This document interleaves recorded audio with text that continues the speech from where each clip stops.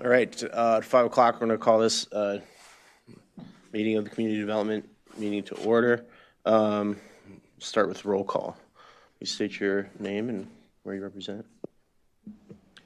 Ryan Shirley, District 13, basically the south half of New Richmond. Jerry Van Zonen, District 18, which is pretty much the village of Baldwin. Scott Counter, District 11. Sean Anderson, District 2, which is half of Somerset Township and half of the town of St. Joe. And Carrie Rice, which is District 5 in the city of Hudson. And then staff, if you don't mind. Jason Cheezick, Community Development Director. Julie Peterson, Community Development Department. Ken Witt, County Administrator. Heather Amos, Corporation Counsel. Thank you. Now move to the approval of minutes. Any changes or corrections to the minutes from the last meeting? Otherwise, we can just let them stand as approved. Let me do the motion. All right. Moving on to public comment. I would ask if your public comment is on any of the 3 agenda items that are having a public hearing, that you speak about them during the public hearing. Otherwise, you're now welcome to make comment on anything on or off the agenda.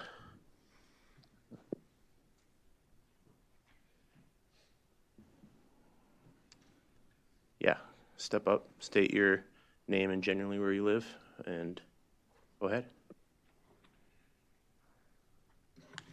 Rob Peterson, 1438A, 112th Street, in Richmond.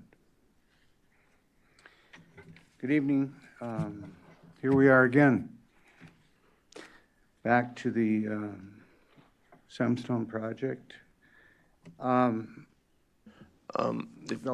If you're going to speak on the Samstone project, we're going to be taking that during public hearing, so you can make the comment during the public hearing. If that's, there will be a public hearing for that specific item, and so I'd ask that you, like in 10 minutes. Oh, yeah. Okay. Yep. Sorry. Yep. No, there'll be a chance later tonight during that. So if it's on the zoning in Pleasant Valley, the Samstone project, or Chapter 11, there will be separate public comment section for those items individually later. So seeing, unless there's something on any other thing than those 3, we'll continue the public hearing for Town of Pleasant Valley rezoning for Nolte and French. I believe that's John.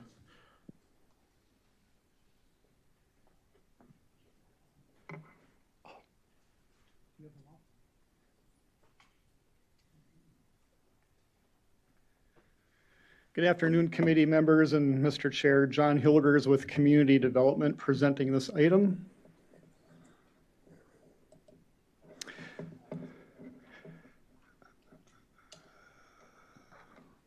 So the first public hearing tonight is a request by Mr. Troy French for a rezoning application in the town of Pleasant Valley.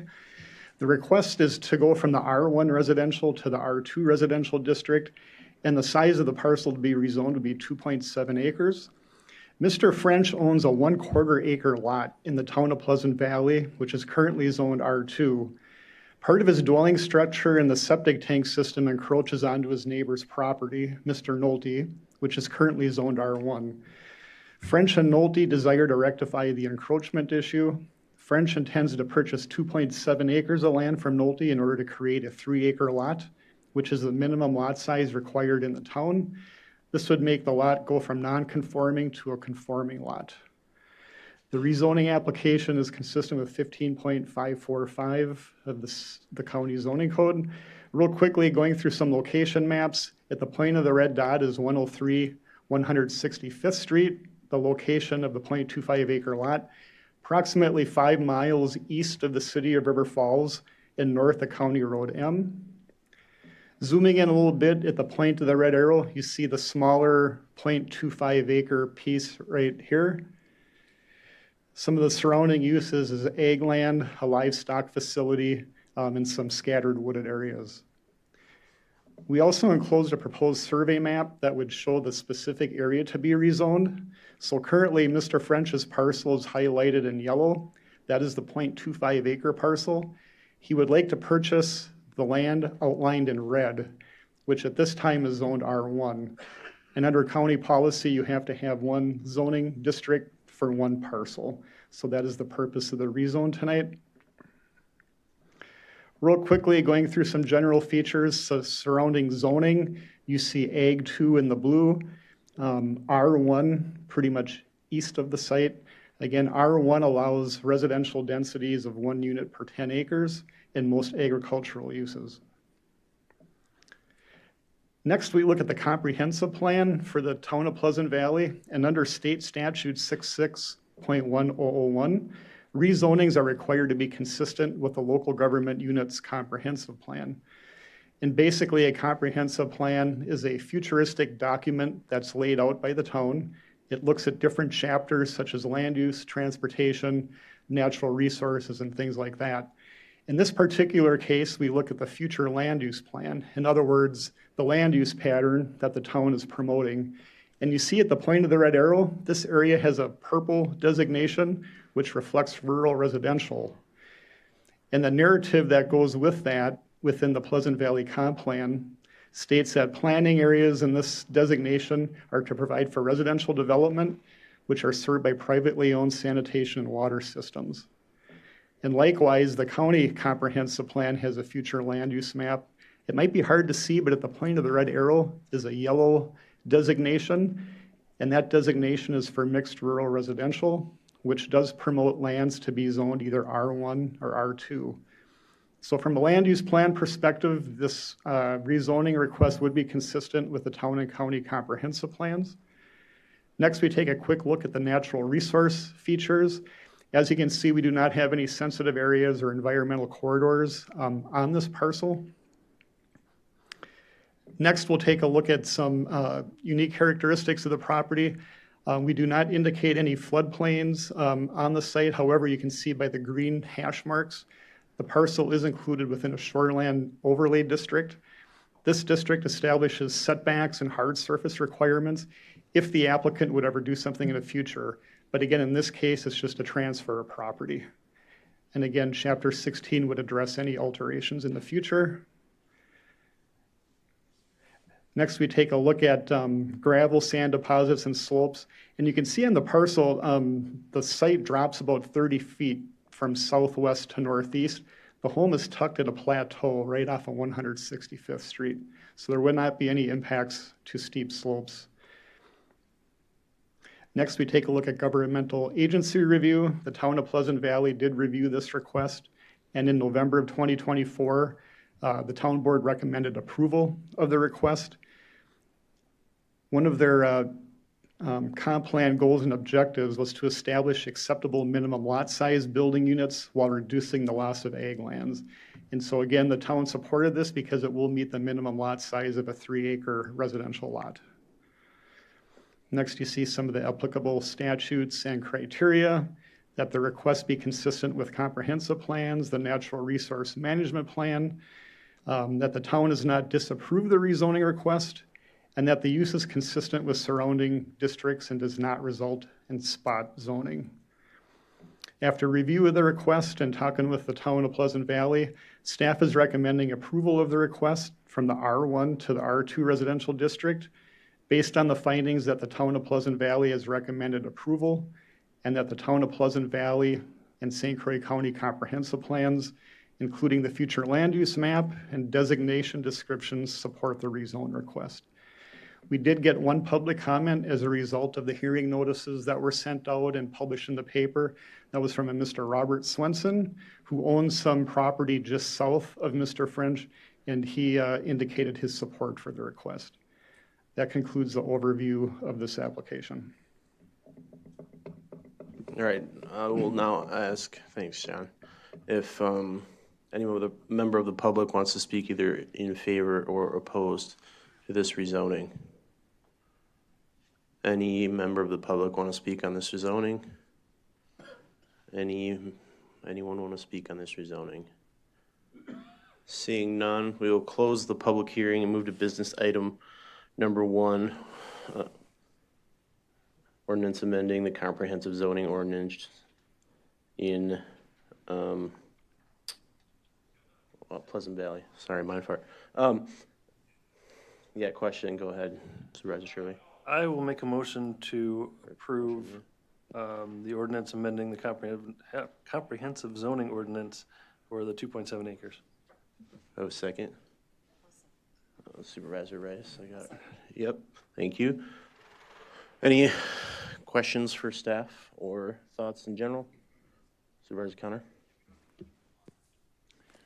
It's just noticing on this that the remainder under Lot 1 then would still meet the requirements for an additional lot in the R1 district, being that but I'm not sure how it is for River Falls, or is this River Falls? Pleasant Valley. Pleasant Valley, I'm sorry.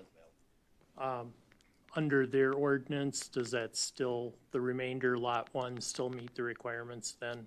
There would be one building eligibility for Lot 1. Okay, thank you. Any other thoughts or questions on this zoning? All right, seeing none, we'll move to the vote. All those in favor signify by saying aye. Aye. Any opposed? Carries unanimously, thank you. Now we'll go to the public hearing, continue the public hearing for the rezoning in the town of Richmond for Semstone Ready Mix LLC / Roberts Concrete. Thanks, John.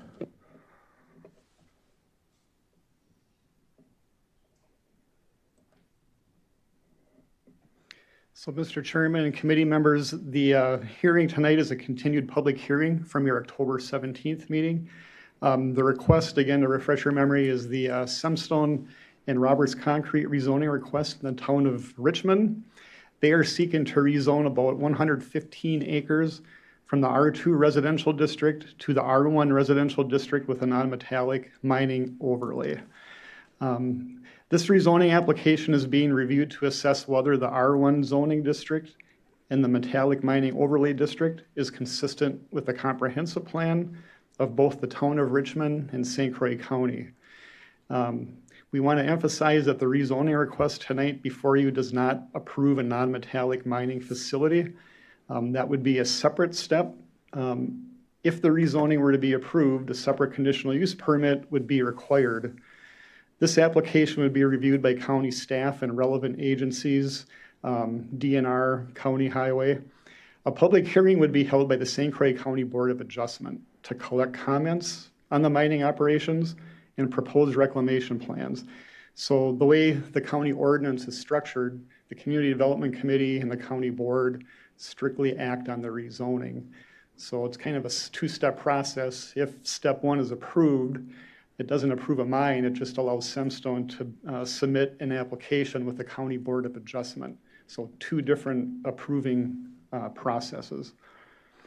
And then we'll just quickly go down to the maps to refresh your memories. Again, everything highlighted in yellow, 5 parcels totaling approximately 115 acres. City of New Richmond would be at the top of the map. This is County Road A running diagonally into New Richmond. And then County G runs east-west. So at the conclusion of the meeting in October, the Community Development Committee directed staff to follow up on 2 items. And those 2 items were, and we laid them out in the packet, the committee wanted to know, have there been any documented violations or concerns of the current Semstone mining activities? And the answer would be no. And to be specific, this is for the mining operations located at 1185 County Road G on the south side of the county road adjacent to the subject rezone property. Up until 2015, this mining operation was referred to as the UTEC mine. And then in late 2015, the UTECs assigned all of the right title interest in CUP approval to the Roberts Concrete and Semstone Ready Mix. So even under the UTEC name and then under the Semstone name, we did not see any documented violations going back to 2007. The second item that the committee requested was they wanted the town of Richmond to consider further their original recommendation of approval, given the comments that you received back in October. So we did provide the town with a summary of the comments made. We also sent them a snippet of the video from the October 17th meeting relative to this hearing. On November 19th, the Town Plan Commission met, I believe it was at 6 o'clock, to discuss their recommendation. And then they sent their recommendation to the town board immediately after that. So they had 2 meetings on November 19th. A copy of the meeting minutes are included in your packet. So we highlighted the Plan Commission and town board recommendations. The town of Richmond reaffirmed their recommendation to approve the rezoning request. And again, if you have any questions on that process, I can answer that. Again, what we're looking at tonight is recommending to you, does the application comply with the comprehensive plans of the town of Richmond and St. Croix County?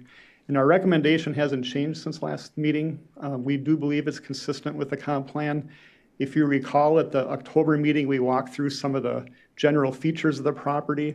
The subject property is highlighted in blue. You can see some of the surrounding zoning. This map is from the Town of Richmond Comprehensive Plan, their future land use map. And as you recall, one of the statutes we need to refer to is 661001, that rezonings be consistent with the comprehensive plan.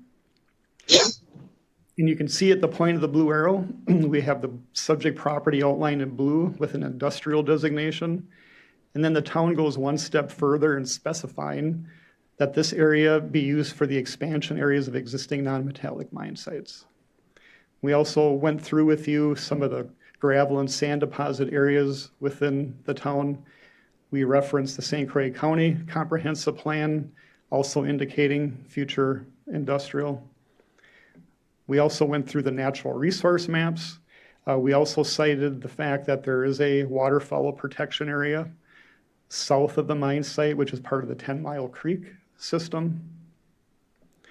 We also highlighted a smaller body of water that is considered navigable by the DNR. So we are going to have shoreland overlay districts apply to this project, and those will be reviewed and enforced during the conditional use permit process should that proceed. Next, we took a look at governmental agency review. The town of Richmond, again, recommending approval at their September 24th meeting of 24, and then their follow-up meeting from November 19th, 2024. The DNR did send us an email, but they declined to make any comments at this time. And then under number 3, the County Highway Department did not have any comments. However, they will likely have some comments during the conditional use permit review if it should proceed that far. And then we covered the findings, both the Town of Board of Richmond recommending approval of the rezoning application, and from the perspective of staff, making sure that the comprehensive plan was consistent with the rezoning application, which we believe it is. And then at the bottom, we do cite the rezoning and proposed use shall comply with the Natural Resource Management Plan, but also Chapter 14, which is a separate chapter in St. Croix County codes that deals with non-metallic mining. And within that chapter, we cite all the natural resource rules of the state that have to be complied with. And again, that will be reviewed during the conditional use permit process. So that's kind of an overview and a summary of what's happened since October, and we can answer any questions you might have. We did receive, I'm sorry, just to conclude, we did receive an email later this afternoon from General Counsel representing a property owner in the area. A copy was provided to you before the meeting, and I believe they are online waiting to comment when the public hearing is reopened. And then also in your packet, we did enclose a copy of a letter from Sandstone dated November 4th, which kind of answered some of the questions that came up at the October 17th meeting. So that concludes the overview on this. Thank you. Thanks, John. I think we'll move into the public hearing portion before we ask questions here. And for the public hearing, we'll start with the, attorneys. representing either side. So Julie, I understand our attorney for Samstone is on right now. Do you mind? The Semstone group is here in person tonight, and then the legal counsel representing the property owner is going to be joining us online.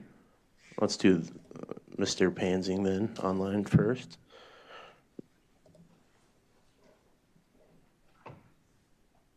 Okay, can you hear me? Is everything working okay? Yes. Yes, loud and clear. Okay, so we did file a written letter earlier this afternoon, so I won't go into all those details because obviously I have that in front of you, but did want to make a couple of quick comments. So my name's Cody Pansing, and I'm an attorney with Zimmer and Renz. I represent Mr. Howard Lee, whose property at 1140 112th Street directly borders the site proposed for Semstone's expansion. I'm here tonight to express concerns about Semstone's rezoning application.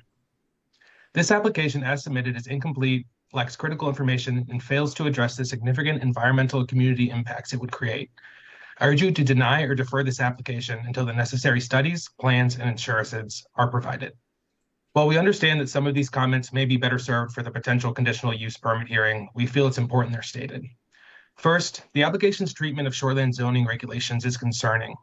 Semstone's submission denies the existence of the shoreland on the property, yet the county's officials' maps clearly identify a substantial portion of the site as shoreland. This glaring contradiction calls into question the thoroughness of their entire proposal.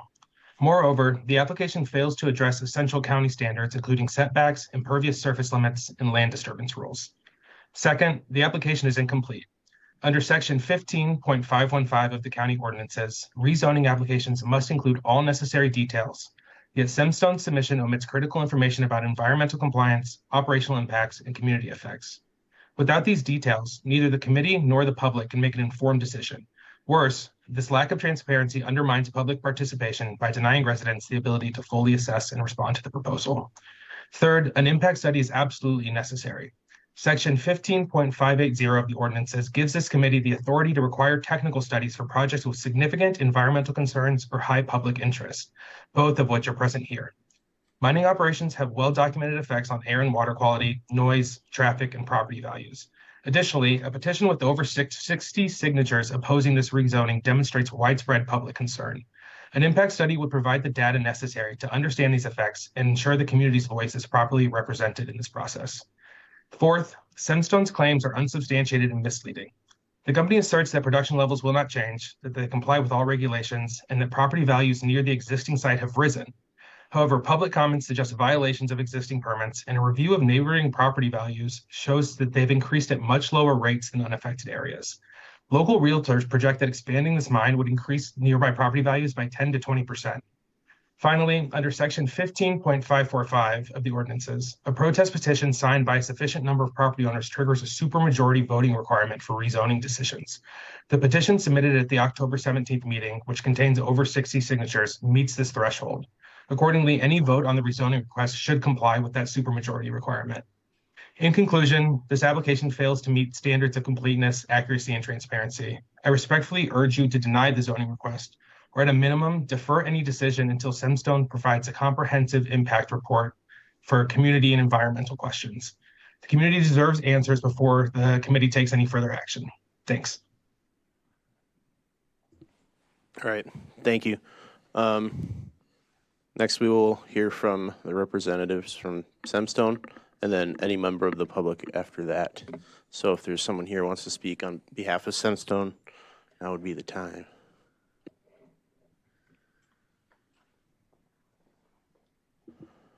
All right. Any member of the public in general want to speak on this rezoning application? I know there was one earlier. Now would be the appropriate time. Yep. Step right up.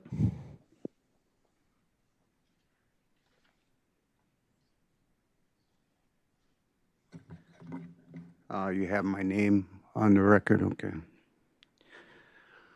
So, I don't want to be here tonight. We didn't ask for this. It was a quaint little residential housing development that had a golf course on it, And a lot of people spent little extra money for that property because there was a golf course there. And it really hurt people when it closed. I mean, that's just in general that nobody had any idea about that. I mean, it's not anybody's fault. But when Semstone bought it, we don't know if that was supposed to be a buffer. And we, to this day, now they're going to rezone it for industrial or mining.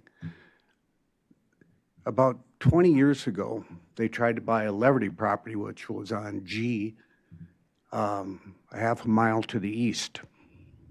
They had an environmentalist there and spoke truth about these buffers, that the sound goes right over them. I don't know if you people were on the board at that time, but it was well done, well written, and they denied it. They denied Semstone of it. What's changed? What has changed? Nothing. They knew back then the impact it would do on that Lundy Pond addition, which is just south of where Leverty's farm was. Same thing here, only closer, so much closer. And there's ponds on here. I have a pond in my backyard that is regulated by the groundwater. When they start digging, that water will go down. I won't have a pond left. There's a pond that they talked about on here that kids for 30 years have been skating on it in the wintertime. I don't understand what had changed there. When you kicked it back to the township, I think that was was the right thing to do, because there wasn't anybody to speak up, because we didn't know the meeting was going on at that time. Well, then we did find out what time the meeting was, and we all went to it. And we were not greeted very well. We were greeted with bias, that Semstone is a good company, go down and have coffee with them. I don't understand why somebody would say that when they're trying to interfere with our lives and our property, devaluating the property, and it will devaluate the property. We were told that they're nice people. They might be, but they have a business to run. But it is our homes, our livelihood that we're talking about here. Over 200 people on that board. Somebody says, well, there's only 8 homes that it'll affect. That is not true. This you can hear out on A, which is 3/4 of a mile away.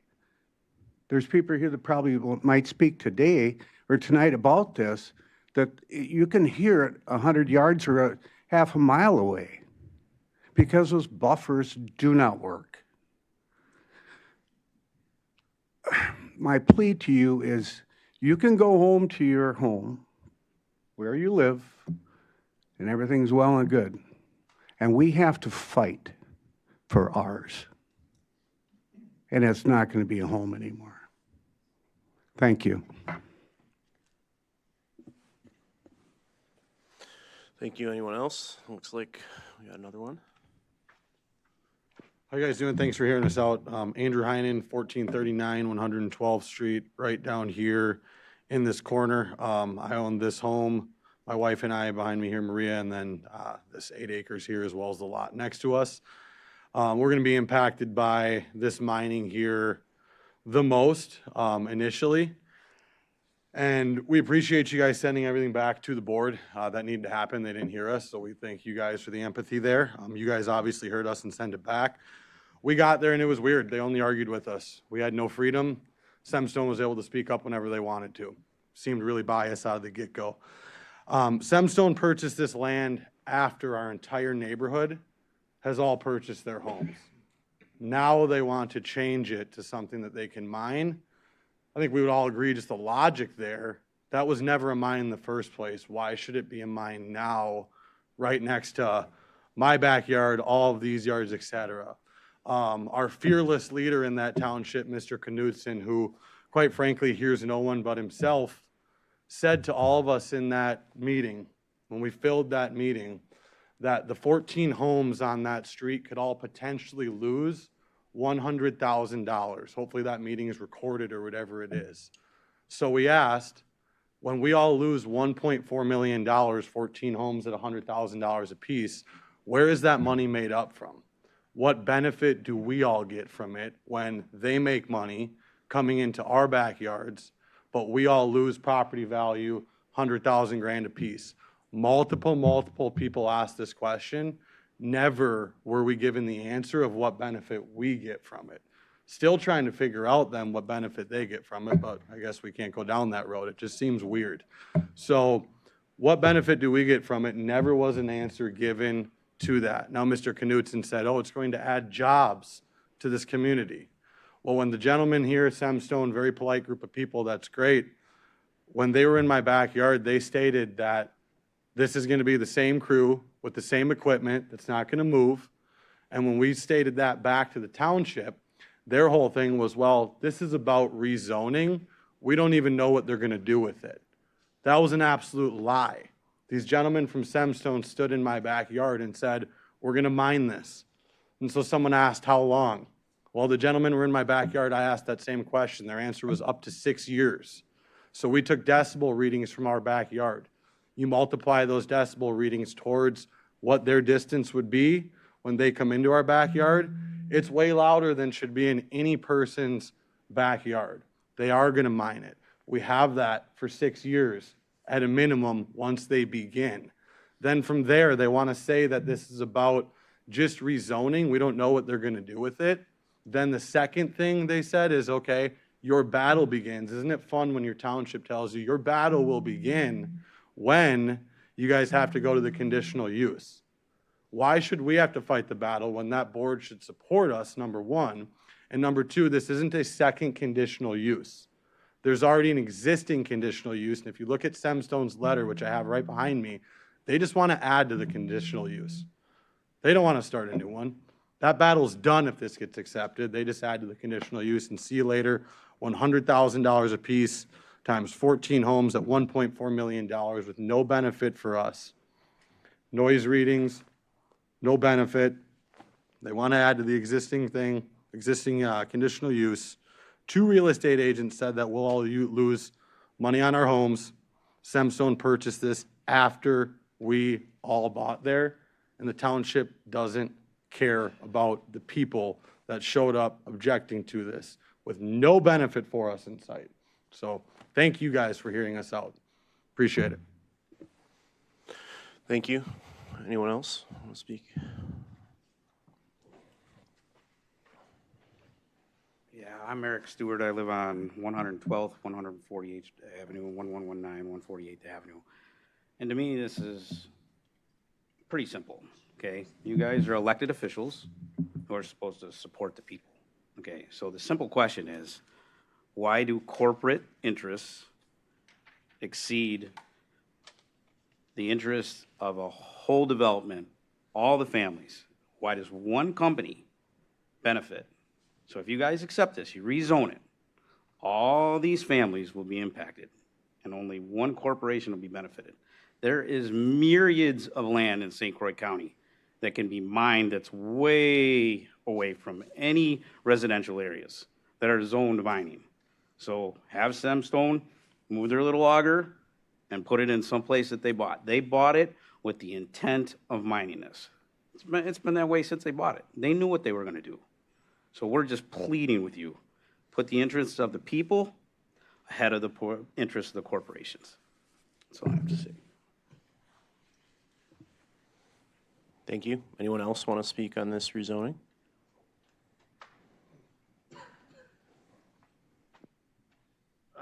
My name's Neil Letourneau, 1446 109th. And I will concur with Robbie and some of the other analysis of the township meeting, it was really confrontational right from the get-go. And truthfully, the first I'd heard of it, as far as notification, came from Rob and Andrew. I wasn't really notified by any other means. Now, it's true, if it were adequately posted on the website for the town or perhaps by mail or whatever. I kind of agree with the idea that perhaps an impact study would be a good idea because ultimately, and that impact study could be anybody from Semstone wants to come out and stand in my front yard at 6 a.m. and I can hear the shaker. My house is up and I hear them. And so don't tell me that you're going to move 1,000 feet closer and whether you, and you're going to somehow move all of that material, right? And it's going to be noiseless. And at one point, a resident was voicing their concerns and their observation that they heard backup alarms and, you know, the shakers running and that kind of thing at a late hour. I don't remember the hour he cited, but it was past the core hours, which were 6 a.m. to 6 p.m. And we never operate outside those. But 5 minutes after that, that statement was made, that we don't operate outside 6 to 6, another person from the Semstone group said, well, we sometimes operate under exceptional circumstances at later hours. So the resident was batted down by someone who said, you absolutely didn't hear that. When that individual wasn't there and didn't hear what the resident heard, and I would invite anybody to come out, particularly in the summer, like in the dead of summer when it's hot, whatever, in the morning, I can hear the shakers, I can hear backup alarms, even though they're supposed to be white noise. They're not always that way. If some piece of equipment sneaks over from the other side of County Road G, there's backup alarms, there's things going on, and I understand.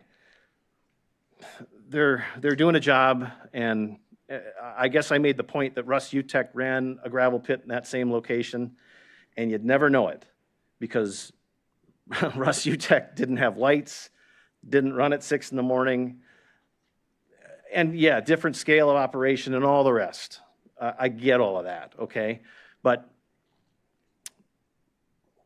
all of us bought into that development when that was a golf course. And I think, I don't care how nice the people at Semstone are. I don't think you're using fantastic judgment when you buy a golf course property next to a housing development and then expect no opposition or no concern about what you're going to do with it. As a result, that just defies common sense. It seems to me, one of the reps from, and I'm gonna point out absurdity by being absurd here. So bear with me. I'm gonna try to put a little levity into this thing. And that is this, one of the Semstone reps said that he lived in a rural area and he did so because he liked to be quiet and, that he liked that lifestyle. And that's what we all bought. And it resonated with me because here we go. The planning commission members kept telling us that, yep, these are nice guys and, you should go tour their facility and go check it out. Well, to me, that's analogous. If I bought property directly adjacent from the Semstone representative's house and put a Harley-Davidson exclusive clothing optional campground in and expected him not to be upset about it. And I just say, well, hey, come on, man, we have live music 5 nights a week. We take 2 nights a week off, Tuesday and Wednesday, Like he wouldn't get upset about that. It's kind of the same thing. It's you're taking a golf course and gonna try to, and eventually want to do open mining on it. It's not the same use.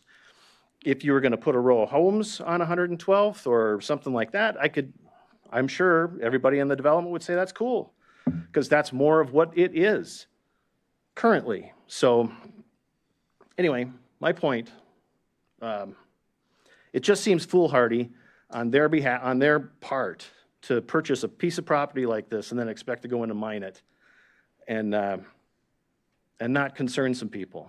So just want to say that we're all thinking about it, and it kind of just doesn't make a lot of sense. Thank you. Anyone else want to speak on this rezoning? Yes, please step up. Hi, my name is Greg Bauer.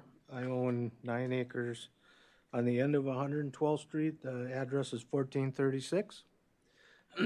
And I have concerns on the groundwater impact that could possibly happen. I have actually a pond on my property also that I'm concerned about. I'm concerned about the noise impacts and the land value. So at this time, I stand opposed to this rezoning. Thank you. Thank you. Is there anyone else that wants to speak on this rezoning? Shannon Bauer. I have a house, 9 acres, 1438 112th Street. I'm not that far from Andrews. And I want to thank the board for sending this back to our township. Like everybody else has already had said, they seemed happy to see a full house, but surprised that none of us had heard about it, and basically blamed us for, that this was we should have all known about it, and just that there's nothing that they could do anymore. Well, obviously there was something they could do if you guys were willing to send it back to them. And they told us, well, if there are any noise problems, call Semstone. Don't bother us with the noise complaints. And to these guys' points, not only are there backup alarms, but you have dump truck trailers always constantly slamming. A lot of the people sat there at the meeting and said, well, we don't even know who to call to complain. And that's how it initially came up. So the previous note saying that there have been no complaints, well, the whole neighborhood basically said, well, who are you supposed to call and complain to? Or what happens to those complaints once somebody hears them? And the Semstone guy gladly said, well, here, call this number and let us know that if there's Jake braking or trucks braking inappropriately or happens to be things going on that you're not approve of. And I don't think it's the development of the responsibility of the neighbors to basically complain. We've lived there, and we should be able to continue to live there without noise, without additional lights all night long. I mean, there's a lot of families that are working from home nowadays, and we can't open our windows during the day just to get simple fresh air and work because there's all the noise that's coming from the pit that's already so far away. I think it's very disappointing that the township thinks they did a good job of planning this out. And especially, they kept talking about this 30-year comprehensive plan, which some of these properties were just purchased a couple years ago, if that. And so now they're acting like they've done all this work for all this time and it's going to go to waste, and that they don't, that they can't do anything about it. It's up to the county. Well, we know that they could have recommended that after seeing the outcry from the neighborhood, that they could have rescinded their approval or their recommendation and said, hey, maybe we need to figure out a little bit more about this. I think the properties, the golf course and the property behind Andrew, like those guys have stated, they built houses, they moved into that neighborhood. They didn't know about any of this going on. They shouldn't have to pay the price for their property values and stuff being drastically dropped just so that the township can benefit from increased tax revenue from the pit. it's very unfortunate that they feel the way they do, and that there's a lot of people and families that are going to suffer because of this expansion. I mean, so I just want to reiterate my opposition for the rezoning of the golf course and the property that was at one time David Roos's, which, you know, on your map is this one, and this one. I don't think that that is appropriate, that they have plenty of property there that they can continue to mine until further reviews or further impact studies can be done. Thank you, guys. Thank you. Anyone else from the public want to speak on this rezoning? Good evening. My name's Maria Heinen. I'm Andrew's wife. We live on 112th Street, and that property that it butts right up to what they are looking to rezone.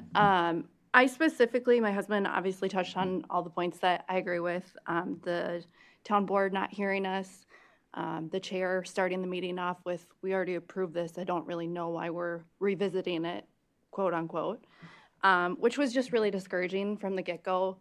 To just feel like, okay, they're not even going to hear us out and what we have to say about this. But specifically, the words used by John about the rezoning that is in line with the comprehensive plan. The Town of Richmond's 2022 comprehensive plan, specific to land use, has a ton of points that are directly against this. You guys probably all have access, and I don't want to read through this. I put everything into a presentation for the Town of Richmond, and they didn't seem to really care to review any of that I had put together for them. But, you know, just to touch on, 58% selected the most important action the town should pursue is preserve green space, productive agricultural land, rural and small town character, and minimize urban sprawl. 83% of respondents are concerned about farmland being converted to non-farmland use. That property that we purchased, or that Semstone purchased right behind us, was farmland when we moved in. 98% of respondents felt it was very important for the planning and zoning regulations to protect groundwater quality and protect surface water quality. We don't know what is going to happen with our wells or the groundwater from this mine. And I don't think that enough research has been put into this. Additionally, 77% of respondents believe business and commercial developments should be restricted to designated areas within the town. And there's more and more information, but we feel really strongly about this. We purchased our house in 2020. Semstone purchased the Pine Meadows Golf Course in 2021, and they purchased the property right behind us in 2023. We moved in, and we did not expect to have this happening in our backyard. So please just consider what all of us are asking you to, and we appreciate your time. Thank you. I do have a picture of the dust that I took in October that is about 3 months. And I took the screens off, when I put them on, took them off of mine, if you want to see it. It's pretty.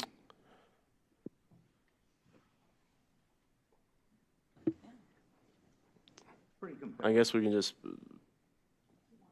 pass the phone around, yeah. That's 3 months.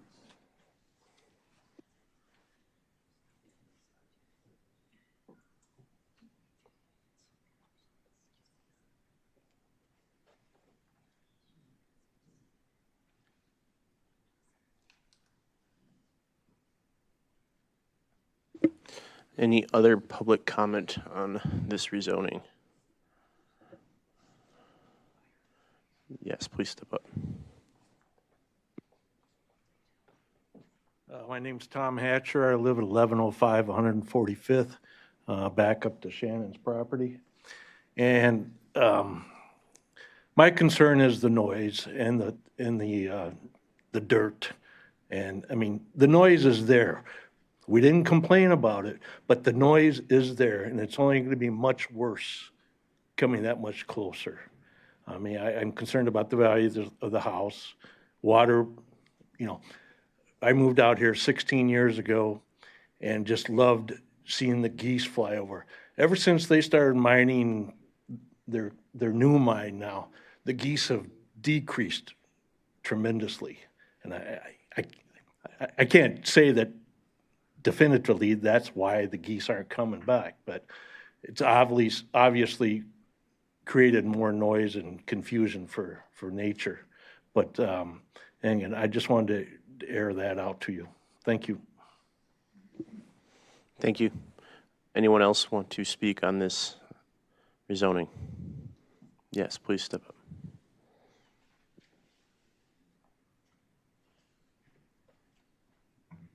I spoke briefly in October of my concerns about the waterfowl production area, and just want the comment from the attorney to take a look at environmental impacts.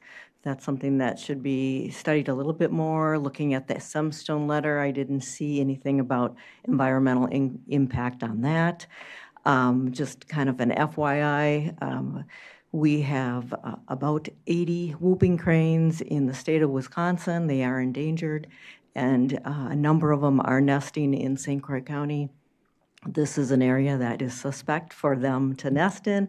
And so in addition to the concerns of the people that live in the development right there, but also the environmental impacts that could happen with the 10 Mile Creek. So I'd like you to consider that request from the attorney. Thank you.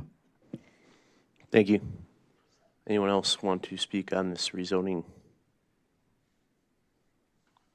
Any further comment on the rezoning?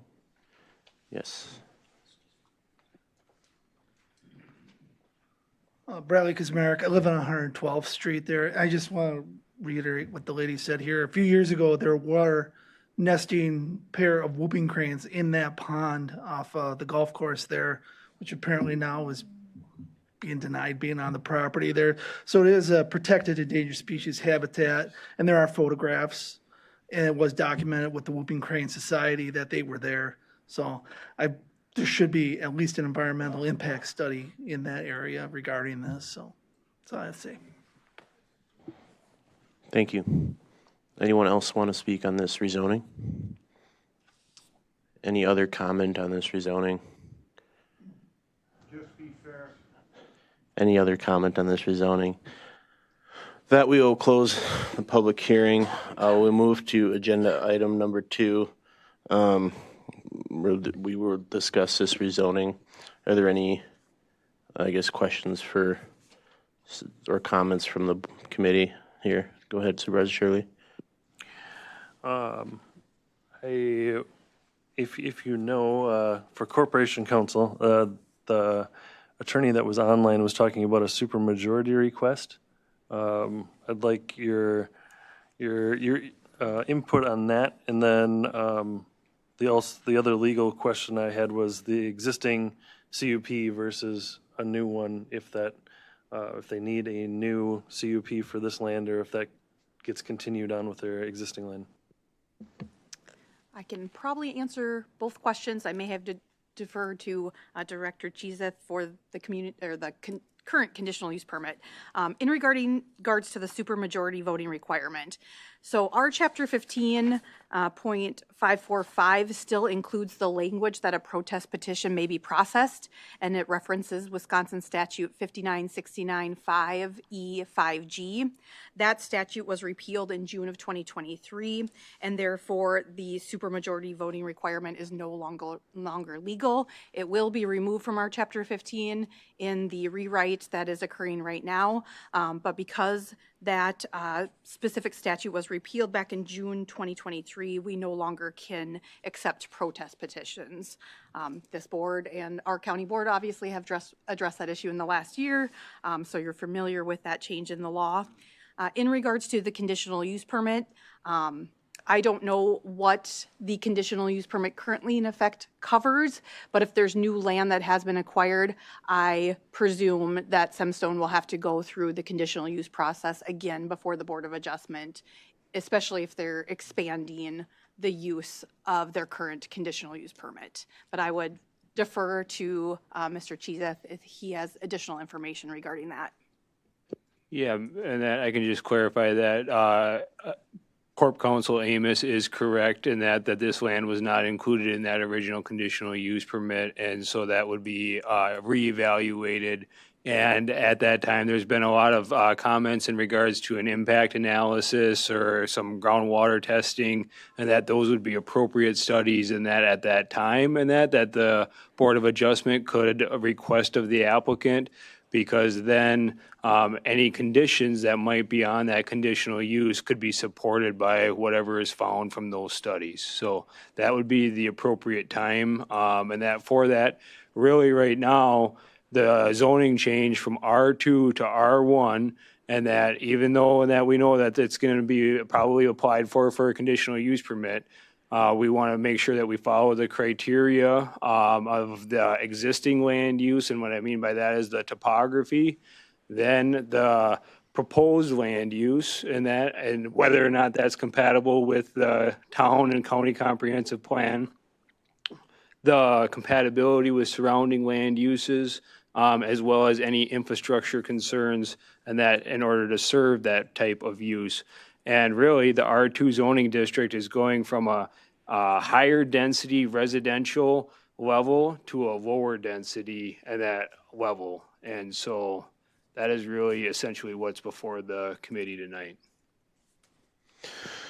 Yeah, do you have another comment? I can provide additional case law that supports what Mr. Cheeseth just indicated.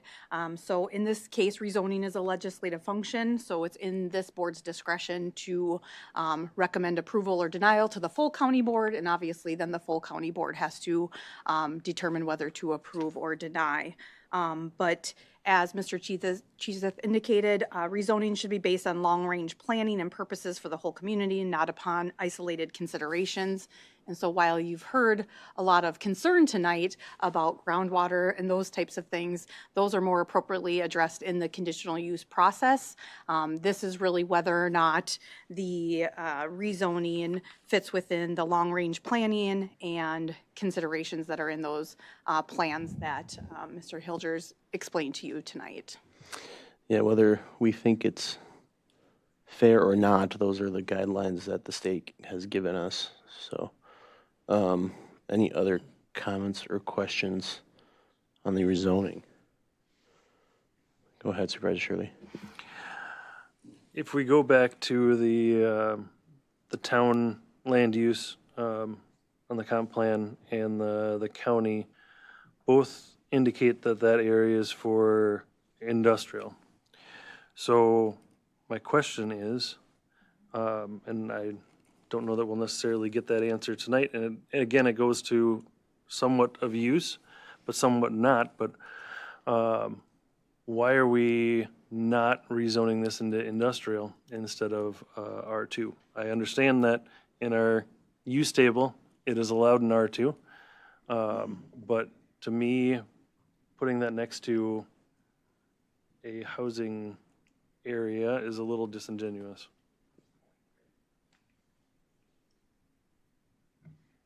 I can go ahead. Provide some perspective on that. So on the screen is the future land use plan for the town of Richmond. We kind of walk through the highlighted area here. The map is important, but the narrative that goes with that is just as important. And I kind of touched on it briefly, but for the industrial category, it states that new industrial land use is limited to expansion areas of existing non-metallic mining sites. No other new areas of industrial development are encouraged. They encourage those other industrial uses to go into the city of New Richmond. And so in our zoning code, we allow non-metallic mines in the R1 zoning district with a conditional use permit. So even though it's guided industrial, the town went one step further and included narrative to go with that and stated that non-metallic mines would be really the only industrial use they would allow. So the benefit would be if it does get rezoned to R1, when the mining is done, it's not going to be an industrial zone land for other future industrial uses. It'll stay residential, if that makes sense.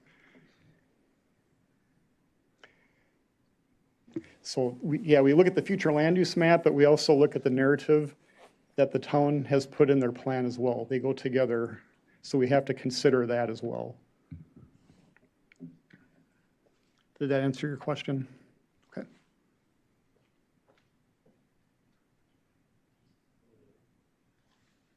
Any other questions or thoughts from the committee?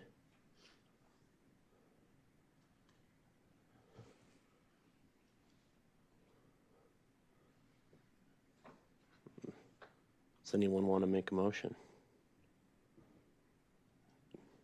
Can make a motion either way, to recommend it either way, but we should probably make them, or to do whatever with it. Obviously, any type of motion is valid here, but we should probably make a motion of some kind.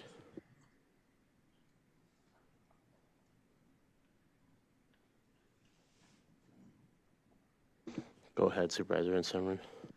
Really what we're doing, point of clarification, really what we're doing is we're doing what we can, and really what we as a committee can do is just rezone it. We can't put complications and we can't say, no, you can't do this or you can't do this. That is in the next step. So with that in mind, because we have to do what we have to do, I would make a motion that we allow this, that we amend the comprehensive zoning ordinance, section 21, anyway, the one that we've been talking about, to allow it to go ahead. Do I have a second?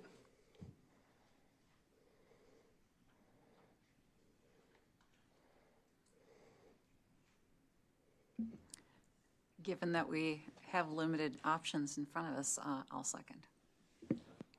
All right, we have a motion and a second. Yes, go ahead. Do you want that motion clarified? Just to clarify that you're recommending approval to the county board. That's what the motion is for. That's correct. It would be approval to the county board because they have the final say. Right. Any discussion on the motion? We'll counter, and then you can speak after Supervisor Counter.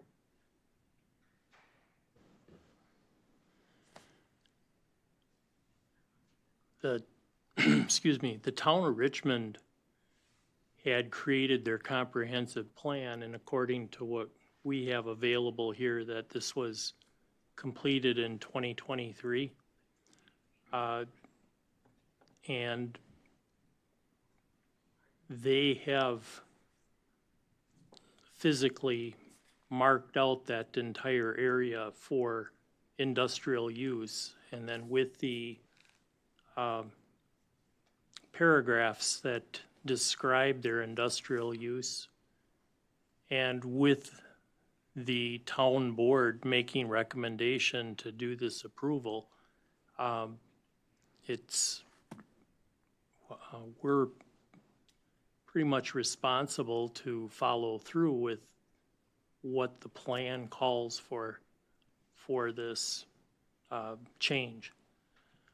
So we're not doing something that is outside of the purview of what the township had in their plan to begin with.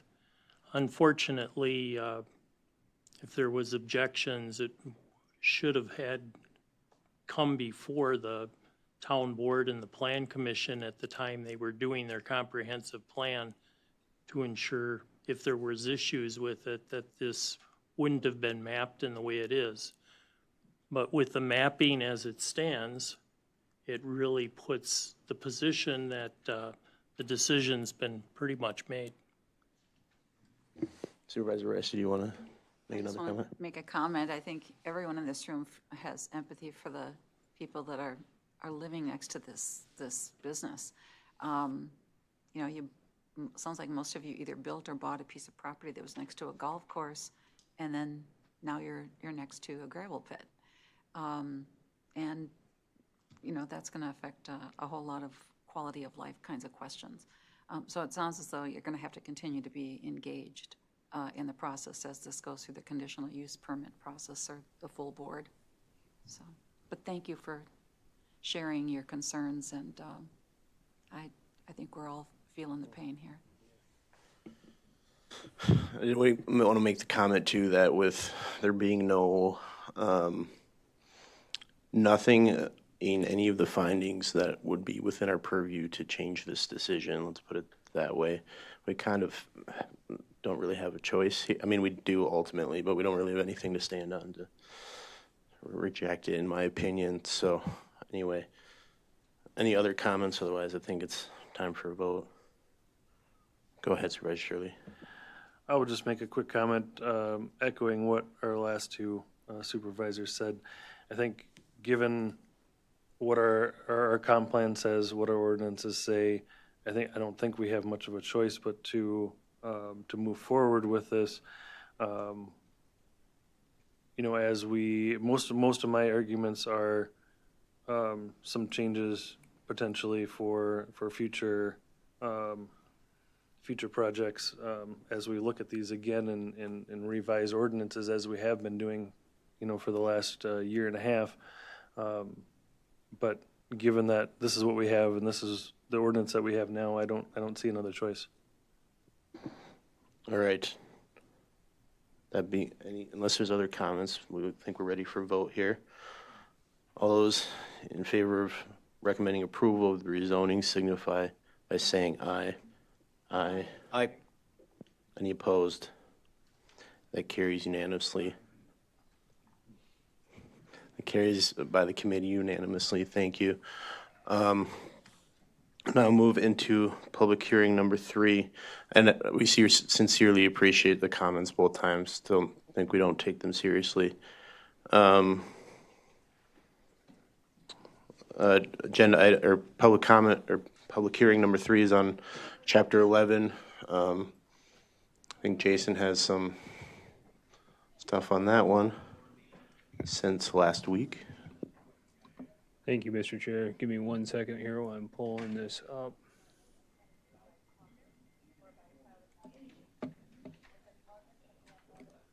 All right, so on December 12th, a week ago last Thursday night, we met here and we had a stakeholder meeting with the ag producers, the concerned property owners, and that within the county about nutrient management plans and water quality.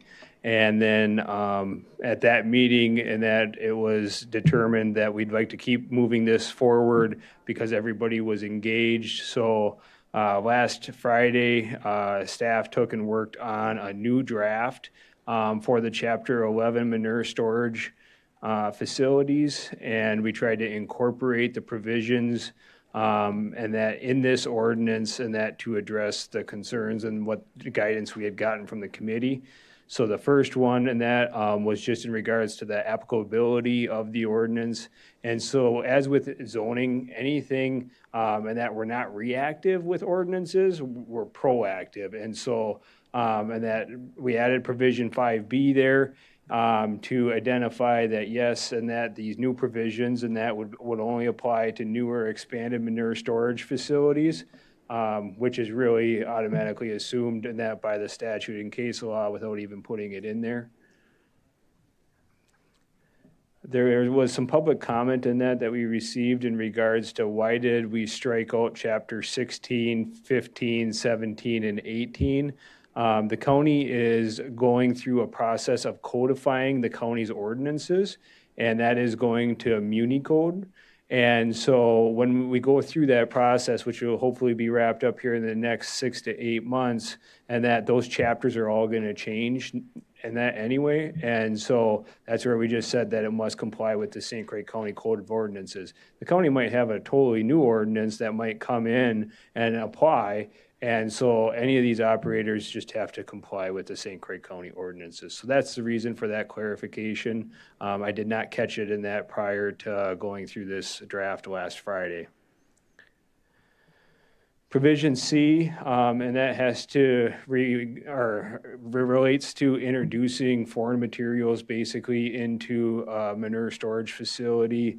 And there was some comments that were brought up by the ag producers to clarify and that about rainwater, because a lot of these pits are open to the elements. And then whether the language is good or not, but it does have, normal products used or produced on site in the dairy application that would be customarily found in a manure storage facility. And so like produced on site would be maybe milk, and that if they had to take and dump a load of milk. There was also comments about the daily maintenance log and that for any manure or non-manure components in the manure storage pit. And I believe the consensus from the committee in that was that we basically want that information annually.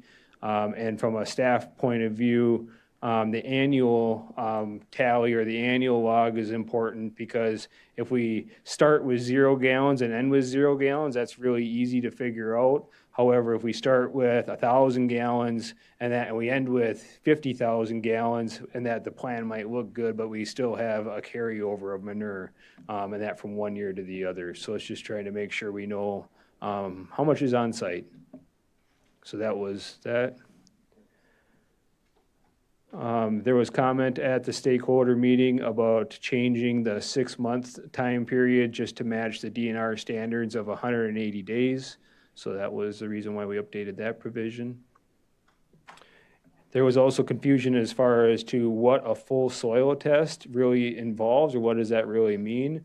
And so I had clarified at that meeting that with any nutrient management plan, it would be a soil test, and that for every 5 acres in the plan, so every field, and that would be split by 5 acres, and then it would be your standard soil test, mainly for phosphorus and potash, and that within that testing area. There was also some concern about what happens if an operator has a field in their nutrient management plan, but the property owner is applying for farmland preservation tax credits, and they might have it in their plan as well. So we spelled that out right here. And but then also just to make sure that everything is matching, and that we wanted to make sure that both plans match between the property owner and the operator. Because otherwise our staff really doesn't know what's going to happen on that site. Kind of common sense.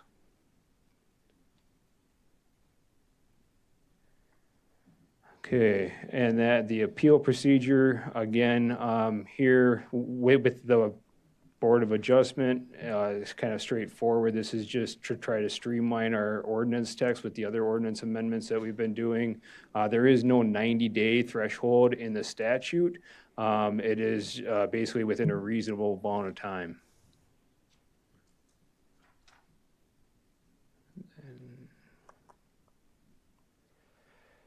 Okay, there was some concerns about a certified crop advisor drafting the nutrient management plan. That was a change in that, whether intentional or not, it wasn't intentional by staff.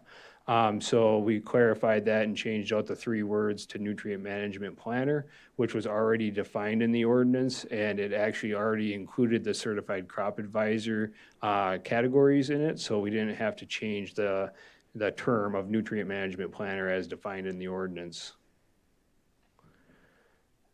Added annual here, so this would be the manure or byproduct analysis for NP and K.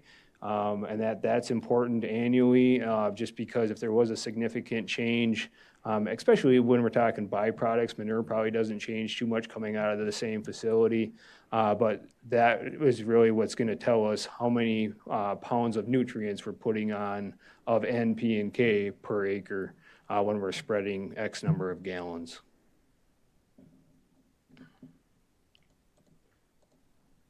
The committee had brought up in that they would like to take and remove the requirement for the operator and that to have land application agreements signed by the landowners. So we struck that provision several times. And then there was comments about the operation providing 3 years of base information or past history. And I added just if possible on that. Because if they have the information, of course, we will want that in that nutrient management plan. But if it's a different producer or maybe it hasn't been cropped in the past, that information may not be available.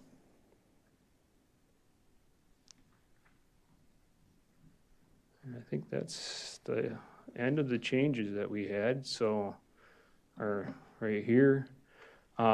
Also, and that there was comment about the manure storage structure, whether that would include a pole shed or a pack shed.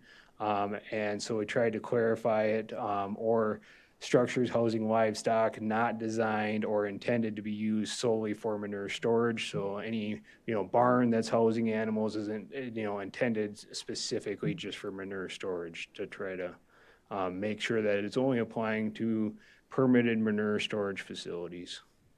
And the nutrient management planner here, these CCA categories and that is for certified crop advisor. So there was no needed change. And then I seen that we were off on our numbers because pollution wasn't numbered in the draft that we had at last week's meeting. Seems like no matter how many times you go over these ordinances, there's always grammatical and formatting stuff and that you always catch later. So any questions on the changes from the committee? Yeah, Supervisor Shirley. I was looking for it earlier and I didn't see it, but the SNAP Plus database versus the reports? Yeah, so I did leave it in there as the database, and that because I thought that was kind of the consensus. The benefit of the database and that is when you got a large plan that's got thousands of acres and many fields. I mean, we don't have 100-acre fields very often in our county, and that it's easy to pick out the fields that are exceeding the phosphorus level or the T levels and that. And so staff and that then when they are able to easily see that those are fields that they can work on and that easily versus going through every field case by case. So if I was wrong and the committee wanted to remove that, we can still make that amendment on the floor. But that was, I thought that we had wanted to keep it in there, but.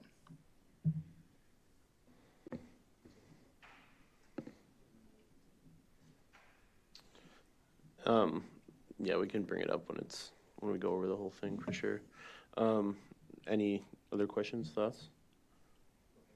Go ahead, Supervisor Counter, and Sumrin, you have something after that? Just had a question. You had that this would be exclusively for new and expanded facilities, correct? Correct, yep. What about under new ownership? They would just be grandfathered in, or under new ownership, do they? Correct. There'd have to be a change of the facility, or there'd have to be a new facility. And that, when I say change of a facility, that could be an expansion, or if they had to make a substantial modification or something like that. But in other words, they got to get to the threshold where they need a permit underneath this ordinance in order to change. Go ahead, Supervisor Van Summer. Yeah, I have a question on, I have a comment on 11.2A2, excuse C, where it talks about rainwater in there, and the word customarily. I think we would be better off if to that statement we added some examples of what we do not want in there. Now, I know we talked about milk that had to be dumped. And that's fine, but I think some things we do not want to see in there are antibiotics, carcasses of animals, anything off-site, of course,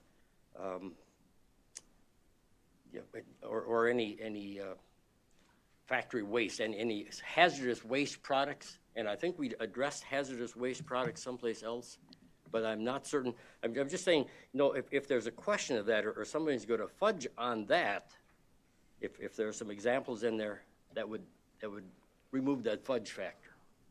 Okay.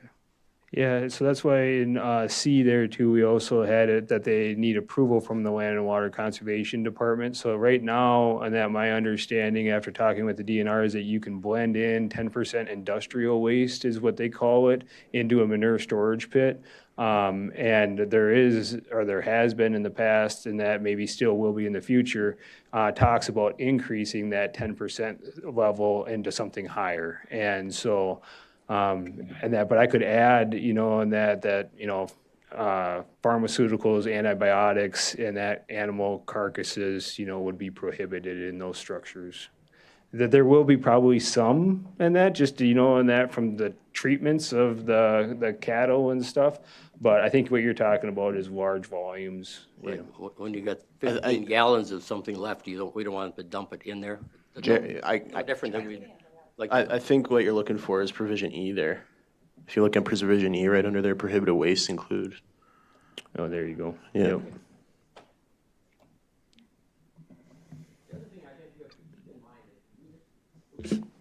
I think we have to keep in mind as we do this, something that has come up just recently, and that is this is going to sound totally unrelated, but the Xcel Energy's looking for 5,000 acres of property to build solar cells on. That means there's going to be 5,000 acres less in our county to spread manure on. This is agricultural land that could use manure. And I don't know how we address that, but we have to keep that in the back of our mind. This is not the end of that discussion. This is the beginning. So 5,000 acres is probably a small amount. And so as we make decisions for this, we also have to keep that in mind, that we're making decisions for even dairy farmers, producers who might be in the room tonight that say, I milk cows long enough, I'm going to collect the easy money and take that. We've got to look at that kind of thing too. Thank you. Yeah, and I think that was one of the reasons why, that we don't really have the time as far as staff to really go in and make sure that we got agreements on every single field. And then I'm just going to be honest with you, it's with the significant amount of ag land that is being converted, and that potentially for solar or potentially for housing, and that there is, and then just property being sold, and all of a sudden they don't want it to be farmed anymore. They want to turn it into a deer food plot or something like that, so there is, and that we're not gaining more ag acres, and that we're decreasing ag acres, and we still have the same amount or even potentially more waste. And so that's, if I would summarize the changes in this ordinance, is to, okay, we don't care how many gallons you have, just you have enough land and that to go with that waste. And you can have 5,000 acres that you own, but if it's already excessive in phosphorus, really you have no acres to spread on.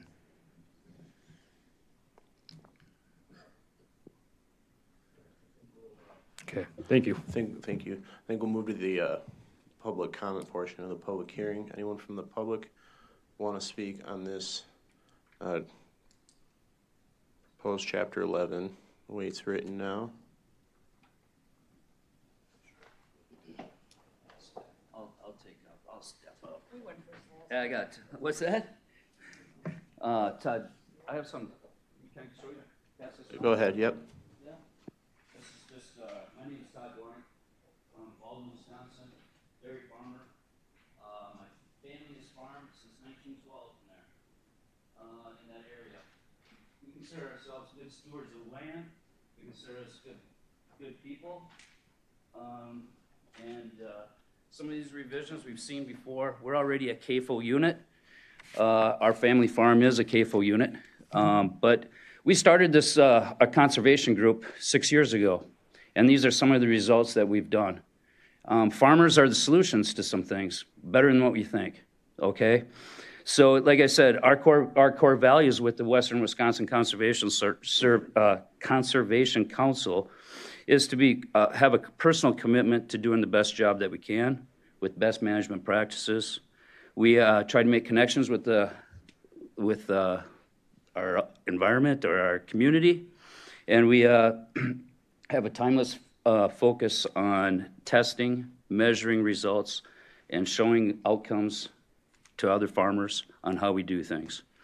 So I just think it's very interesting. This is in 2023. We've been able to reduce sediment loss on our acres, on our 60 farmers, by 8,000 dump trucks. That's in 1 year. We've done this in 6 years now, okay?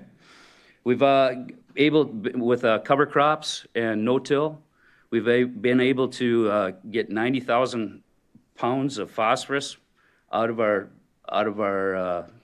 lake streams or surface water, which equates to about 44.7 million pounds of algae growth in our community. So these are the things that we are doing as an organization. We also work closely with Dr. Jill Coleman at the UW River Falls. We have a well testing program for our producers. And as I understand, this whole concept about manure storage is about water quality. So we're already doing things that maybe many people don't understand what we're doing. And farmers are the professionals here. We've been doing this for a long time. We really want to have clean water because it's vital for our dairy operation. It's great for our community, and we really do need this. So I don't think the regulations are really necessary. I understand regulations need to be in place, but we're more into innovation instead of regulation. So give farmers, we don't have a lot of time to do a lot of things. We've got other things to do, but we certainly want to make sure that we have water quality and the life that we want to have for our families. With that being said, I really, we have a nutrient management plan. Ours is with the DNR. We have all these things that you're already talking about. I understand this is for new processes, but I just wonder if you have enough staff in order to implement all this, what you're talking about.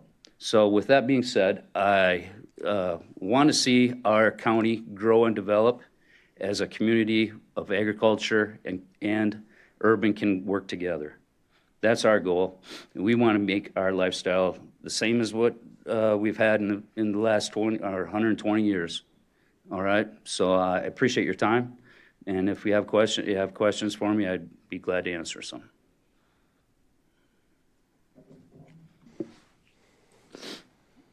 I just have a comment I'd like to make, not a question. I think we should wait till after public comment is done, but. All right, thank you. Yeah, well, thank you. I appreciate that. Any other member of the public that wants to speak? Yes, step right up. Hi, my name is Celeste Cobrel. We've been residents in the town of Hudson on Lake Malibu for 31 years. And I really do appreciate what Todd just said about the need for everybody to do their part and for partners to innovate. Our Lake Malibu Association has partnered with the Dry Run Creek Watershed Council, farmer-led. And they do some excellent work to encourage farmers to take conservation steps to reduce the runoff from their land. And we need a lot more farmers to do that because it's really great work, but it's not enough. And as we have shown through our previous public comments, St. Croix County's Comprehensive Plan 2425 says that the natural resources vision is that the water quality for drinking and recreation is excellent, and the streams, rivers, and lakes are clean and vibrant with healthy fish and recreational opportunities. And as we showed you at the open house on December 12th, St. Croix County has a lot of impaired waterways already, including Lake Malibu, the less than 300-acre lake that's an impoundment of the 70-mile-long Willow River with a 182,000-acre watershed dominated by ag land uses. It is an impaired waterway. So is the St. Croix River, according to the comprehensive plan. So are Apple Lake, Cedar Lake, 10 Mile Creek, Ugali River, Twin Lakes, Pine Lake, and as I already mentioned, the St. Croix River, Lake St. Croix, and Lake Malibu. Also, as we showed you at the open house, 13% of the private water wells in St. Croix County are already unsafe because they exceed the safe drinking water standard for nitrate contamination. Every grid that's dark red here, the water's unsafe to drink. So it's good that people are doing what they are doing, but it isn't enough. And as I showed you last time,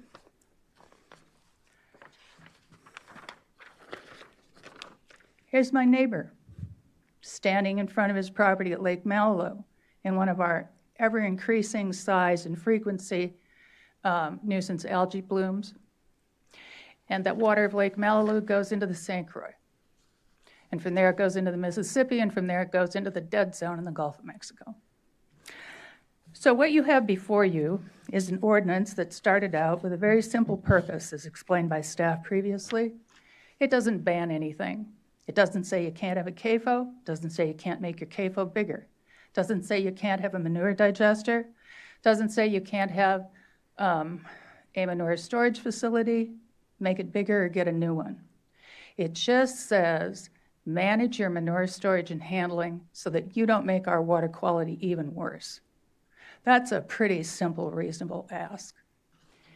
Now, I did email in some specific comments regarding some of the changes that have been made in the ordinance language between this week and last.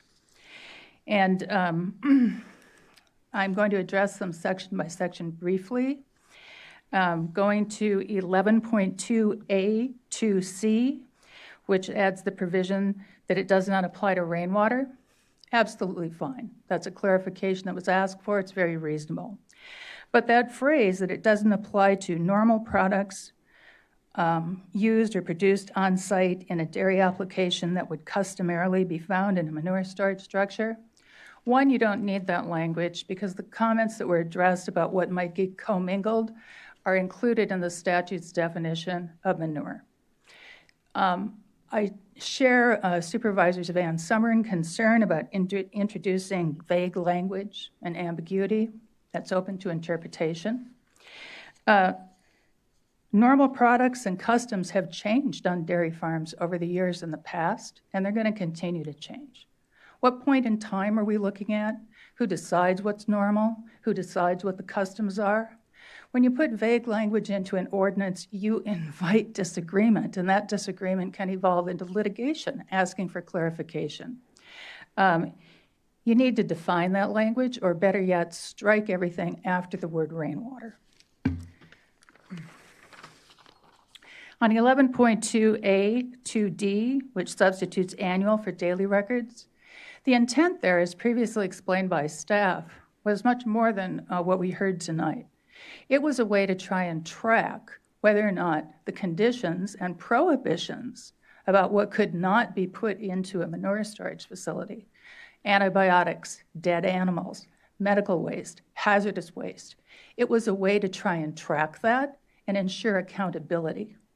And if you're only asking for annual records, you've eliminated any useful accountability that might be achieved through record keeping.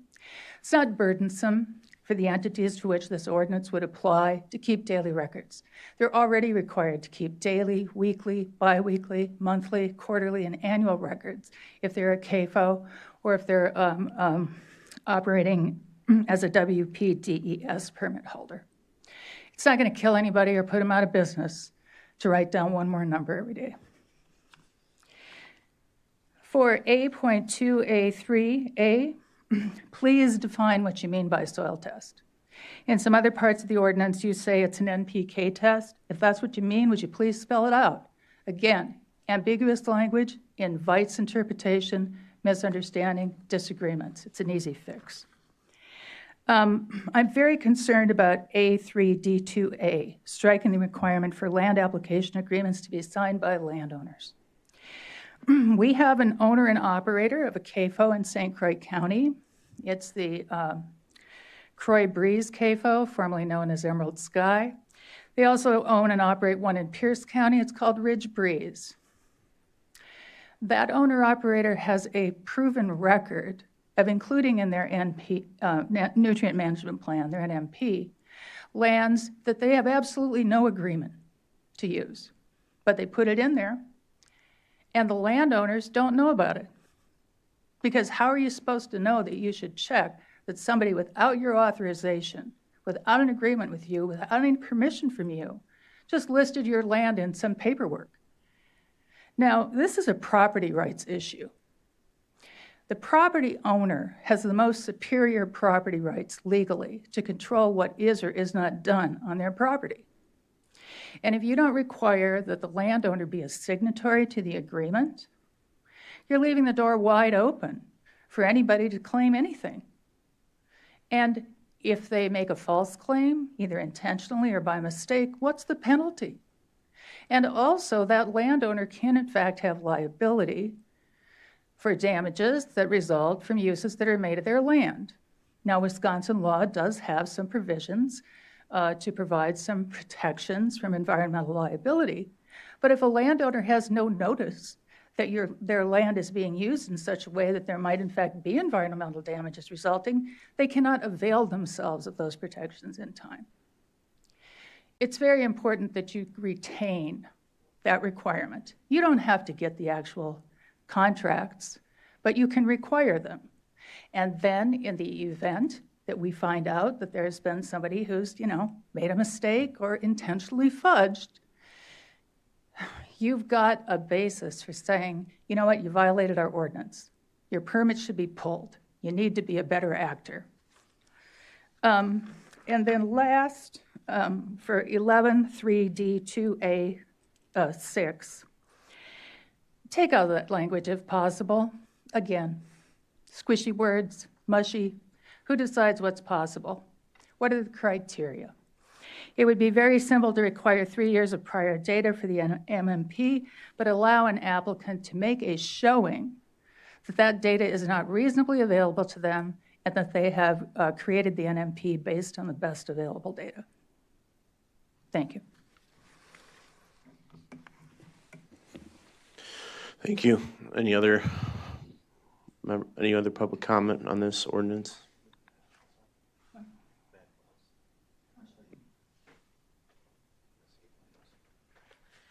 Thank you for hearing us tonight. Kim Dupre, Marine on St. Croix, former Emerald resident of 20 years.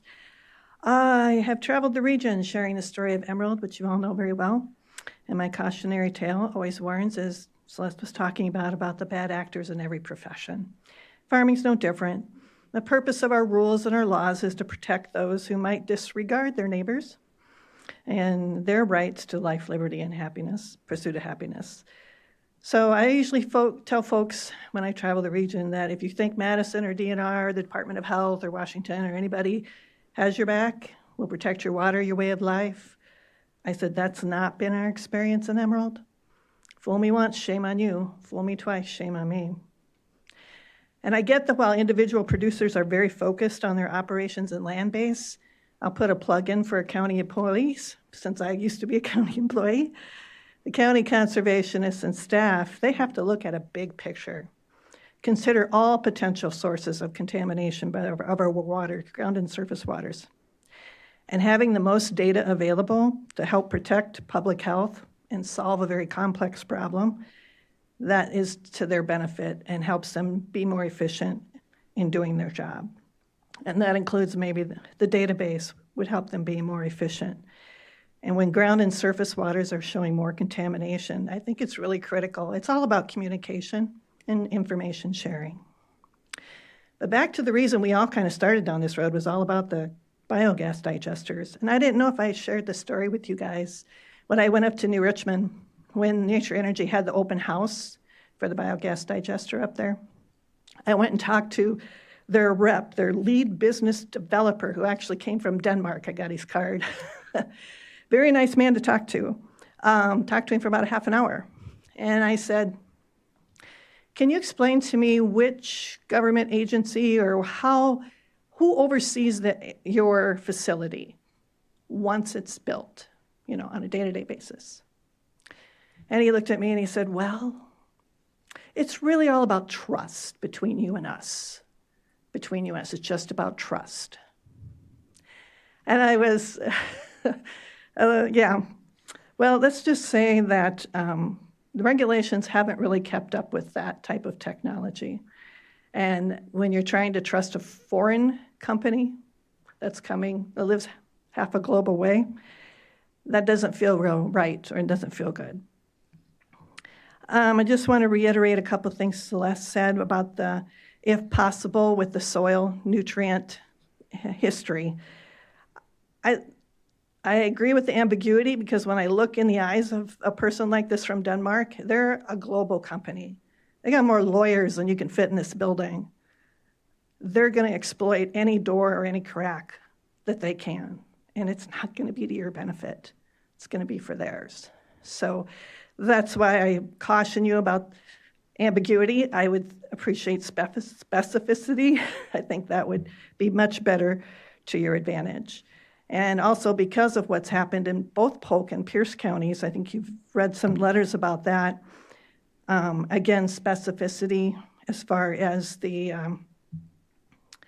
land spreading agreements, maybe some language, again, that gives you the opportunity, if you're dealing with a large global company, the Community Development Department reserves the right for further land agreement information upon request if needed for further investigatory purposes.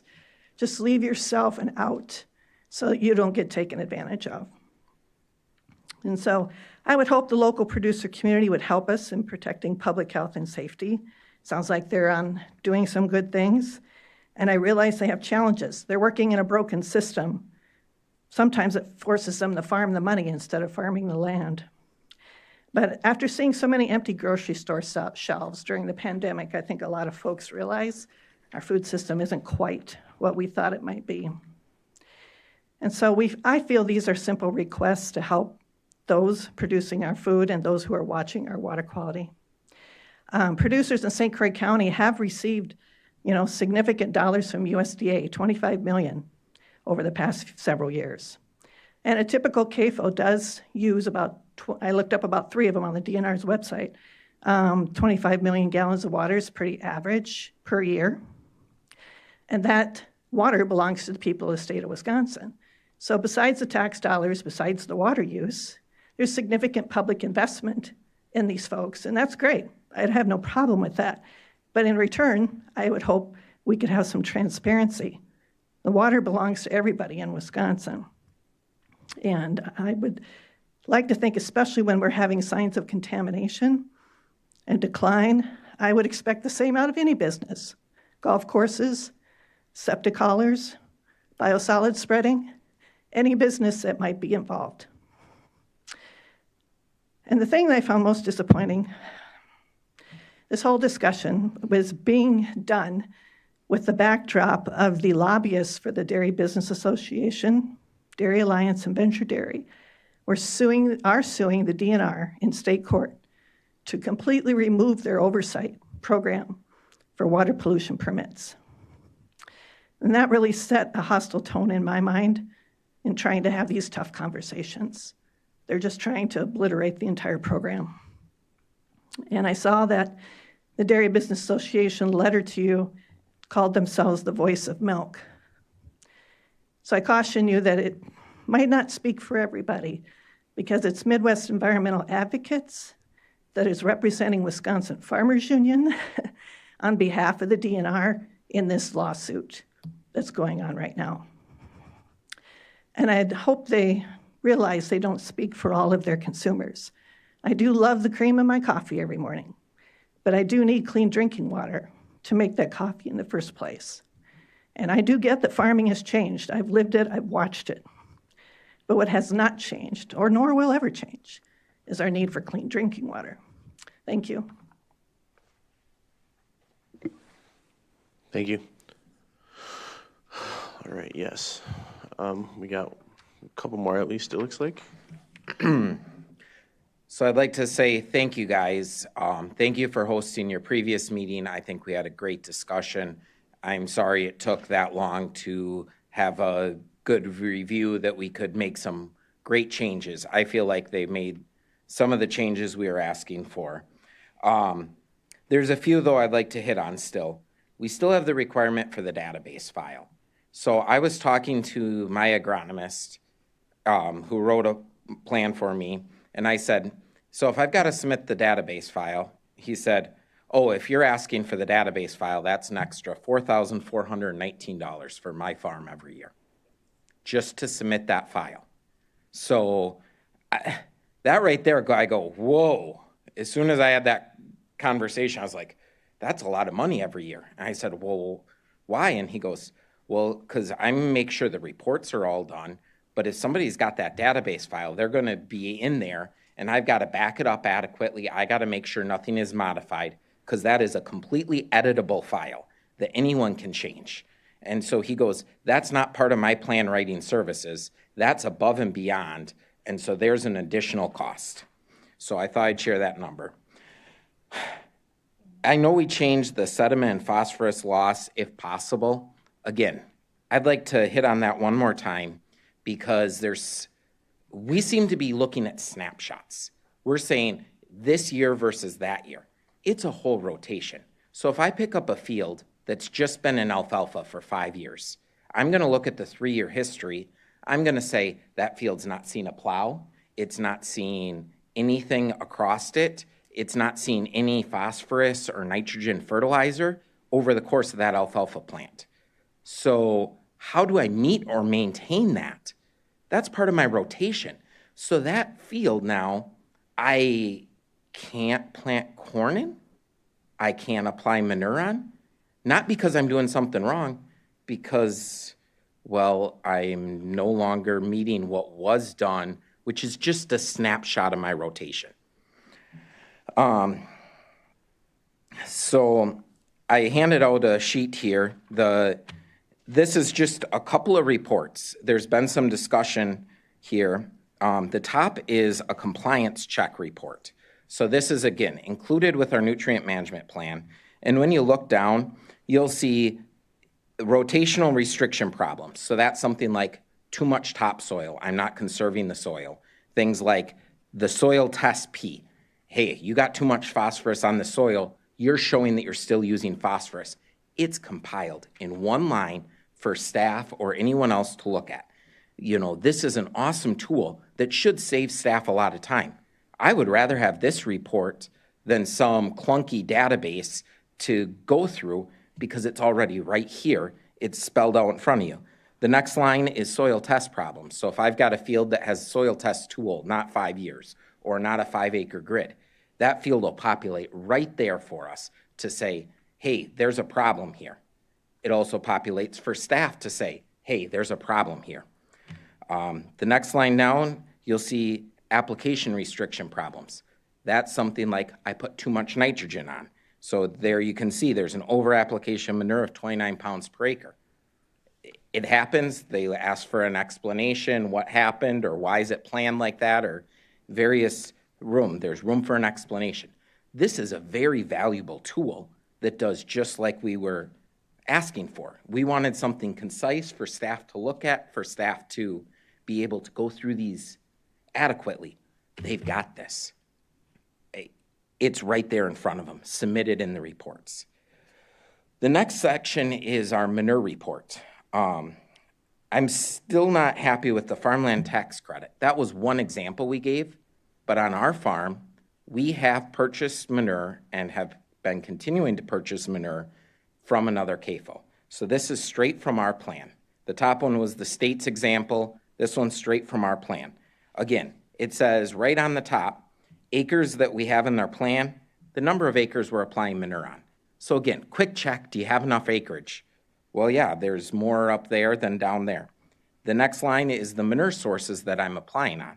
And so you can see every year of my plan, the manure sources. And that third line down is another farm's manure.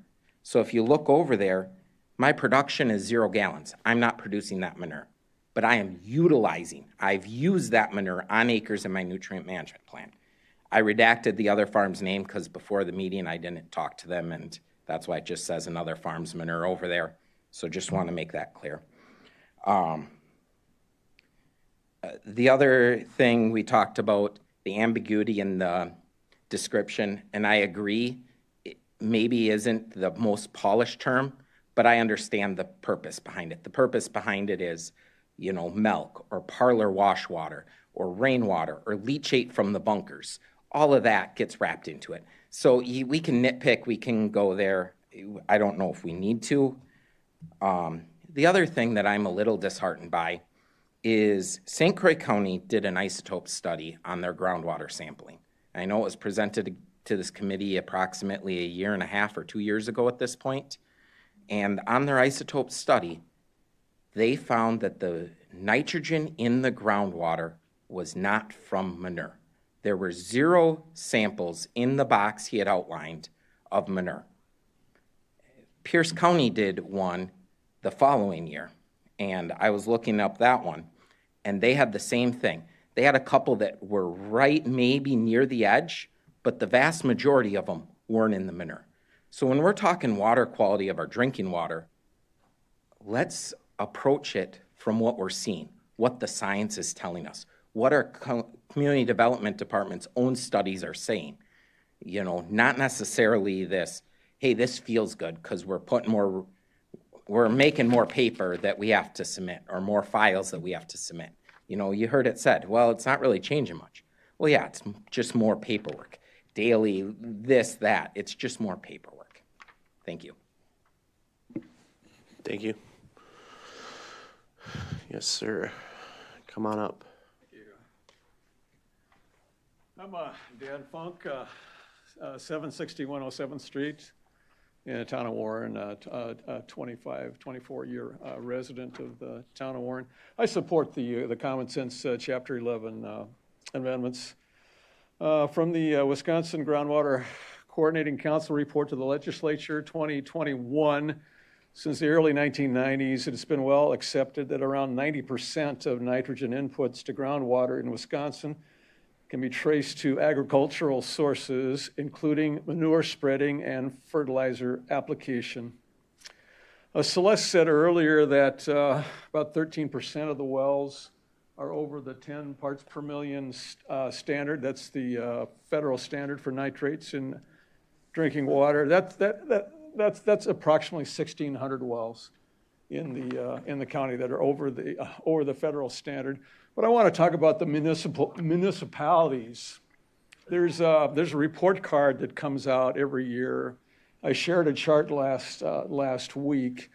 It's called the CCR, Consumer Confidence Report. Every municipality is required to publish this. And if you take a look, it's available. If you take a look, for St. Croix County, as you know, the federal standard is 10 parts per million per nitrate. The natural level is 2 parts per million. The average for St. Croix County, Hudson, New Richmond, and so forth, is around 4, although River Falls is actually below that. But Roberts is at 7. So that would give me pause if I were considering purchasing a home in the village of Roberts, knowing that the nitrate level in Roberts is 7 parts per million, because the recent evidence makes it clear that elevated nitrate levels pose health risks for adults of all ages, although current federal and state limits indicates 10 milligrams or 10 parts per million as a threshold level. Increasing evidence suggests that health impacts may occur from exposure at levels below 10 milligrams per liter. So again, so if that was a report card, I don't know if that's a failing grade, but it would give me pause to consider purchasing property in the village of Roberts, knowing that the nitrate level was at 7, where the natural background level is 2. So that would be a concern to me. Thank you. Thank you. Do we have any other public comment? Yes.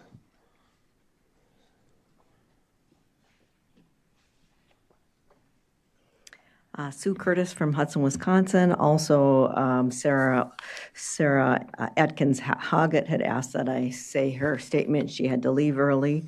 Again, I want to make this quick, but I support more specificity in the language that's interpreted as vague. I also go along with what Celeste and Kim said, that we are at a crucial point. While this ordinance is proactive, we also are in a reactive mode. I'm heartened by the work that Todd discussed, that we need to do more of that, where we're working together because this is a problem in our county. Ginny Drath spoke at the last December 12th meeting on the dangerous levels of nitrate in the town of Emerald.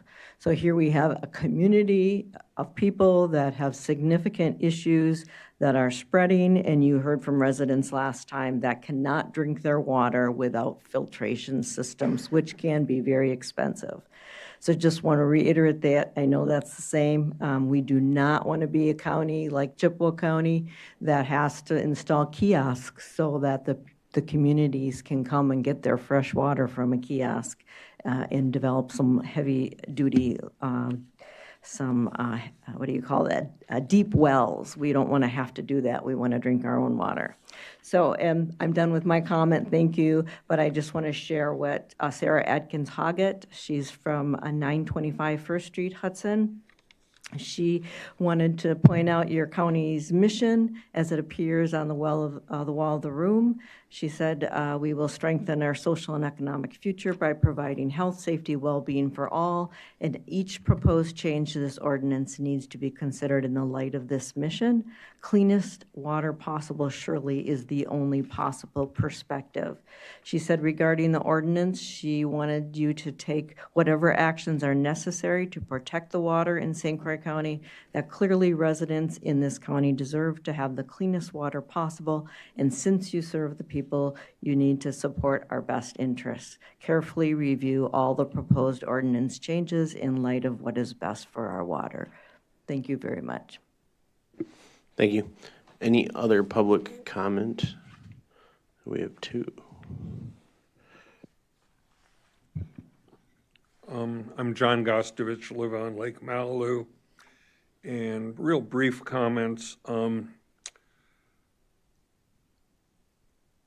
I always wonder when I address you guys whether or not something I might say is going to make a difference or not, because you're hearing from lots of people. A lot of it's very, very technical.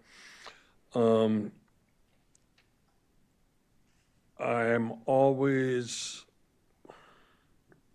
get tired of listening to people complain about paperwork because they don't complain about the paperwork that they have to file to get $500,000 in commodity payments over a number of years.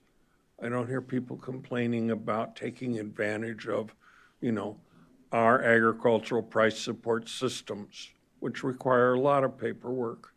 Want to make a comment about the SNAP database real quick. I wish Tim were here tonight because he spoke about that more than Jason did. But having a database, having the raw data, having the file, and it's just a computer file that already exists, so you could email it to the county or bring it on a thumb drive, allows the county to get a much better picture of that operation, the kinds of land that it's affecting, its plans for the future, how it's doing with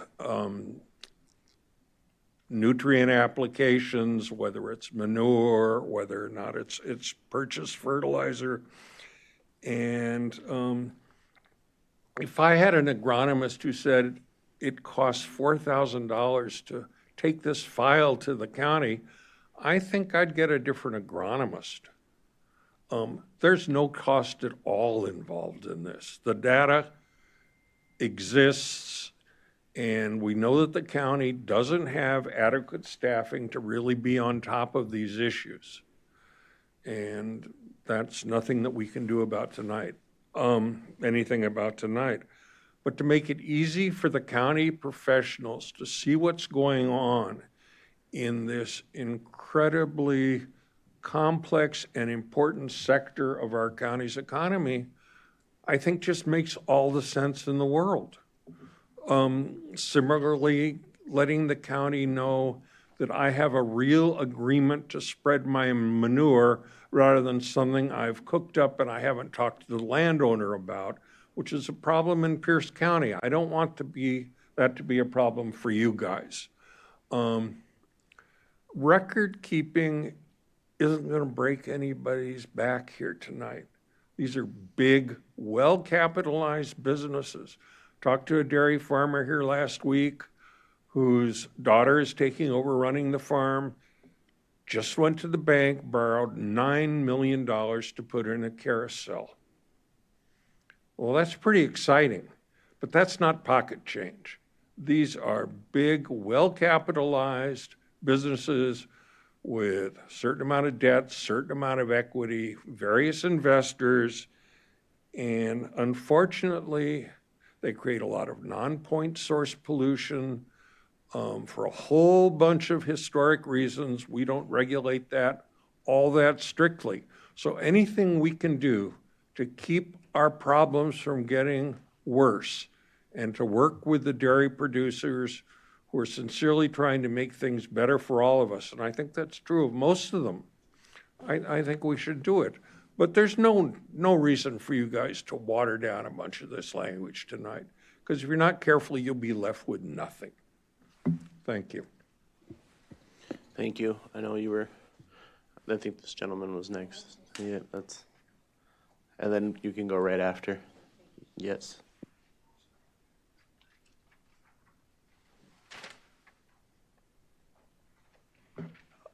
Okay, can you hear me without me blowing you out of here with noise? My name is Everett Fuchs, and I'm a resident of Hudson, 724 Laurel Avenue. Writing ordinances or regulations or protections is really hard work. Appreciate what has been done so far. I know that from first experience. As an employee of the U.S. Fish and Wildlife Service, I was involved in a team to write national regulations for the Wildlife and Sport Fish Restoration Program. One of the things I would recommend to the committee and to the staff is, while a lot of good work has been done, this ordinance needs to be tightened up along the lines that Celeste and others have recommended. You need to get the ambiguities out of it. You need to make it more specific. You need to really tie it down, because your biggest problem, your worst nightmare, is not in this room. Your biggest problem, your worst nightmare, is going to be somebody that's going to come into the county, a big energy company, a big industrial ag company, that's going to have money that we don't even envision, that's going to have lawyers that are going to look at us as a bunch of hayseeds and hicks, and they're going to come in and take over the county, buy some land, start to run things.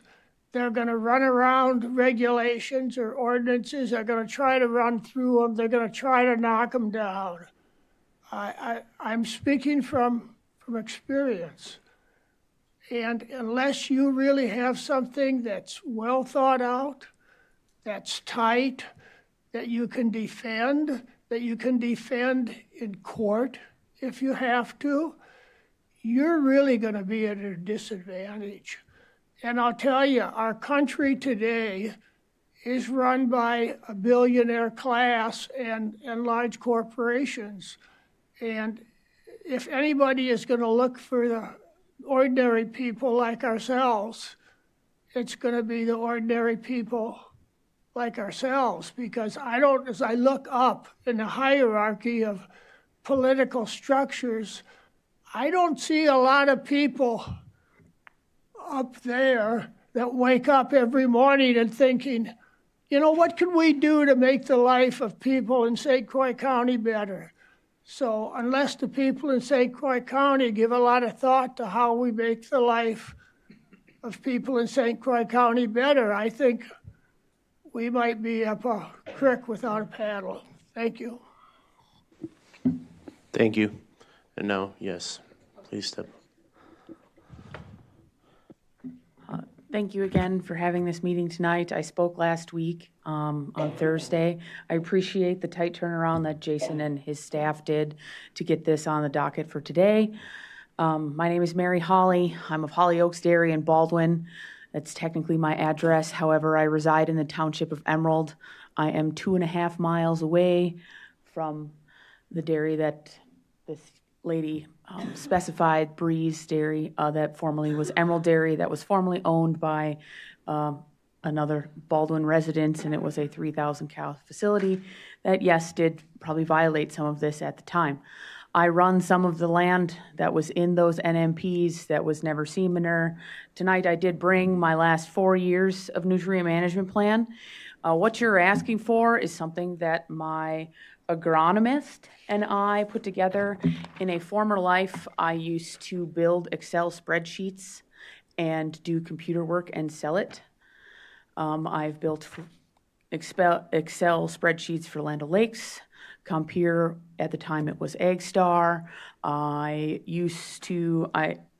My day job now, I'm an associate professor at the University of Wisconsin River Falls. This particular spreadsheet took my nutrient management planner and I, for my dairy alone, almost 100 hours to make. If I'm going to give it to anybody, I will lock every cell because it's proprietary information that you either need to know how to program Excel to do, or you can spend the 120 some hours to do so. And as Tom spoke on how it costs $4,000 to create something like this to do, I build these. I do it all the time. I do it for my banker. I'm on the board of the bank, of Pillar Bank, starting here in March. I work with my local lenders to help build these for them to make their processes smoother. It costs me to have a nutrient management planner and to do soil sampling on my 590 acres, $3,600 per year. On the annuum, I test all my acres on a 4-year cycle, so a quarter of them get tested every year, plus the fee for her to do it and to sign. If I were to become a certified crop adjuster, it is a $300 test and course for me to do, which I know other producers have done. There are costs and time allotted to things. As far as paperwork being paperwork, and that paperwork never made me any money, or as to that it's just more paperwork. On the regular, I have to put reports to Farm Service Agency for the crops and acres I run. Above and beyond this, I cannot hand this to them, which has all the information they would want in it and all of the maps they have. Their system does not speak with it. I have to sit at a desk with somebody in their office and sign up on stuff every day or every year. I also have to have land rental agreements to FSA on any land that is going into government programs, if they are part of that or not. That rental agreement is obviously with the landowner. I do not own all 590 acres I run. It is run by Hollyoaks Dairy LLC. Some of the land is owned by my mother and father-in-law. Some of the land is owned by my husband and I. Some of the land is the Century Farm, Holly Farm, that my uncle or my husband's uncle still owns.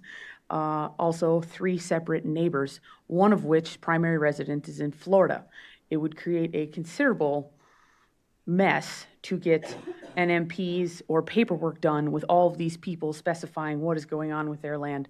We sign contracts with them that are business contracts as to this is how we manage the land. If something happens, that contract, they can come back at me and be like, this is the operator that's going with this. That is a legal binding contract. It is filed with the Farm Service Agency. And handshake contracts also fall into that realm as well. I also have to file that with my accountant because there are tax ramifications to how land is owned and expenses are extrapolated across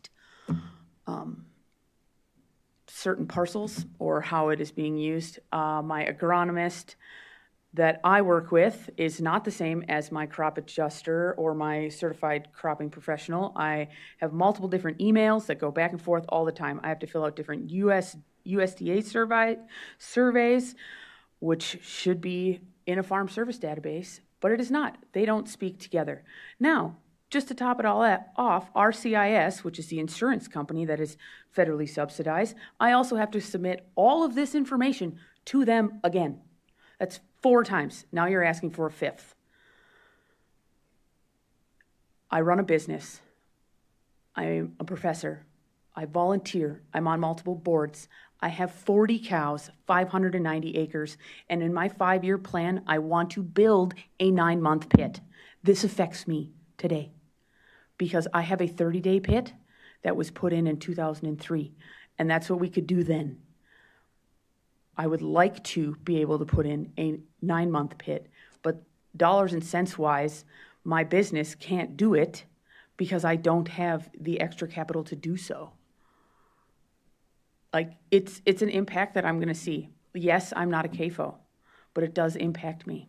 I'm sorry that I got a little long-winded. I feel a little passionate about how much extra I have to do on the daily just to make my farming dreams go round. I appreciate your time. I appreciate everything you guys do. I understand that there's a lot to take into this. And I wish you the best of luck in creating the decision. Thank you. Is there anyone else that hasn't spoken yet that would like to speak on this ordinance? Steve, you raise your hand? Yeah.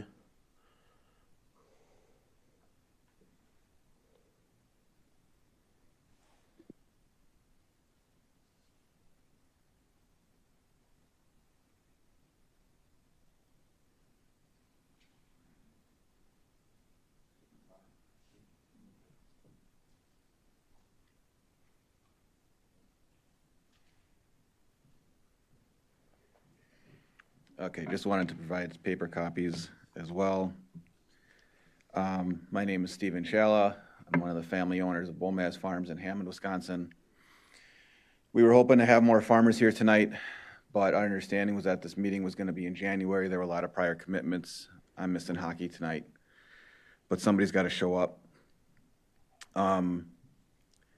Side note, there's 280,000 acres of farmland in the county. So claims that CAFOs control all the land or that a 5,000 acre solar farm is going to change everything. There's a lot of acres, even in our county, of farmland. We're aiming to keep it that way.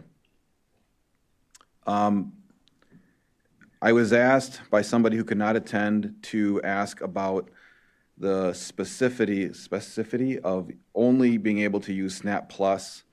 And again, as computer programs continually change, perhaps it gets replaced sooner than we think. We know there's changes coming for it.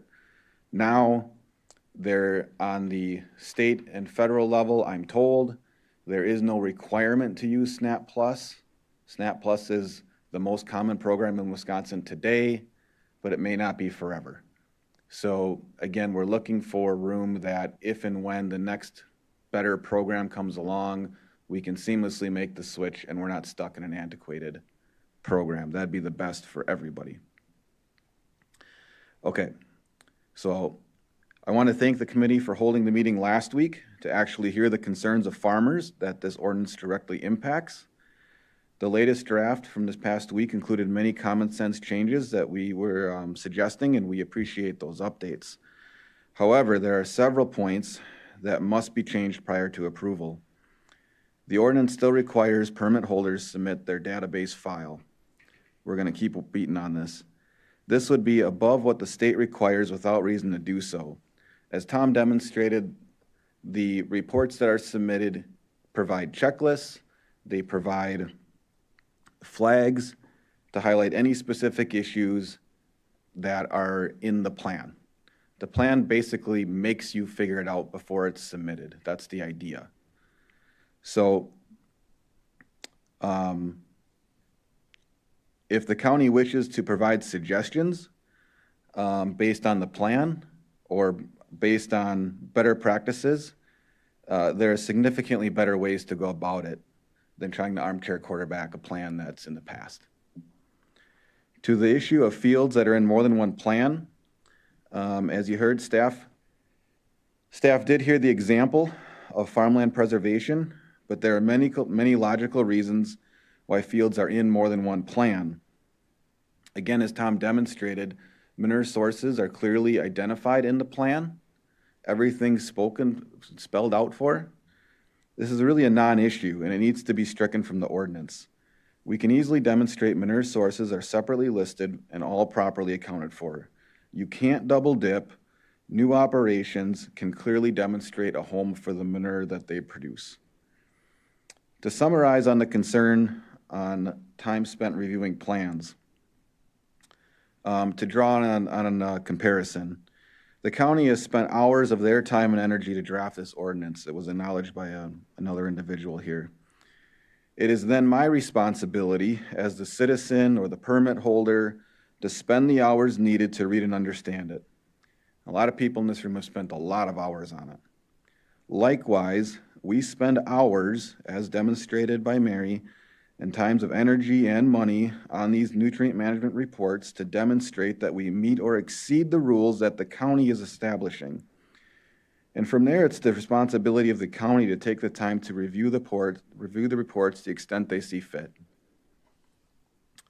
Finally, I want to propose one addition to the ordinance under the findings and purpose section at the beginning of the ordinance. I think there's a point to be added to make clear the scientifically proven benefits that manure storage structures provide. It could be summarized like this. Manure storage structures allow for the optimal timing and application rate of manure sources to crops based on weather and soil conditions, therefore reducing the risk of nutrient runoff and leaching, and improving soil health by providing needed macronutrients, micronutrients, and organic matter from a local, all-natural fertilizer source. In closing, everyone here is a proponent of clean water. Our outlined changes that we're requesting are fair for all involved. If you really want to work on water quality improvements, piling on paperwork requirements that applies to a small percent of the county's land isn't going to move the needle. It would be refreshing to see the department try a different, more collaborative approach. We're talking about the Water Council working with the Lakes Association. We're talking about other things that are already happening. Those things are going to be more productive than more paperwork. In the meantime, our dairy and livestock farmers can continue to be aggressive on being the best stewards of the land, water, and animal resources that we have been entrusted with. Thank you. Thank you. Any other member of the public that wants to make a comment on this ordinance? Any other comments on this ordinance?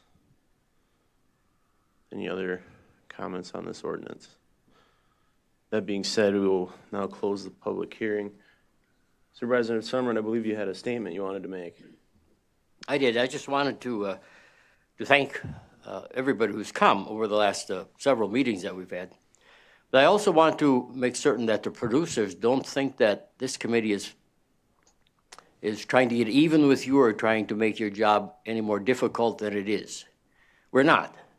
But we're concerned, as you are concerned, as you say you are concerned, I'm trusting that you are, about water quality. Water quality is probably the most important thing that we will face in the future, not only in this county, in the United States.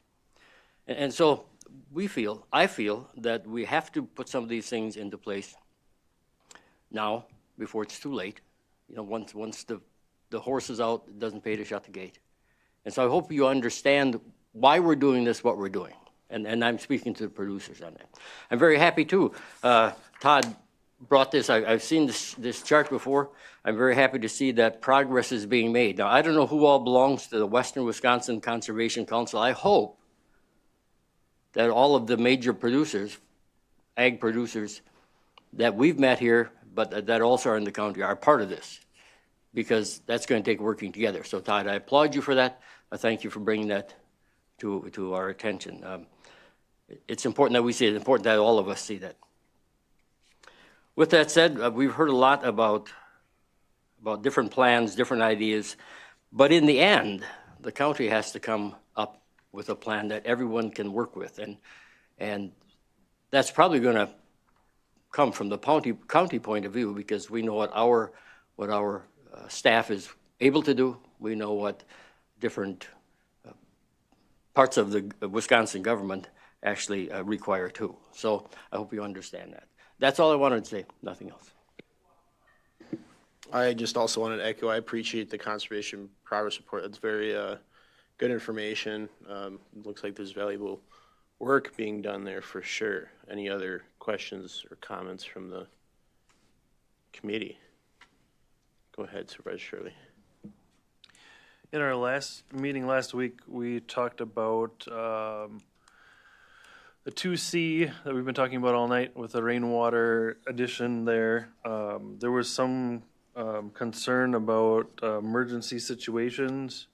I guess I would ask our producers, the way that it's written right now, is that still a concern?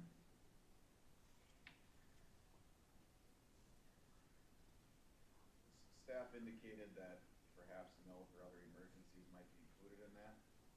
So I think we're comfortable with Okay.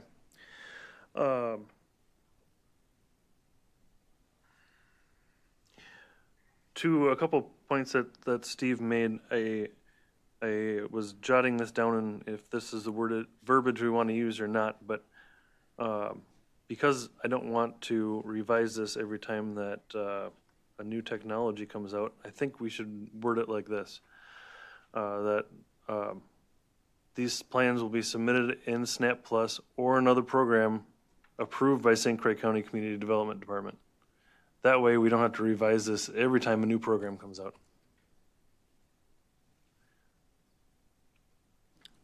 The other one I want some feedback from the rest of the board is the database submittal. I have said many times I have never run through SNAP Plus. I don't care to or know as much as a lot of people in this room do, but I think I would assume that there are additional reports that we could probably pull from there, getting the data that for the fields that we're trying to actually get on here. So I'd rather have a report, an additional report, rather than a database that is going to cost more time and money on our farmers to do, rather than run an additional report.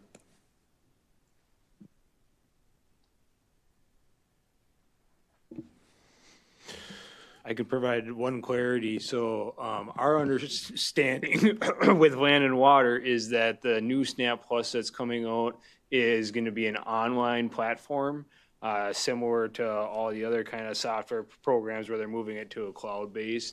So that's our understanding of that. And Tim Stieber, and that he would have been here tonight, and that, but he had an operation on his foot this week. But he says right now that we currently get about 3/4 of the nutrient management plans have a database with them. So already 3/4 of them are doing it, according to his comments.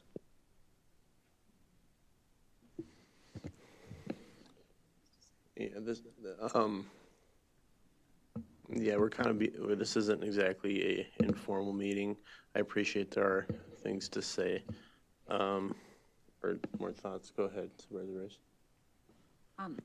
It was mentioned earlier about ambiguous language, and I think all of us would agree that we don't want people to be confused.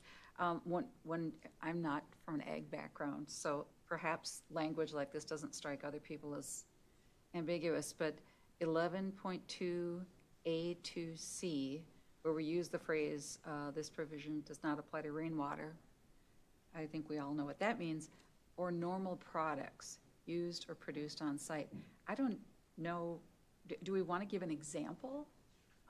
Normal product example, whether it was milk or do we want to give an example? Just, I don't know what you would think of normal products as, but I think we've defined hazardous, but we haven't defined what a normal product is. So.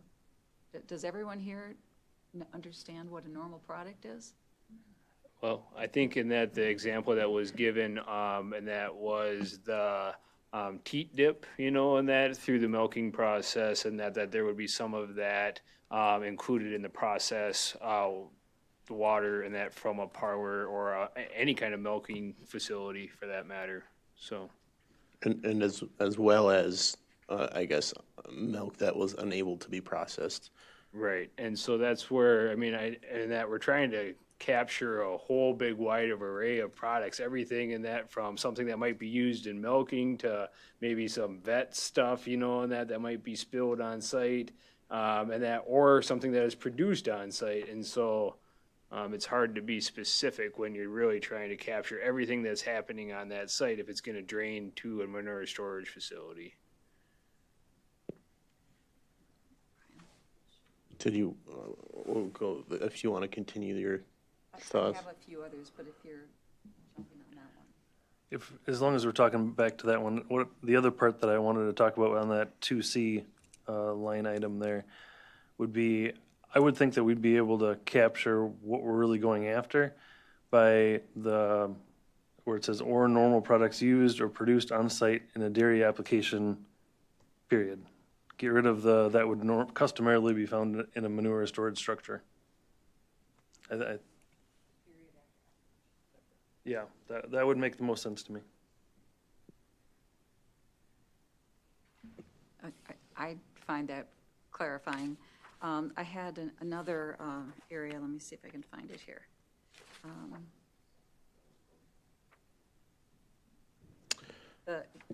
Towards the end, at least 11.3D, 2A, it's 6, I know it's really long, it says, it's that phrase, as if possible. Okay. So that to me seems ambiguous as well. I mean, so it's towards the end, I think. 11.3D2A6.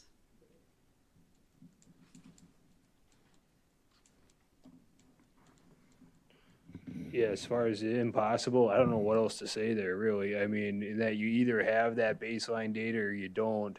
What we don't want with these plans in SNAP Plus is we don't want them rigged. You know, and that it doesn't do us any good as far as our land and water conservation staff, and that to get something submitted and that where they play around with the numbers a whole bunch and that to make it happen. And so we want accurate information. We want them to be honest, and that's the whole purpose why we're doing this. And, you know, maybe not with the CAFOs and that, but with other producers, you know, and that then we can implement practices, cover crops, no-tills, and that the water ways, and that to help with that. So that's why, but if they submit a plan that everything is perfect, there's nothing wrong with it, you know, that also might raise some concern, you know, is that actually accurate? And we can't help them if we don't know what the issues are. I don't think our land and water department is the enemy here, you know, and that we just ran our 2024 numbers and we cost shared $409,000 worth of hard and soft practices for conservation efforts in 2024 alone, and that with the 30% cost share, that's $584,000 in 1 year. So. And so, I mean, we have grant dollars. We're actively applying for these grants and that to try to help with water quality and help the producers. And a lot of times there's quite an incentive of roughly 70% to implement. So, Jason, could you give me an example of what you would deem as not possible? And that, what about if the field was not cropped in that previously, and it was in that in soil bank, you may not have the crop in that types, you may not have any nutrient applications, and that data simply doesn't exist. It was fallow land. What about and that if it was a completely different producer, you know, and that I can drive by a field, you know, every day, but you ask me what that rotation was 2 years ago or 3 years ago as a new producer on that, if it's not submitted already to the county in another nutrient management plan, or if we can't get the data from USDA, and that it'd be tough to take and find that out. And more than likely through other means of filing, we'd be able to find out what kind of crop it was, but we're not going to know their application rates or their application styles, their tillage practices. All of that information and that is in this SNAP Plus to be able to calculate those reports.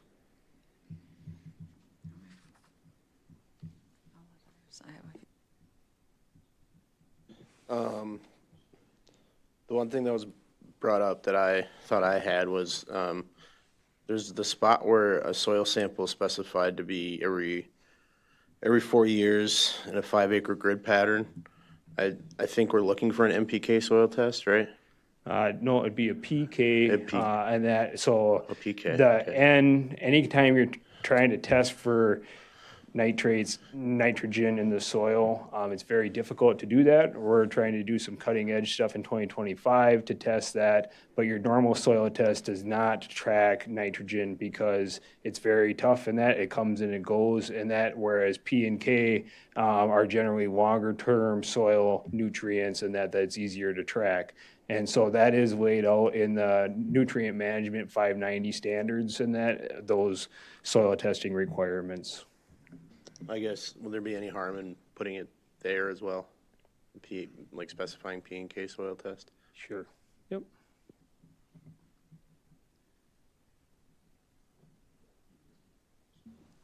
Just a process question. A few ideas have come up that I think make sense, like Ryan talked about putting the period at the end of that sentence.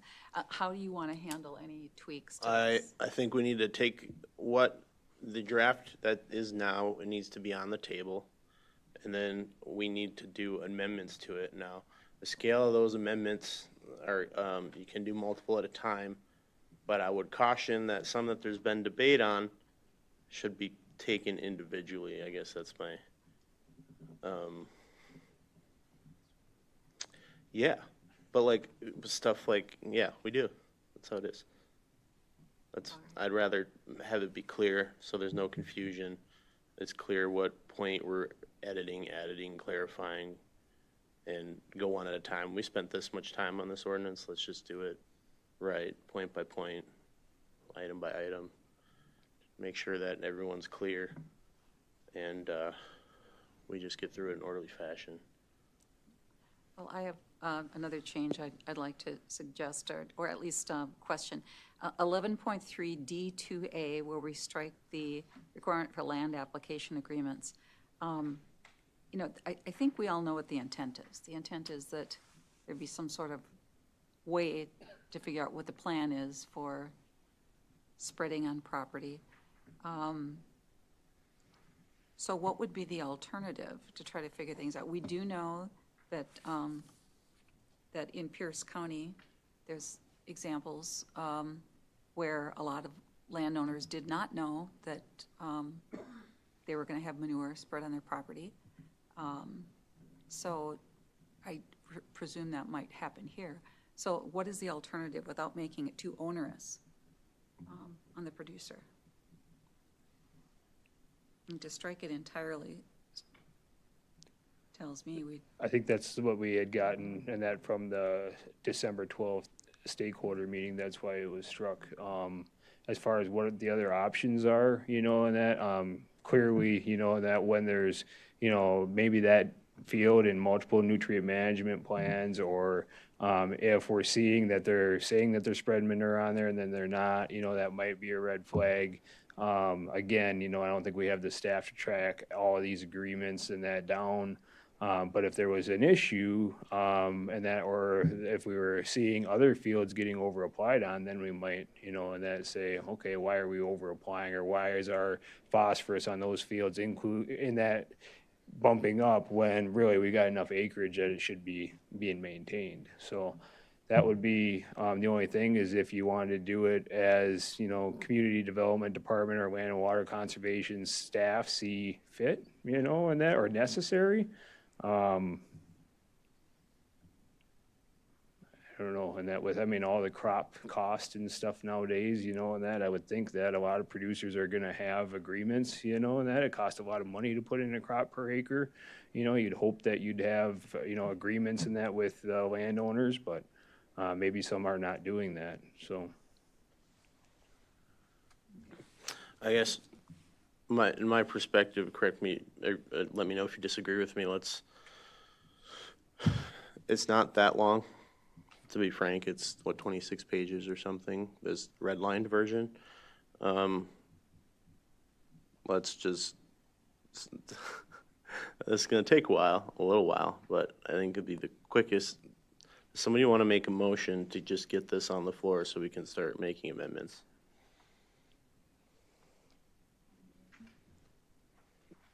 I believe I have to have the whole long title, though, don't I? I move that we adopt the Chapter 11 ordinance as proposed. In front of us, the red line version. Have a second? All right, Supervisor Shirley. All right.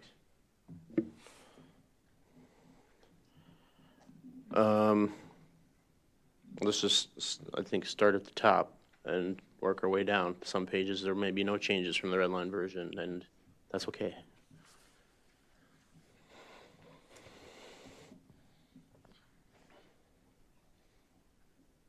Any changes to this page? Or anyone want to suggest an amendment to this page? I do. You do? I want to adopt, Steve submitted, I think, a very good, it was a long sentence, but a paragraph about the purpose findings and purpose. And he submitted to us, I'll read it out. It says, manure storage structures allow for the optimal timing and application rate of manure sources to crops.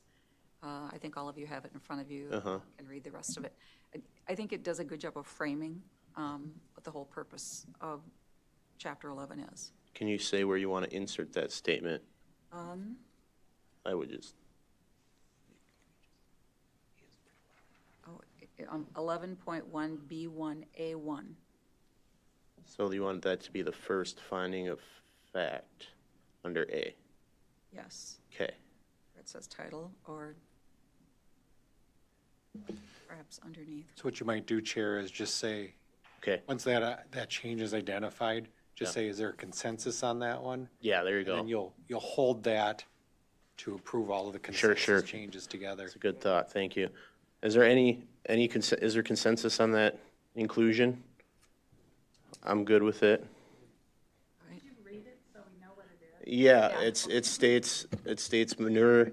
So as a finding of fact, 11.1B1A1. So it would move 1 to 2, 2 to 3, 3 to 4, etc. It says manure storage structures allow for the optimal timing and application rate of manure sources to crops based on weather and soil conditions, therefore reducing the risk of nutrient runoff and leaching, and improving soil health by providing needed macronutrients, micronutrients, and organic matter from a local all-natural fertilizer source.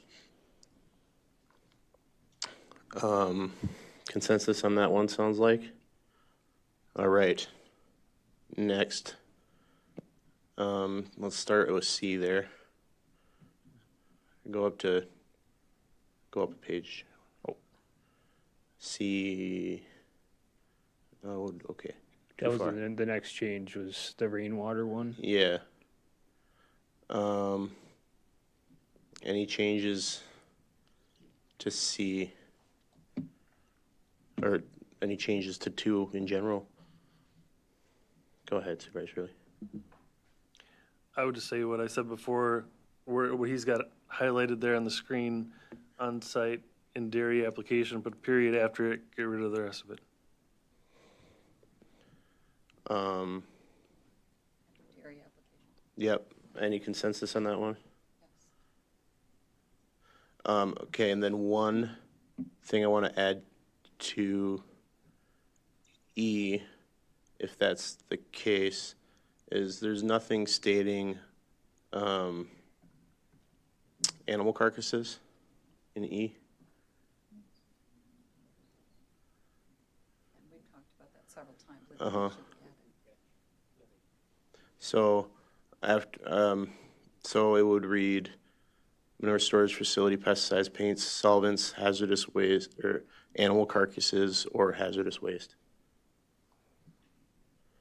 Okay. Can we consensus on that one? Okay. No changes to the rest of that, I don't think. I have a thought on 3 unless someone else wants to fill it in for me.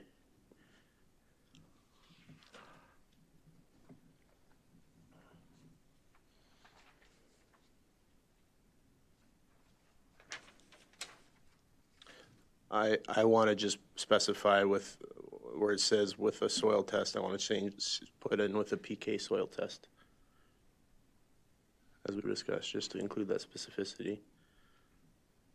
But do we want to limit it to that? That's the problem. We put that in, we limit it to that. Do we want to add more to that than just a PK? I mean, that's the current like feasible thing. I think if we want to change something like that, it should come through committee anyway, in my opinion. Mr. Chair, what about saying a soil test under the 590 nutrient management standard? Specified like under that standard? Yeah. Yeah. So, I mean, it's through this ordinance, and that many times and that, but that would be clarifying it right there. That works for me. Do we have consensus on that? Yep. Cool. Sounds good. Yeah. End of A. Do you have a suggestion for the rest of A there, Supervisor Shirley? Well, the concern was brought to us about this paragraph, when applying for farmland preservation tax credit, I think that the concern is the last sentence. In this case, the operator and property owner shall submit matching plans to avoid any confusion. Do we need that in there?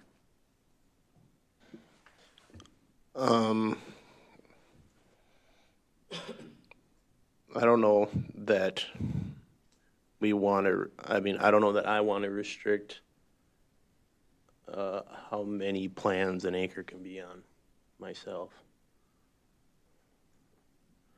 I think that might be a separate discussion, or worth a separate discussion, in my opinion. So then I would propose we take out that last sentence then.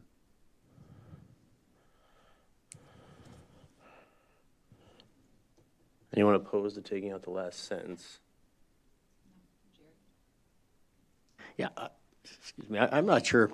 You know, once again, if we make it too generic, it's up to whoever wants to interpret it. This kind of says you've got a system of checks and balances. You've got two different people who say the same thing. And I think that would avoid confusion. I also think that would avoid double dipping. So I think I would like to leave that in there.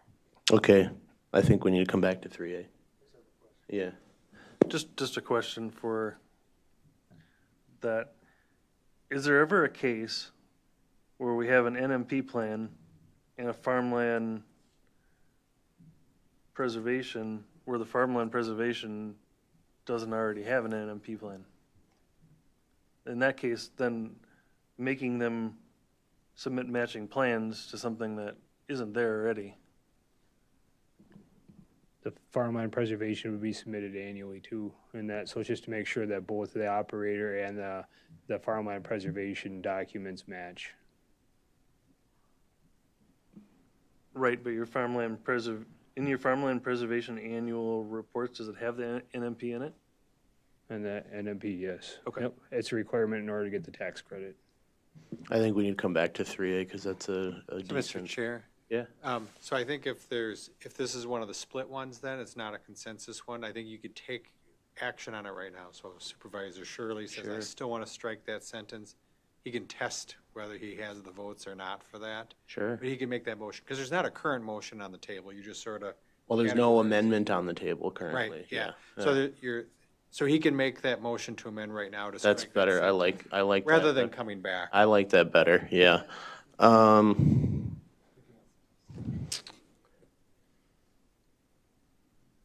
Go ahead, Supervisor, unless Mr. Shirley wants to make an amendment. Okay. Well, and especially based on what Jason just said, if it is already required for farmland preservation, it should be very easy to duplicate and have in the county file also. So I don't see that as being anything that's going to cause problems or extra work. I think I want to completely change this policy to say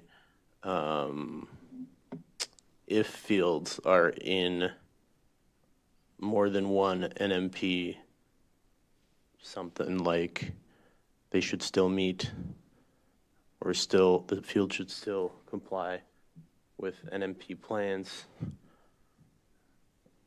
How do I want to word that? I think you get what I'm trying to say. I'm just, how do I word that legally?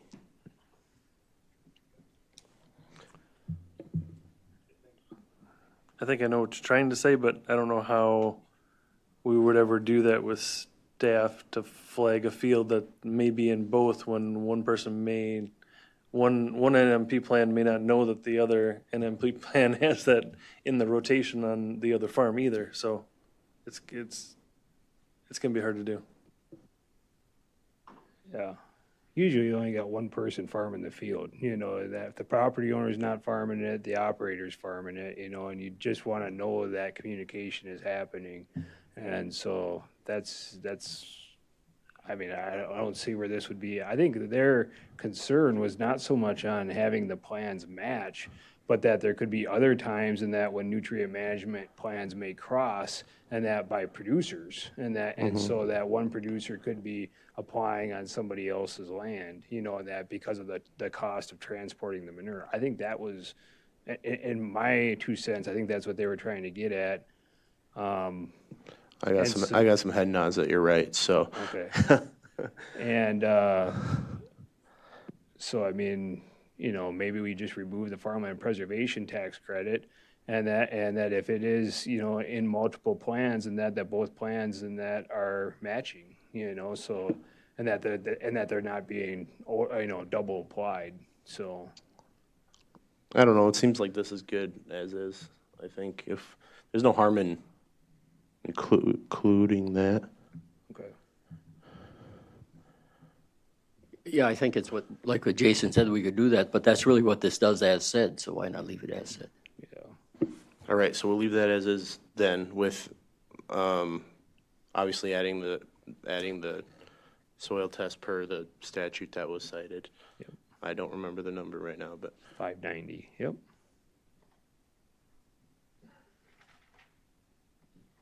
The next page, all we had was that citation.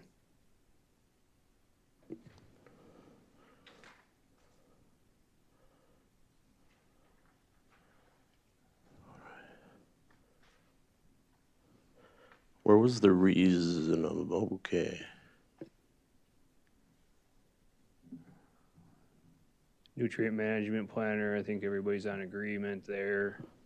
The annual NP and K analysis, and then the agreements here, signed agreements was struck. Any And then discussion on this? 6 here has the if possible.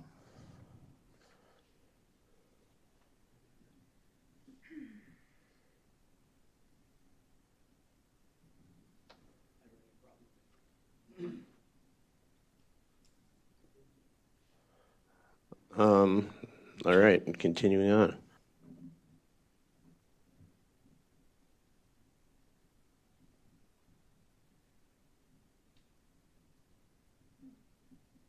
Let's go back to appeals, I think.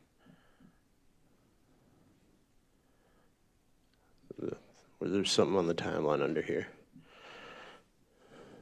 90 days for the Board of Adjustment. Yeah. That was actually up higher someplace.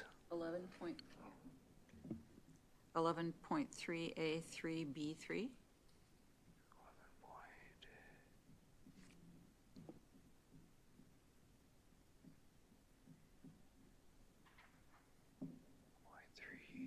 Eleven point three A, 3B, 3. 3. Yep, next line down. Or next bullet point there. Last bullet point on that Okay. page. In a reasonable amount of time, yeah. I guess I don't like that reasonable is vague. I get that, like, people will generally do their best, but I kind of want to plan for worst case scenario or most combative scenario, I guess, to put it. Not that I see that right now, but better safe than sorry. I believe that language came right out of the statute. That's the reason why it was changed, because there's not a 90-day specification in the statute. And so it was just trying to take and make it similar in that with our other ordinances. So that'd be underneath 59,694 of the Wisconsin statute. So, but yeah, I mean, I think you could probably specify it. But it just, in that, would probably be good to have some similarity amongst the ordinances so that we don't treat every ordinance different, which is kind of what we got right now. I can Good. confirm that 59,694 does say reasonable time. Does it define reasonable? No. I doubt that it does, but I can look in the definition section really quick. Can I say, like, not to exceed 180 days, like something that they should never reach anyway, but so there's some type of thing to draw it back in if someone wants to be combative? I think there's going to be, in that, as we work through these ordinances and that, there's probably going to be, hopefully, a whole Board of Adjustment ordinance, you know, and that'll kind of lay out the procedures and guidelines. And so right now, we've got kind of an internal policy for Board of Adjustment, but I'd like to see that more in an ordinance format. Okay, we'll address what this county views as reasonable when we go over that ordinance, which we will look at this term. Yes, we will. We don't currently have one, so, but we've got some examples in that. We got a year and a half to look at it. We will look at it this term. Okay. All right, we'll leave it then, knowing we're going to create that policy later.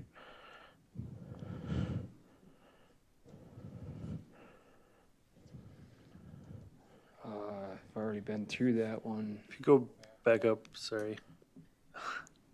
The page that had all the. Yep, that's where we were talking about the agreement and that being signed. I think you guys came to a consensus on that page. So on number 6 there, where we're talking about if possible. Yep. Hearing the concern about that last part of the paragraph there should be a reduction or no change in the SNAP plus predicted sediment.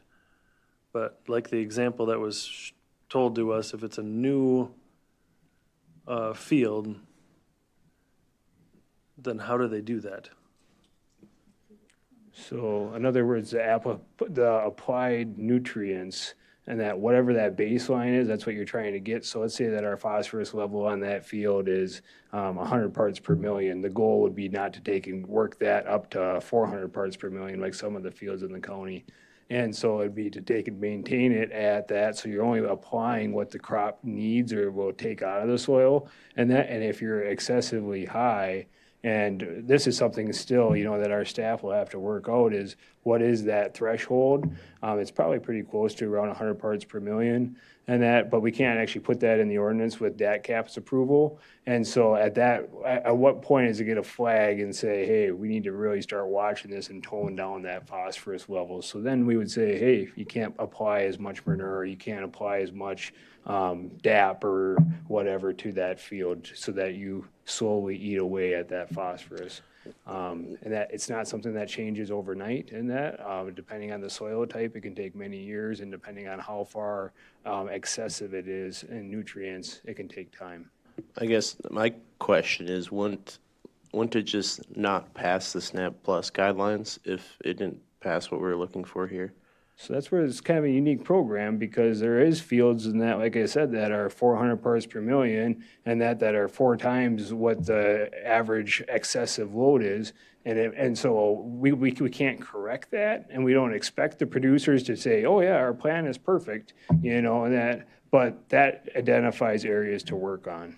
So it's not like there's a forfeiture section to this ordinance either, I want to point out. So it's not like if you're, you know, exceeding in that we fine you in that. It is in that for, except if you don't get a permit, you know. But I mean, as far as the NMP side of this, it's really a work in progress, working with the land and water staff to bring the fields into a reasonable level, if they're not already. Most of these producers are really good. I mean, it's, again, 5% of the producers in that require us to have these rules, so.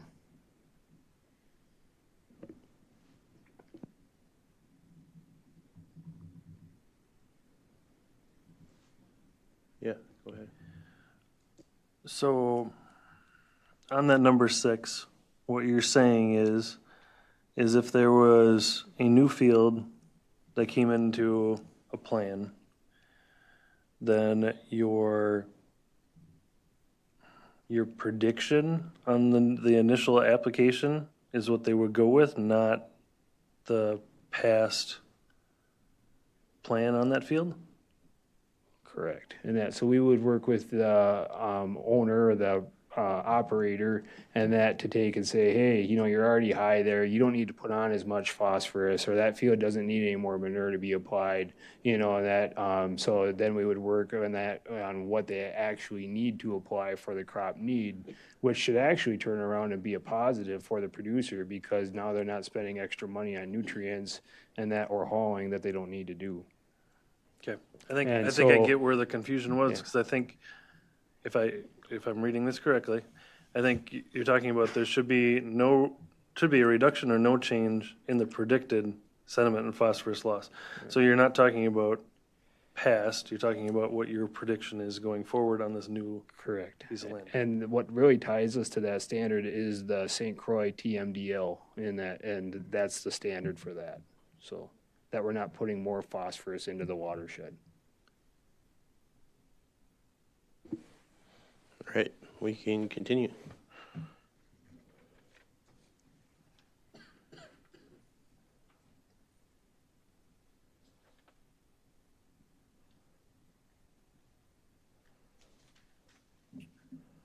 And then I think the last change that we had was the manure storage structure, and just try to clarify that to not include like a pack shed or a building housing animals.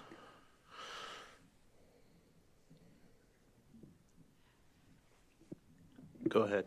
Could we go back to 11.3D2A5? That's the, again, it's the land application agreement signed by landowners. Yeah. We've kind of been dancing around this.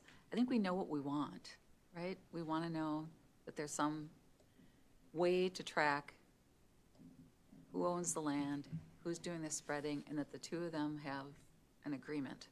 Yeah, I think that I personally like the way it's worded now.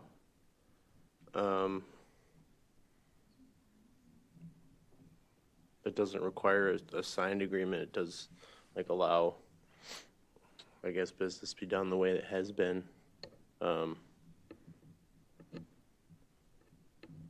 Historically, I guess, I don't know, I don't want to change that from the way it's edited right now myself.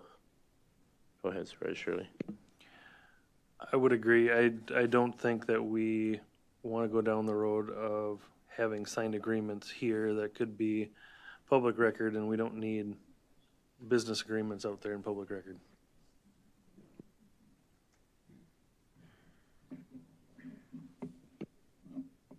Yeah, go ahead. So on that topic, for the 5%, I mean, I come from financial services. We lived through Bernie Madoff. Every financial advisor in the country had to change their practices because of one bad guy. So what I'm trying to think of is for those 5%, because we don't want to make things onerous for the 95% that are compliant and using good practices. But for that small minority, how do we make sure that the demonstrated agreement, whether it's a handshake that you gave to my dad 4 years ago when he used to live here, is still applicable today? You know, that kind of thing. Yeah. I think, you know, and that there's some discretion on staff's point, you know, and that we can always still go and knock on a door too, you know, and that if we've got questions, because the way that provision would be after you remove the red line, it does come back, and they're still providing a table, and that with the landowners and how many acres they've got, and that with that landowner. And so, I mean, there's at least a way that we could do some checks and balances in that, and make sure that they're accountable. So, Jason, just to pull that thread, would you wait until you heard there was some violation or something popped up that said, hey, this doesn't make sense, or this is inconsistent? Or if it looked like the plan was being cheated, I'll say, you know, and that, or they're getting really, really close and they come right in on their acreage, you know, and that. I mean, there's a large amount of red flags that might trigger, you know, and that us to be out. You know, and that our staff also take and do a lot of field surveys and that across the county and that, which then we might be able to see where they're going with the manure and that at that point.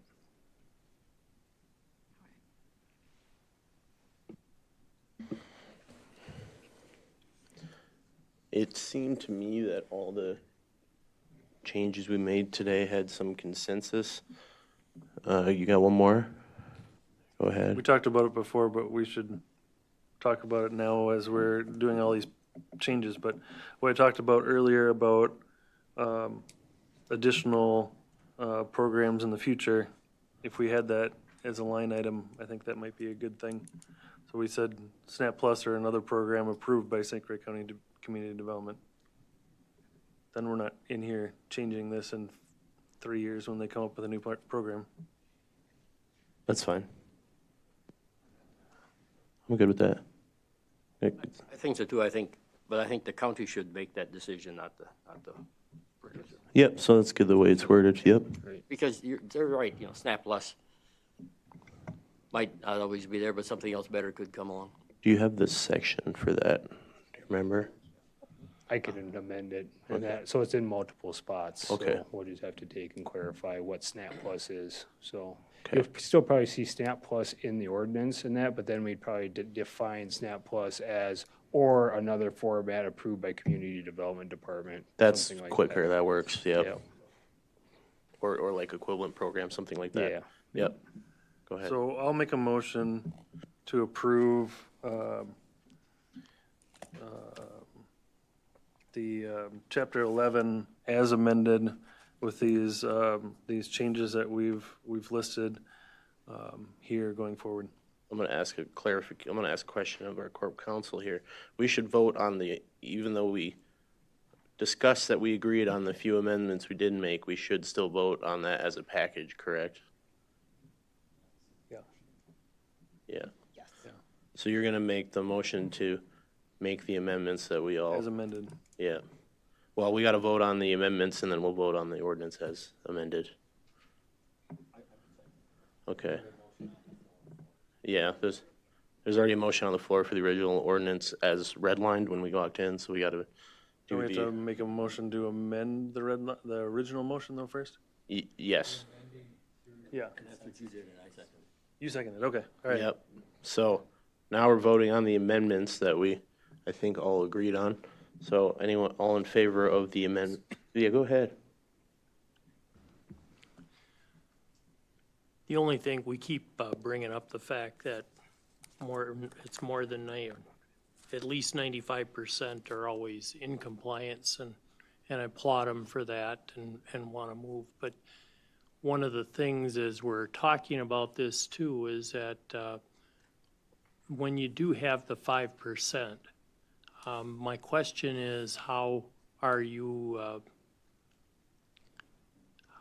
you take care of the situations, and do we need to look at a tiered program where if they're not in compliance and it happens in repetition, that we have additional criteria then that they would be responsible for to ensure that they're getting in the right track, so that it's not a big battle where it's kind of down on paper.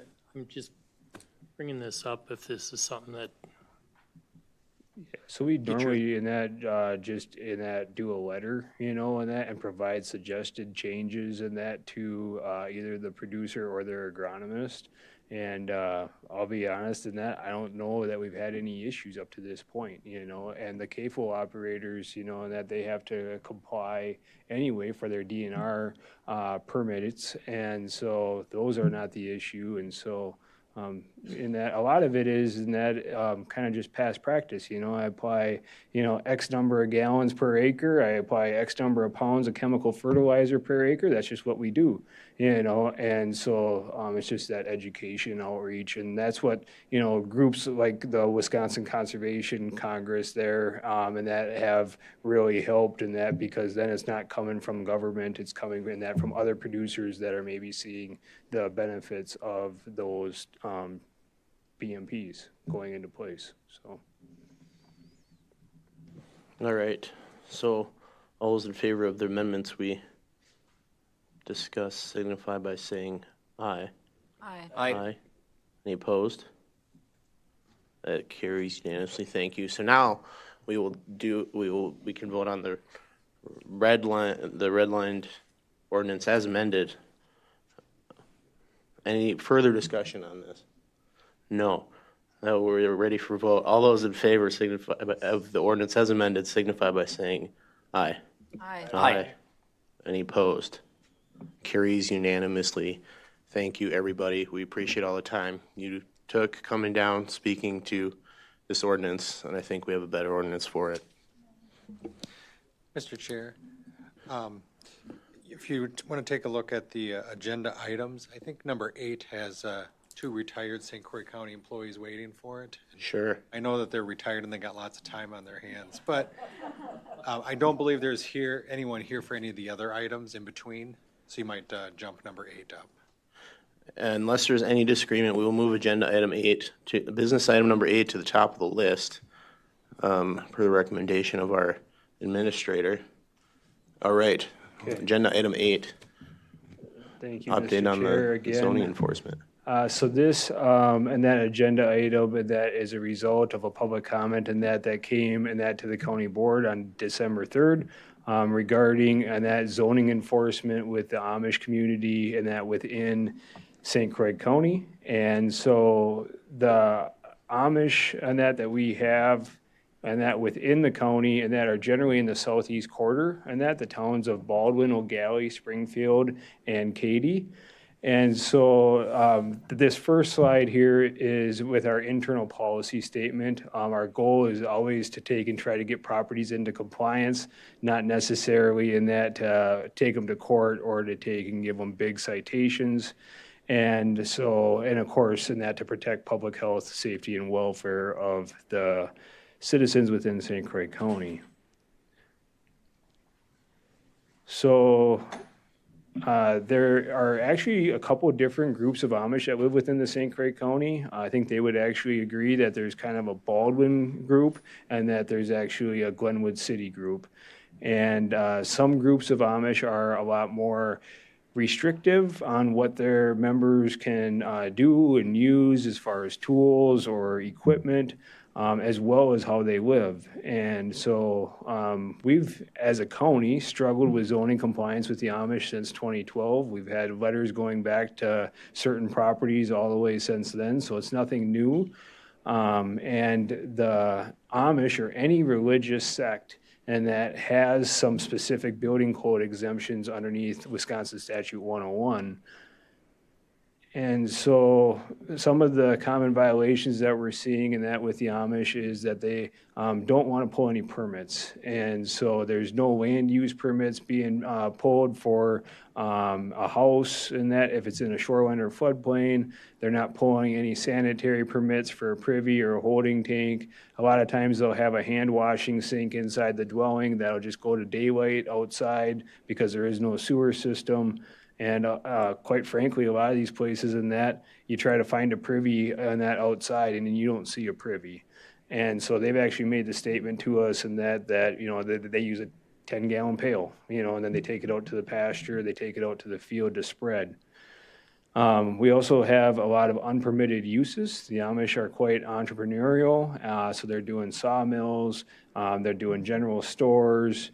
They allow people to come from out of the area and slaughter and process animals and that on their farm, which those are all special uses that require different permits or different zoning, and that underneath our ordinance. And their families are also quite large, and they generally like to live on the same property. So many of these dwellings are being added on multiple times to be able to handle the occupancy level, or they simply build another dwelling in that on site, or even use an accessory building on site and they convert it into something that they are using for human habitation.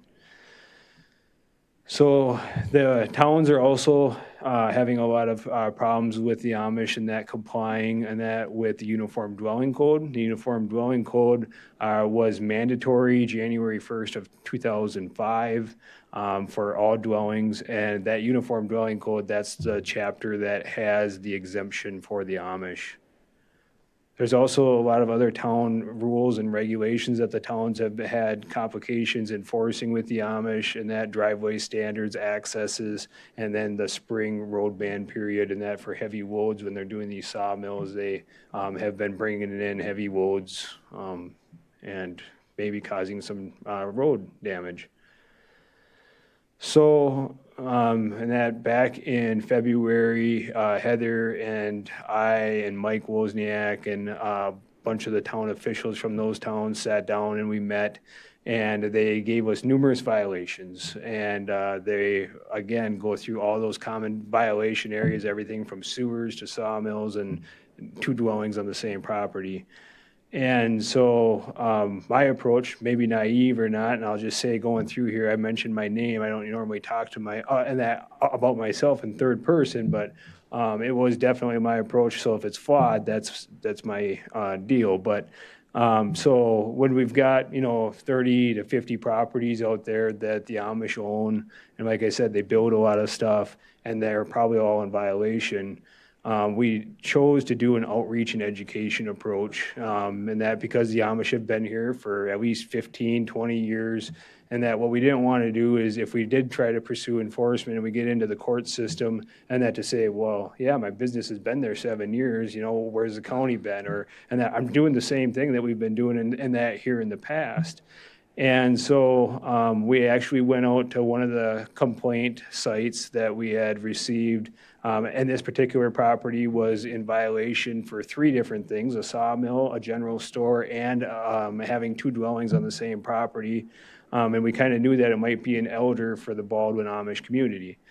And after a fairly lengthy conversation there on March 11th, and that we took and asked for the Amish community to come and have a meeting in the Baldwin Ag Centers, where it ended up happening with the town officials, our county staff here, and then some building inspectors.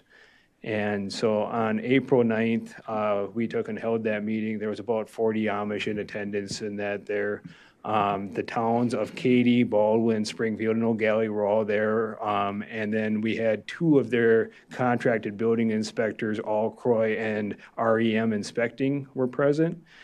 And so I facilitated that meeting, and we went through, I'll call it a zoning 101 crash course. And we talked about rezonings, we talked about conditional uses, we went over ordinance standards and the whole permitting process for each one of them. Nick Livingston from REM Inspecting was there, and I kind of took and used him and that to help build the meeting and the conversation, because I was able to ask them, specific requirements for like the Amish that like to use their sod lumber, and that. So what do they need to do if they want to use sod lumber in the walls? What about it for the rafters or the trusses? How does that all fit in? What about insulation requirements? I tried to cover a lot of the common things that the Amish and that might be saying, geez, I don't know if I can meet code on that because of the way we live. So I'll get back to this building code requirement exemption underneath the statute, but we did provide handouts of the ordinance. We provided it of the statute for that exemption of Wisconsin Statute 101.648. We provided the Amish exemption forms, and we also had cross-section views of 3 different types of privies that they could build, trying to demonstrate how easy it is to comply. And and overall, thought that meeting went pretty well. Then in June, the town of Katy filed 5 lawsuits against the Amish, and that for not complying with the building code. So those were filed on May 9th. The Amish had reached out. They were kind of using me as a moderator through this process, and that between the towns and the county, of course. And so Jim, with the town of Katy and myself, and that met with a handful of Amish and a guy named Randy, and that stated that he was the one that went through the legislature to actually put in the statute exemption. And so they really tried to strong arm the county and the town at that meeting. There's no way to get around that. And they really tried to, force that exemption applied to everything for uniform dwelling code, not just electrical, plumbing, smoke detectors, carbon monoxide detectors. And so they also expressed that their opinion was that, that they didn't need a sewer system, that again, that exemption covered that. And that was the first time that we heard that they have concerns about signing the fine print on any applications. So that's kind of, I agree that I will comply with the rules of statute, so that's what they're talking about. So then roughly a month later, Joe Miller and several other Amish came here to Hudson and that to meet with us. And they brought in a form and that, which is the building inspection form, and they had altered the building fine print that they didn't like to agree to, and that which is included in the packet. And so then they had asked me at that point and that to submit that out to the building inspectors and that to see if that was going to be an acceptable form that they could use. So again, something that, you know, makes it seem like they're trying to comply. It should be noted that their, you know, communication style is different than us, you know, and that they don't necessarily have a phone available all the time. We have a lot of letters and stuff and that we communicate. So everything is a much longer turnaround. In the town of Katy, we issued a cease and desist order, and that for a Levi Miller property, and that got the Amish's attention. So then they had scheduled a meeting with me on October 22nd out at Andy Borntrager's. So I went to that meeting alone. There was, again, a handful of Amish there. We went into their basement of where they had added on to a new house and that to talk about everything. I made a list of all their concerns about, you know, when do we have to meet commercial building code? When do we need permits for accessory buildings? And so at that point then, they're really fussy about you using a cell phone on their property too. So I asked for permission and that to use a phone and basically went out to the county truck and made some calls to the state building inspector, REM inspecting, and then also Jim with the town of Katy. But at that time, the main point of that meeting is that they were, you know, kind of upset at the county that we had, you know, stopped the work on their building because it was just staked out at that point, but there was a sawmill that was brought into the field and that where the building was going to be, and they wanted to be able to continue constructing and that the building to be able to put the sawmill inside that building over the winter months here.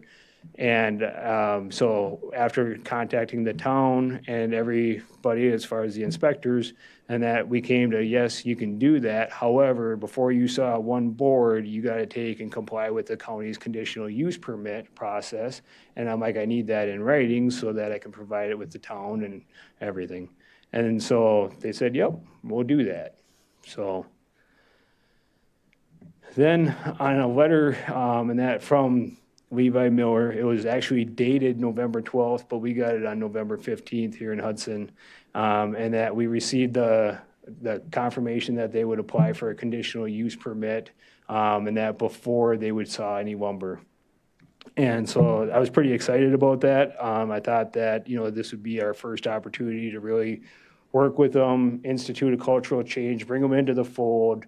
And however, and that then just 10 days later, and that Abby had received 3 different letters from the Amish, and they're in the packet as well. And they talk about after going to our committee and talking with our committee, we cannot comply and that with the county rules, we will not go to court. That he withdrew his letter that was dated November 12th and that we had just received 10 days before. And so as we have been doing throughout this whole process and that our step now is just to continue our normal enforcement procedure. Any questions up to this point? Okay. And so this is a complicated. We do one here. Yeah, Supervisor Rice. Go back to that prior slide, Jason. So you receive a letter from someone named Levi Miller, and a few days later, Abby Coffin is who? Abby Coffin is our zoning enforcement specialist, yeah. 3 letters from people other than Levi Miller. One of them was from Levi Miller. So the same guy then came back and said, I rescind my letter that I had given, 10 days approximately before, and that I'm no longer going to comply. So my follow-up question then is, do you feel like they're speaking to you with one voice, or are there 3 voices here? Are they all? I believe that because we've got multiple violations, we've got multiple letters and stuff that we have sent out. We had one with a Harvey Gingrich as well. And Harvey had also told Abby and that he was going to apply for a CUP. Abby had met out there, given him the form and everything. And he had no problems paying the fees and that, but he was another one of the 3, and I can't remember the last name and that, but then again, after they met as a committee, and that everything turned 180.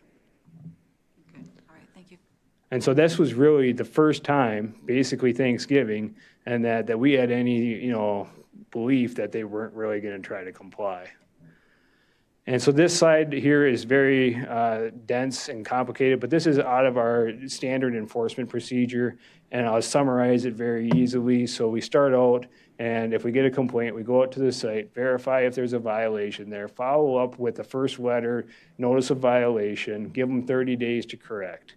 And that we go back out after 30 days, follow up again, and that if there's progress made or if the property owner says, well, I just need more time, and that will take and allow them to have another 30 days after we provide another letter. And that letter will also take and warn them of a citation if they don't comply. So that would be basically 60 days. If there's no compliance in that time period, then it would be jumping to a forfeiture or a citation, and that with that individual. Generally speaking, citations are more to get people's attention, and that, again, going back to that purpose statement of our zoning compliance, we want the property in compliance. So even if we run the citation all the way through the court system and the county wins, we won the forfeiture amount. We didn't get the property into compliance. And so at that point, then we would have to go into a summons and complaint, or what we would call a long form, and that to actually get the property and that into compliance if we get awarded the judgment. And then, of course, the cost and that for that, we would try to work with the towns, because the towns can do a special assessment back on the property, and that for the cleanup of that property or to actually bring it into compliance. And that otherwise the county could be stuck with the cost of the town. But I don't see that being a problem in any one of these. And so I just want to take and hit a little bit on the building code exemption. Of course, the building code is done by the towns. I've already mentioned 101-648, and it exempts members of certain religious groups from having to comply with inside plumbing, electrical, carbon monoxide detectors, and smoke detectors. And generally speaking, most accessory buildings now, since 2020, have to take and get a permit because they're putting electric in them. And so when that code changed, that's what made pretty much all accessories need permits. However, with the Amish, when they're not putting electric in them, and that it's kind of a unique case, and so then most of the time in that they don't need a permit. However, a town can require one if they wanted to. So then you'll hear and that a lot just throughout the conversations about when are commercial building plans required. So there's an ag exemption, and that ag exemption basically says whatever your household income is, and that, I mean, it's taken, say, $50,000. And if you produce in that less than half of that income, so less than $25,000 of your household income, and that doing that business, so sawing logs, I'm just going to use that for an example, that is an agricultural exemption. You do not need to build a building that meets commercial code requirements. If you take and exceed the 50% of your household income, and that now you need to meet commercial building code requirements. And then if that building that you're building and that exceeds 25,000 cubic feet, you need state commercial plan review at that threshold. So that's kind of the three different tiers. And so I think a lot of the Amish are trying to fall underneath that first one, and that the ag exemption where they're not producing more than 50% off from one use on the property. And so that's kind of what I have for a presentation. Here is the state waiver form, and that where they can take and check the boxes. It's very easy for them to fill out, not real complex at all. And that they affirm in that they are from a religious sect, and they sign it. And then the municipality reviews here, and it's a pretty simple form. Can jump into this. So, of course, we've got a lot of other correspondence that goes back a lot farther than this. But when they took and provided that sample text, Chapter 101.65 does not allow them to alter the state building form. So here is the normal text in that they don't agree to. And they made some changes on this form about the electric, of course, and about sanitary. And then this is the text that they gave me during that July meeting that they wanted us to submit to the building inspector to see if that was going to be acceptable. I'll just give you 30 seconds to read that.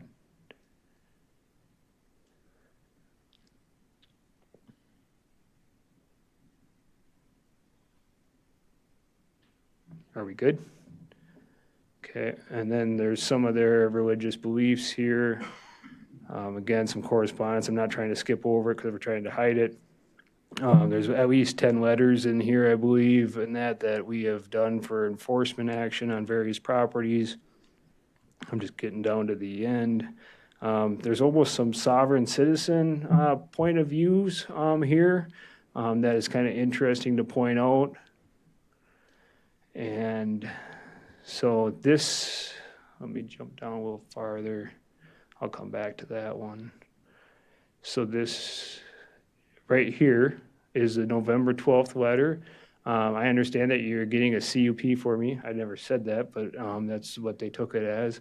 I agree to hold off from sawing logs until I have a CUP, which I understand should be available. And that was with the committee, you know, approving an amendment to Chapter 15 to try to at least allow for an option. I appreciate you working us in on the shed project. Thank you, you know, to build the shed, to get things underneath the roof and eave. I won't saw logs at this point. Levi Miller. And so there was, when we received it November 15th, I'm going to go back up to the couple letters here. So, good morning. I talked with my committee about signing this form you sent me, and they told me not to sign it. They gave me this form to give to you, which is right above this. They told me that if you don't sign this form, you can't make me sign mine. And the way I understand, if you sign it, then that would mean that you can't make me sign mine. I will let you know I don't plan to get a permit for the business I have been in for 7+ years without any trouble, not planning to pay any fines and won't go to court. If you're not satisfied with what I have wrote here, I will send you to my committee and let them explain it to you. That was Harvey Gingrich. And then P.S. we're trying to live a simple life with all the laws, codes coming up. It goes against all of our religion to follow them all. Thanks for understanding. And then if I go down, that very much the same thing here. And Levi Miller, I reject the letter that I wrote, that you wrote to me. So that was the cease and desist. So long story short, I'm not going to go through any more of that. It's all in the packet, complete transparency. So I guess at this point in that, our process forward, within the next, I believe it's 2 weeks in that, we have about 3 properties. I just talked to Abby today that would be ready for a forfeiture citation. Try that, maybe that would send a message home. But otherwise, the Levi Miller one, you know, and that where we've trained them and that they've acknowledged what the rules are, and then they come out and they say that they're not going to apply. If there was something that we pursue further, that might be our best case. Yeah, questions? Go ahead, Jerry. Yeah, so it sounds like there's really not much we can do. Can we legally do anything besides what we're going to do? Can we, but if they won't come to court and they won't pay and they won't move, now what? I can answer those questions. Yes, if they don't come to court, they can be defaulted. So we can personally serve them with notice. Our sheriff's office will do that.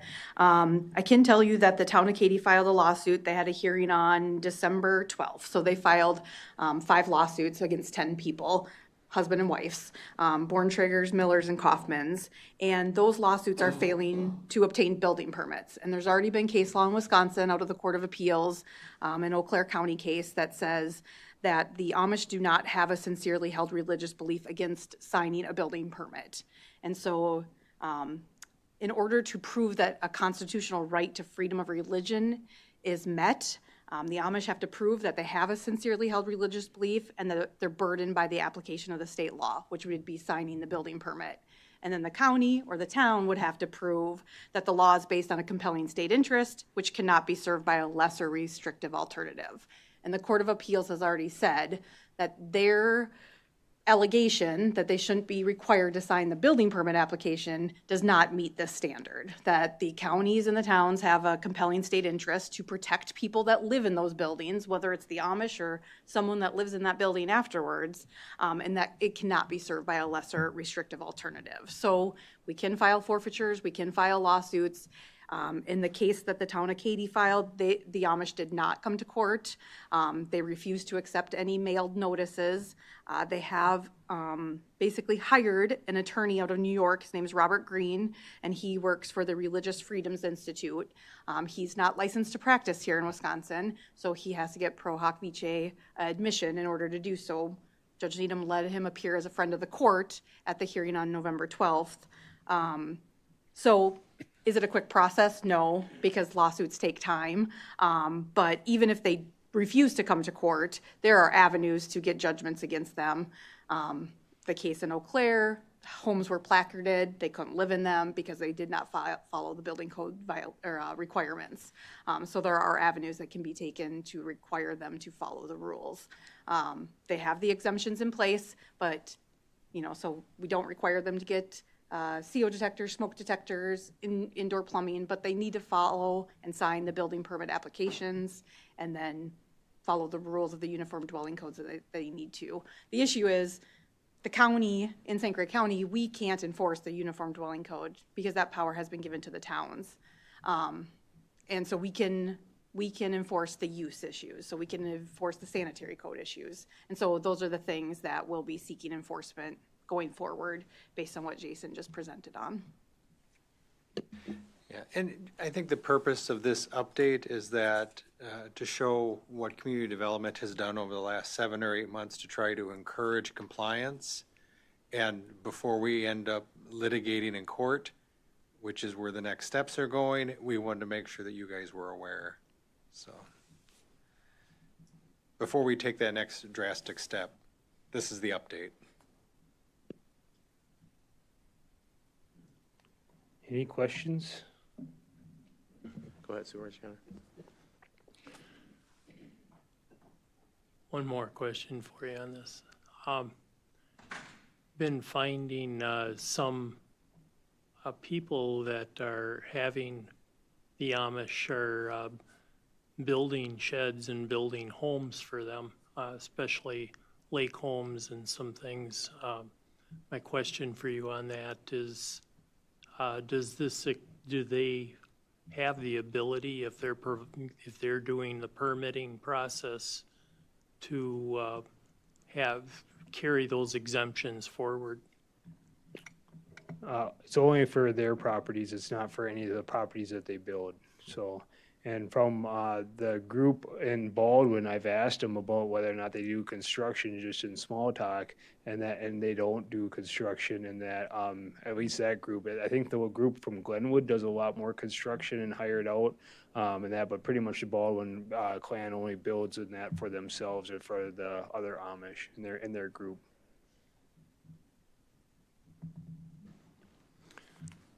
So if they're doing that on the structural parts and things, are they submitting, well, you wouldn't know, that we don't handle the structural part, so I'll leave that alone. Okay. The towns have provided us with a lot of information and that to help us with the process, and they have had their inspectors in a few of them, and there are numerous documented violations of the building code, not only just because of like electrical or plumbing that they're exempt from, but actual framing standards and you name it. So. All right, Supervisor Rice. Oh, I was just going to ask, there are some people here, as I understand it, that I think you said are getting ready to retire. I don't know if they'd have anything they would add to this conversation other than keeping us informed. It's up to you, Mr. Chair, if you want to let them speak. I did kind of tell them that it would be a long meeting because of our other hearings, so. I think if they're here and they want to speak, they can definitely say their piece. Especially if they were patient enough to hang with us this long. Dean Fairweather, Town of Springfield Chairman. I spoke at the last committee meeting, or at the last county meeting. I didn't bring notes based on what Jason had sent to us. I'm kind of going off some of that. The bigger picture is, as Ken had said, Jim and I are both retired law enforcement. We've done our work. We've been out there and talked to the people. We've talked to the Amish. We've tried to reason. This is not something that just occurred, and unfortunately Jason had to take over this. This started years ago with the other young lady, however you want to look at it, that was in charge of community development, who didn't want to pursue any of this. This is not our first dance trying to get something done. We're at the end. We're at the point to, as the ordinance says, we can cite them every day they don't comply. Is that reasonable? 30 citations in 1 month? And how do you get compliance? They pay the forfeiture, and where's the compliance out of it? It's a fine. I'd like to use that as a gentleman that may speed, and he gets a speeding ticket, and he continues to do that. And all of a sudden, the courts label him a habitual traffic offender. Now they can take away his license. Now it becomes criminal. We're at that point right now. We can write all the citations we want to. There's nowhere to go with it after that. So we're here asking for help. Okay, $300 an hour on the township's budget to hire attorneys to fight these at 30, 40, 50,000 when the resources are right here. Eau Claire County was able to do this. Why can't St. Croix do this to help us? And again, I'm not trying to run them out. We just sat here and talked over an ordinance to comply with sewage dumped from manure. They're not complying. We haven't done nothing. We call a contractor up or we write a letter as a township and say, you're not in compliance with building this home. This is what you need to do. The inspector does. They comply because it's their reputation. Amish don't have a reputation on that. They're not contractors. We want to talk about sawmills and about 50% of your income. How do we know what they're filing? They take cash under the table to do all their work. So, I mean, there's things we need to look at. We've done our interviewing as people of the government at the township level. Okay? We're here to ask, we're at that point. We're at the lawsuit point. I have one with the attorneys right now that's not going to go through until Katie's are done. So, and I'm not done. A couple of mine that I'm dealing with just moved into my township about 2 years ago and started building. So I have recent violations. I don't have the older ones like Katie, Baldwin, O'Galley. So that's what we're here for, is for help. And Ms. Amos had just said there's appeals, there's all that. Everything's already been through the courts in Eau Claire County. And the townships were found to be right. And a lot of their problems are with the state. And it's the state forum who's already the state has already given them a waiver. They've already said, this is what religion means. This is what you can do and can't do. It doesn't come to the county on that. So they're still pushing the envelope. Again, I don't want to run them out. But what's fair? What's equal to everybody, every other elector and taxpayer? What am I going to say when they come to the town meetings like they have been? Because it's out now. When I was here the last time, now people are rumbling. So it's out there. What am I going to say? We're trying. We went to the county. Where are we at? So we're here just to ask for that. We're here to ask for the help and see if corporate counsel can help us in some way too. Thank you. Thank you.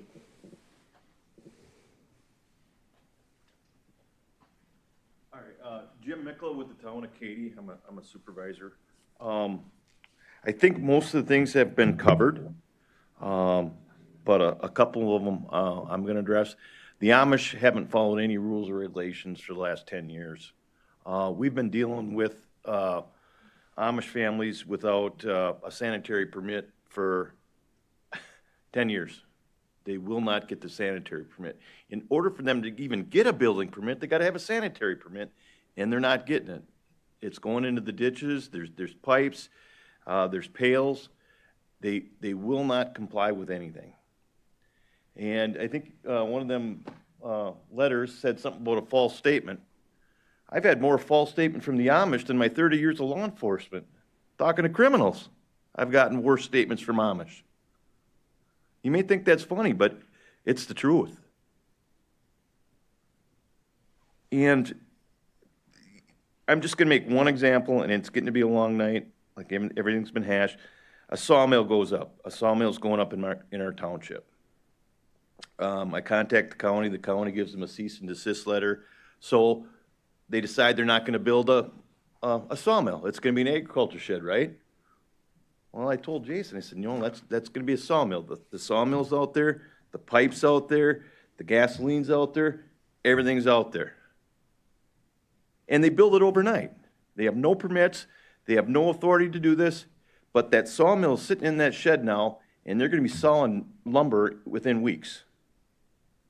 And with that comes the trucks that haul the lumber out, that are violating the road bans, that wreck the roads for the town. So that's the case we're working on now, along with all the other civil cases I filed.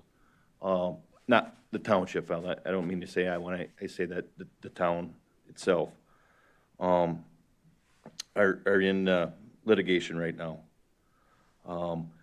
And there's probably 5 others I could file as well. But as a town, I think Dean touched on it, is we don't have a whole lot of money. We're in probably 15 grand for attorney fees with this. It hurts. But we're going to continue because they do not follow the rules and regulations. Another thing I want to bring up is conditional use permit. I'm not in favor of the conditional use permit for the Amish, or anybody that builds it then asks for a conditional use permit. In order for them to get a conditional use permit, they should get it before they put up the building, not this after the fact stuff, because they'll build it overnight. We got several houses that they're up. They got no permits, they got no sanitary permits, no building permits, and it is the town's issues with building permits and building violations. I could read you 50, 60 building violations on the complaints I filed with the court. So I guess we're just here making people aware, and the county's aware, and I'm at the point of citations won't do any good. Civil litigation, they haven't responded to that, like Heather said. They won't even show up in court.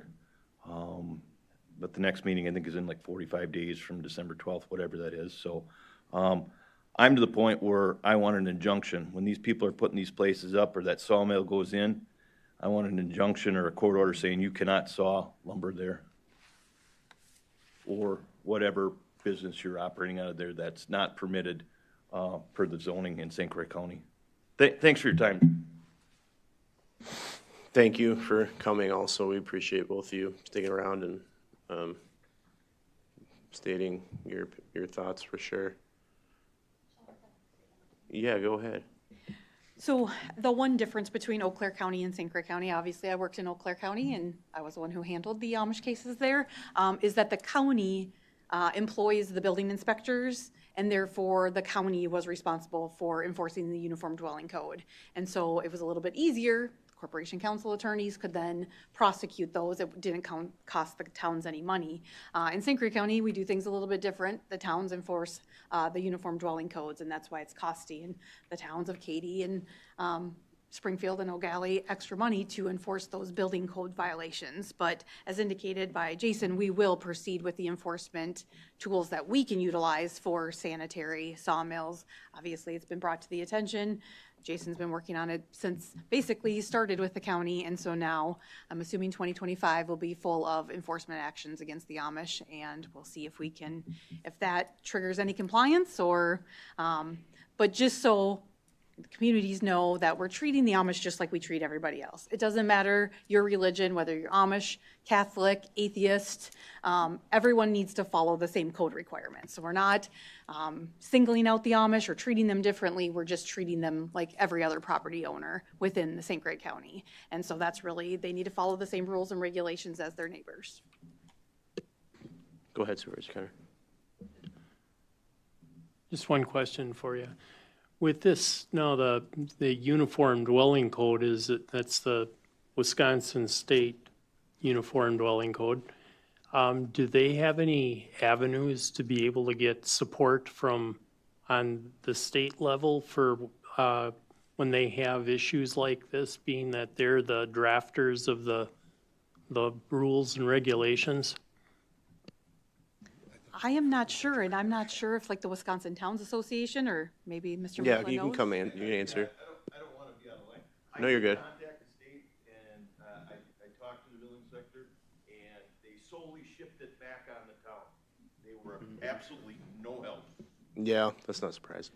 I think generally the state inspectors come in as like a third party, you know, and that if there's a conflict between an inspector and a homeowner where they think that they're following the rules, but the inspector's saying no, that's kind of when they step in. But otherwise, they're just a credentialer pretty much. So,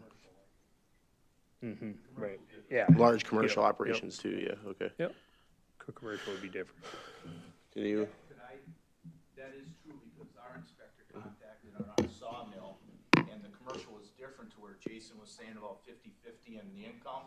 And he said what ours was doing is exactly because they're up and running and have been, they're in violation. They were not getting the permits and being inspected by the state, not by your local or your township inspector, and they refused to be inspected. So there are still certain things that the state will, but it's on the commercial end of it. They're not zoned commercial, so that was our big thing is, why aren't we zoned commercial in that part of it? And so that's when Jason had come up with all this. So it's basically like the zoning is the county thing. The universal building code, unless it's a large enough business or building, is a town thing. And if it gets big enough and it's commercial, it's a state thing. Fun.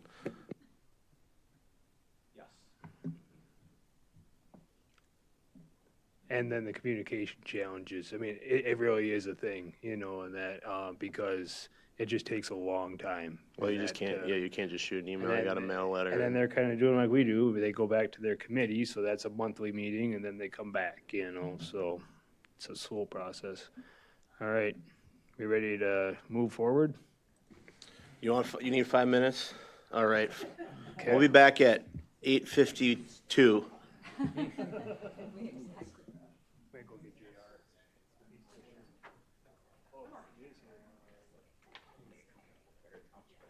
Told you should have stayed home.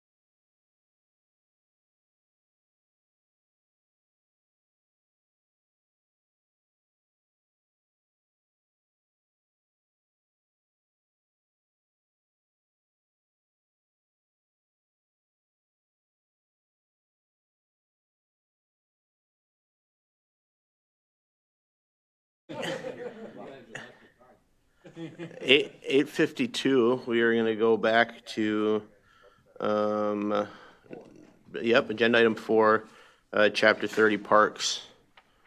Oh, you're still here. What a trooper. I am, yeah. Good evening, Mr. Chairman, board members. So tonight I'm going to go over chapter 30, just some of the final version, some of the changes that were made, just to make you aware. So the first change that we've made deals with the commercial use permit. In there, we had put that St. Croix County businesses, we wanted to give them an opportunity to apply for their permit on January 1st, and everyone else after that wasn't a local St. Croix County business. We actually gave a week buffer for that, so we're going to give St. Croix County local businesses 1 week to apply for their commercial use permits first, and then after the 7th, so from January 8th on, it's open to both St. Croix County businesses and out of county businesses. So that was that first change.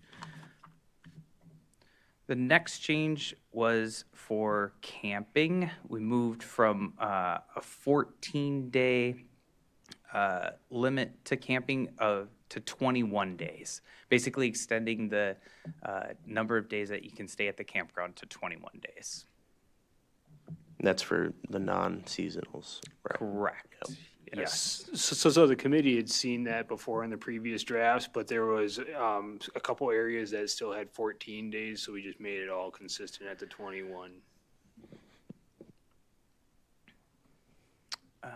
Next was the extended camping. Number 10, truck campers and tents are not permitted for extended stay. We've added that. I like that one. Those are the changes we've made, And other that than has just to do in that with dependent campers and complying with the health department side of it, because those two don't have, tanks for sewage and stuff like that, so that's the reasoning. Yep, that's good.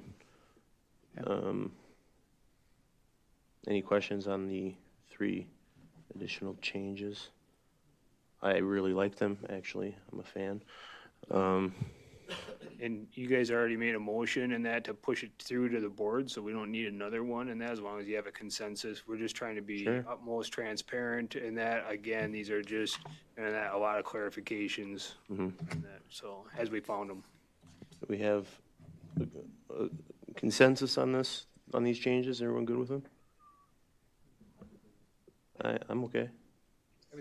Or do we? See the ordinance? Did they Go ahead, Supervisor Rice. Thank you. Can you scroll down to the ordinance to see if the vote, I'm sorry, I did not mean to interrupt you. Can you scroll down to the actual ordinance to see? Oh, next file, I'm sorry. I just want to see if the vote is on there for them approving it. Okay. So it indicates that they voted to approve it on November. I don't know if you want to confirm that with the changes now. Yeah, I mean, better safe than sorry, right? yeah, that's what I was thinking. Yeah. All right, who wants to make the motion to, do you have a statement you want to urge thought before we? I did. It has to do with the exhibit that was included with this. Okay. We have an email from someone having to do with e-bikes. Yeah. Is that something that is a separate topic, or is that? Now would be the time. Now would be the time. His Yeah, Mr. Chair, I can provide, that was provided as part of the November public hearing. And we had talked about the e-bikes. And at that time, and that the state only recognizes 3 categories of e-bikes. And the ordinance would only apply to like the loop trail or the trails within our county park properties that the county actually owns. The Highway 35 bike and ped trail, because that's within the right of way of the state. And that would not be underneath these rules. So that's what I believe we went over before. All right, anyone want to make the motion to approve this version of the ordinance recommended for approval of the county board? Supervisor Counter? Can you bring up the description so I can? Thank you. So I'd make a motion to approve the ordinance to repeal and recreate Chapter 30 Parks of the St. Croix County Code of Ordinances. Second. Supervisor Van Summerman, second. Any further discussion? No.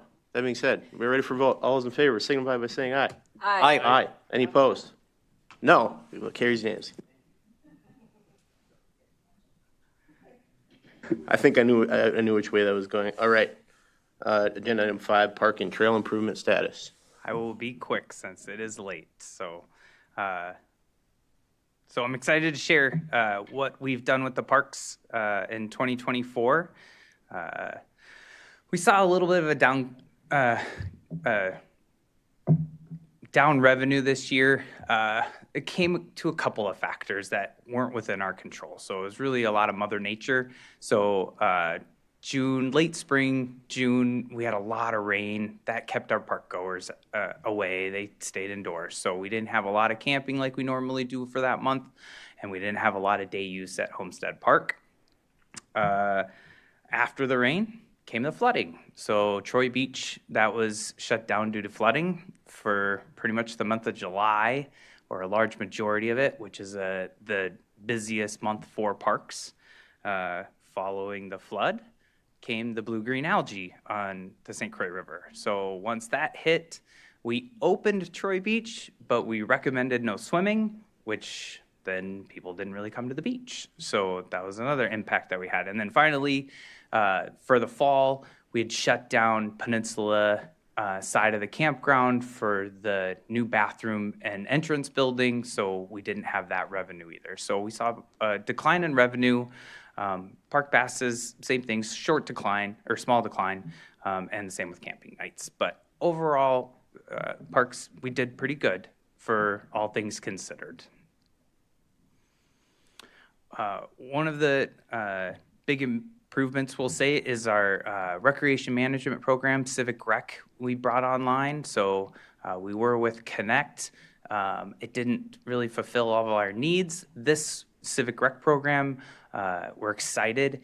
The park goer or the camper will be able to do a lot of their own online reservations, which we could in the past, but in the past, the visitors had to call the park and talk to the park manager in order to change a reservation or cancel a reservation.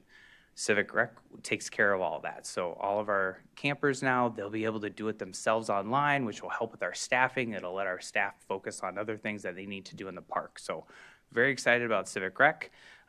It's also part of Civic Plus, which the county's already on, which is good that we're getting on board with the rest of the county. Next, as mentioned before, the Highway 35 bike trail, phase 1 was complete this fall, so we're looking forward to phase 2 and phase 3 in the future. This last year, we've been partnering with the other departments within the county. So we worked with facilities department this year, and they helped build us a new kiosk at Orff Family Overlook, as well as Pine Lake. So they built us 2 new kiosks. Their staff did, and that was very helpful for us so we could focus on other things in the park, but yet still improve the park. As well as at Pine Lake, as you can see on the left there, we have a new park sign. So that sign is kind of our new standard sign that we've been doing over the years. We have one at Homestead, we have it at Glen Hills, Troy Beach. So as part of our improvements, we put one at Pine Lake. For future, upcoming in 2025, Pine Lake is also, we got a grant. So we're gonna have many more park improvements at Pine Lake, paved parking lot, a new pavilion. So we just tore down the old pavilion. It was in pretty rough shape.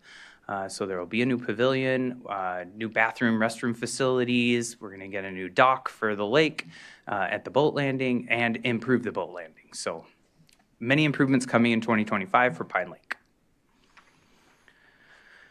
Eckert Blufflands. So we had a summer intern this year, and one of his tasks, he had multiple tasks, but one of them was to kind of work on the cabin at Eckert Blufflands. So it started to kind of show its age, and we wanted to make some updates to it in order to kind of keep it in good shape. So we redecked the back deck overlooking the river. We put some fresh paint and stain at the cabin, and we have a few more improvements we'd like to make probably this upcoming summer if we get another intern. So, but yeah, we just kind of help to keep that in good shape. So the other thing we did is we put a buffer between the current residents that are living within the park boundaries. We planted 72 spruce trees. Like I said, that's that buffer. So we're hoping they'll grow. We staggered them, so it'll kind of be a natural fence someday from the park and the residents that live there. Being good neighbors. We put in a new beach area. So our old watercraft rental area, we took that out and we kind of put a new beach area in at Homestead. The demand that we're getting at that park, this will kind of help folks to a place to sun. So small little beach area. And it also, there was some erosion going on in that area, so this will help that so that the lake stays clean. We also installed new parking. So we had heard some I don't want to call them complaints, but feedback from St. Joe's Township that there were some parking issues on Perch Lake Road. So some of our visitors were parking on Perch Lake Road, causing congestion. Over the last few years, we've had a lot more park goers since COVID, to the point where our staff had to stop some people coming into the park because we just didn't have enough parking spots for them, which then caused backup, which also then caused problems on Perch Lake Road. So we increased the parking with the hope that maybe we can kind of help with that congestion issue that's happening at Homestead. It's approximately 20 parking spots. Glen Hills Park. So on the left, you'll see the kind of the before. There was a paved path that went straight down, steep paved path that went straight down to the water into the beach area off of the parking lot. We took that out and made more of a gentle slope along the hillside to kind of help during, any of those wet periods and that, so people aren't slipping on hard blacktop pavement, as well as just gentler slope to get up and down for those strollers, etc., that kind of thing. The other thing that this does is that we took that blacktop off. Now the parking lot runoff doesn't flow right into the lake. It has a buffer, so helping to keep our lake a little cleaner. Another improvement at Glen Hills is we improved a hiking bridge that we currently have along the lake trail. So basically refaced that, redecked it. We also kind of realized that we weren't fully compliant with maybe our ADA that we wanted to be. So we built a ADA ramp at the Panther Cabin. So our goal is to build another ramp for the Chieftain Cabin so that we're fully ADA compliant and that. So we'll see how the winter goes. If we have another winter like we did last year, we'll probably complete that in the winter. Otherwise, we hope to get that done in the spring before the camping season starts. Finally, the entrance and shower facilities. So we're a little bit behind schedule on those in their construction, but we feel like they'll be able to make that time up quite quickly. So basically, the excavating is all done. The septic is complete and hooked into the building area. Again, so the footings have been poured, that kind of thing. There's no structure yet, but we're hopeful that after the holiday that they'll have that going. And like I said, I think we feel like they'll be on time with the entrance and the shower building in April. It's just they're behind a little bit. So that's all I have for you tonight, unless there's any questions. Any questions? Okay. Nope. Thank you for your time. Thank you, Jer. All right. Agenda item 6, review of 24 and 2025 expenditures.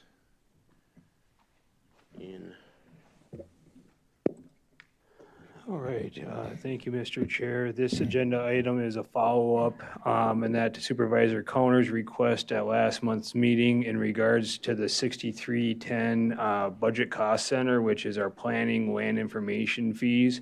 This budget is completely funded by retained fees from the deeds office. So when somebody brings in a document to be filed and that, we get a certain kickback and that into the retained fees and that for this account. This account is, of course, kind of economy-driven and, of course, document-driven. So a few years ago in that, our revenues for this account were well over 200,000. And like last year in that, we struggled to do much more than about 84,000, 86,000.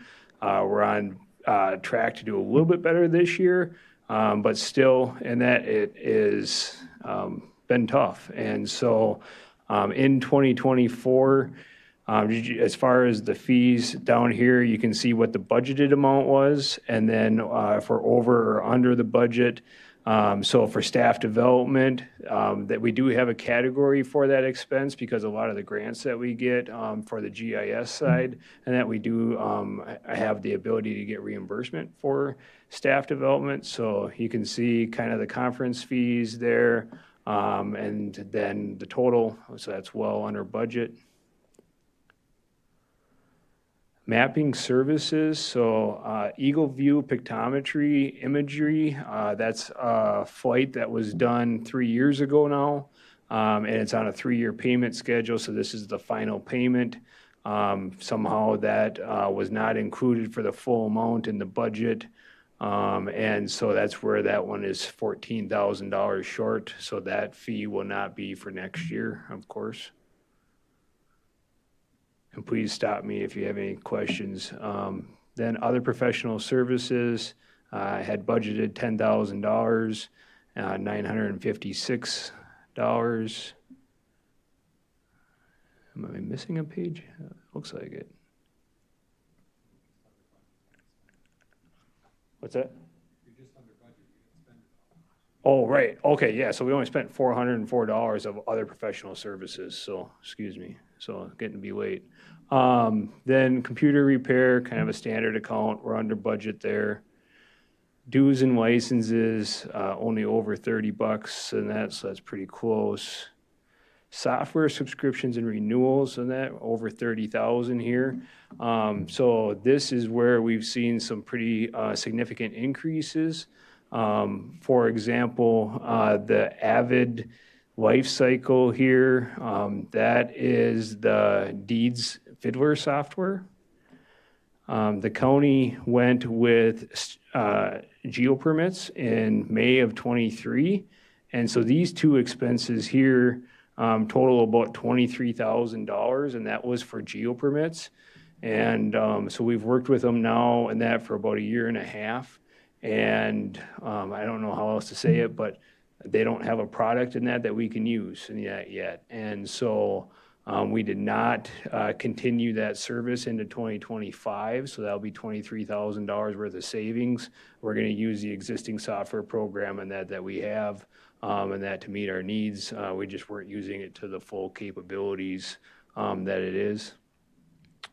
This one here, so there you got about 23,000. This 15,225. That was some work that we had to contract out for the NG 911 system, and that will be completely reimbursed in that with a grant. And so that, so those two in itself, and that show why that 30,000 comes up. But I will point out as we get into the 2025 numbers, that GCS, which is our county tax software, before when it was actually GCS, and that we were paying about $13,000 a year as a county for that software, and they renamed themselves, got sold, bought, whatever. Now they're Catalyst, and so now the annual maintenance is about $30,000. So, yeah, I wish we could increase our fees like that. So, and then some of mileage and stuff. And so Doug Avoli's, that is on the state board in that for WLIA. He's one of our experts, if you will, in that around the state. That's one of the reasons in that why St. Croix County was the first county to adopt NG 911 in the whole state. And so he's been doing a lot of work helping other counties in that as well through these trainings. So, and some lodging within $100.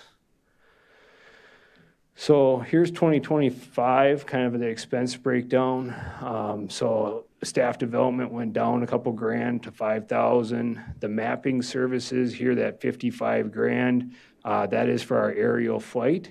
And I will say that that number will be significantly less in that because we're still getting confirmation from a couple villages around and that'll help in with that cost, but we applied for the grant for the 3-inch aerial photography, and we did get awarded that grant, so it will be happening. And so we expect that number to be more like that 10 to 12 probably at max, and it could be even potentially less. And that's with some server improvements in that we're not eligible for the grant. There's no budget for other professional services or computer repair. Dues and licenses only at $300.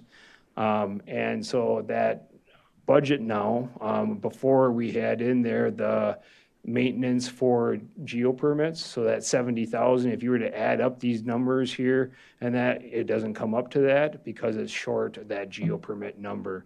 But Citrix and that's for us to be able to access, and that the county system, the ROD Fiddler system is 22,000 that comes out of this budget. The ArcGIS, that's the GIS licenses for our GIS staff to be able to go in, amend property lines, input splits. We just went through in the last week and dropped a whole bunch of users. They did come out and say that 2026 is even going to be a lot higher than that. So that's something that we have on our horizon and that to think about. Beacon here, that is for the county GIS program. That's our annual maintenance, $4,000. Laserfish and that, so like all of our permits and that to be accessed by the public, that is a $3,000 expenditure every year. The Heartland systems, $850. The GCS software for web portals. So like if you're out on the if you're out on the GIS map and you click on a parcel and then you hit the property information and that button and it opens up all the tax roll and stuff, that's exactly what that $2,400 is for. And then the Eagle View, that's the pictometry and that to have that on the GIS website. And then basically everything else stayed the same. So not a lot of fluff in that account.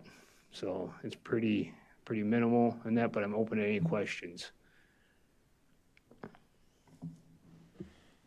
Going back on the one that you're getting rid of, that real expensive software, what exactly was that for again? That was a permitting software, and that it was by Schneider. And the good thing about that is it would allow for a land use permit application to be filled out and applied for online, and it would link in that with the GIS map, so somebody could draw a box for a shed or a building on that software. However, I don't think there's one other county in the whole state using it. And so Dane County was trying to get it up and going. So we've been working with Dane and them with geo permits to try to get a sanitary module because there was no sanitary module when we bought the software. There was also no ability to do non-metallic mining and that with that program when we bought it. And so we've been literally been told for the last 6 months, yep, we're going to have the sanitary module done, in a month, and they just keep on pushing it off. And quite honestly, we see that with Beacon right now too. We have a lot of support work into them and that saying, hey, we need to get these updated and stuff. And it takes months to get stuff done. And so unfortunately, in that since, May of 2023, we've spent about $55,000 on that geopermit software. And, but it's still not capable of meeting our needs. And I didn't want to take and go and spend another 23 grand because I'm not real confident it's going to meet our needs then either. That software had a lot more processable workflow. And so I think, and that it was to try to address some of the staffing concerns and that were, and that existed back then. And so consequently, did a lot of auto-generated emails and stuff. And right now, we don't have nearly the problems with getting our permits approved in a timely fashion. I think we can provide a better level of customer service by providing a customized email message in that rather than an auto-generated email message. I think the reason why we've got a lot of compliance work and enforcement work in the county, and that is because we need to have those communications with the property owner. So it's great to be able to submit it online, and we're still going to take and pursue an avenue to do an online application submittal. That'll be much cheaper than this. And that, however, it's not going to be the end all, and that we're still wanting to be able to have those communications in person. So you're kind of working then towards striving to replace that kind of software kind of in-house, or looking at different vendors? The current vendor that we've had. So we kept and that Ascent and that on all along. And I think when the county originally went with Ascent, they were putting a lot of information in it, and it'll do a lot of the workflows that we want, like compliance and violations and follow-up site visits. You can put all that information, staff can run a report. We can get the towns access so that they can all run all the reports and that for their town about what permits have been pulled. And that we can get all that information. It'll allow all the pumpers to file their sewer reports online.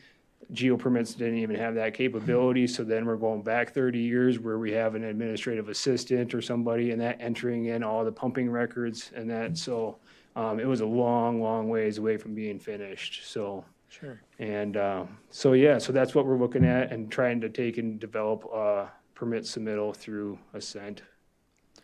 So I guess the only comment on, it's not just even here, but it's across the board. It seems like we have a difficult time trying to project our budgets for the computer software stuff. It just seems like, every time we get an update report, no matter what area it's in, that seems like that's always one of the red flag areas that we just generally are underestimating what all this takes and costs. And just asking that, I guess, to consider that for the future, that, look at those projections and I know that you don't have crystal balls, but that just the thought of it, and so that so it doesn't get out of hand. Yeah. And like GCS going to Catalyst, for example, and that you could say, yeah, we can just switch vendors and that, but we actually did it in Polk and that where we considered other vendors, and 30 grand is in the neighborhood where everybody else is at. So sometimes you kind of think they just switch their name intentionally to be able to get out of the contracts and up the rates a little bit. So, but yeah, it's pretty much in that, and you can pretty much always guarantee a 5% at least across the board. A lot of them are almost 10% every year. So, but really trying to streamline it. And so that budget, when we're seeing a $200,000 a year, it looks really, really good, and that now you're kicking in $100,000 to fund balance every year and that. But now when those documents died off and you got all these expenses coming in, these annual maintenances, and that's where it looks really, really bad. I mean, it is just hard to predict. I mean, you look at all these subscription services that, like, all of a sudden they said, starting in 6 weeks, we're going up 15%, like, just because they decided, It's kind of the world we live in. But, yeah, I agree. Be a little more conservative with the estimate, or try to shoot higher than maybe what we think it is. Yeah, budgets are just an estimate. It's our best guess. And software is a continuous problem everywhere. But I did want to commend Jason for looking at that software that we had that was only 2 years old, year and a half into it, and saying, no, we're not going to put any more bad money or good money after bad money, and pulling the plug on it and going a different route. So it's a tough choice to make, but it's the right choice. Thank you, Jason. And Yeah. we can give you an update on the new system. So January 1, 2025, we're meeting with all of our staff so that they understand. And then we've already got some handouts and stuff and that to kind of help the public in that utilize that software more to get a lot of the same perks and benefits out of it. So sometime when we don't have a huge committee agenda and that, I'll do a demo on it. Yeah. Sounds good. Any other questions on this, or should we go to the larger financial report? Again, just want to Go ahead. I just want to reiterate thanking you for, putting that together and really looking into it and making the decisions you have. Thank you. All right. Well, we've all been waiting for. Let's see. We should be done before 10.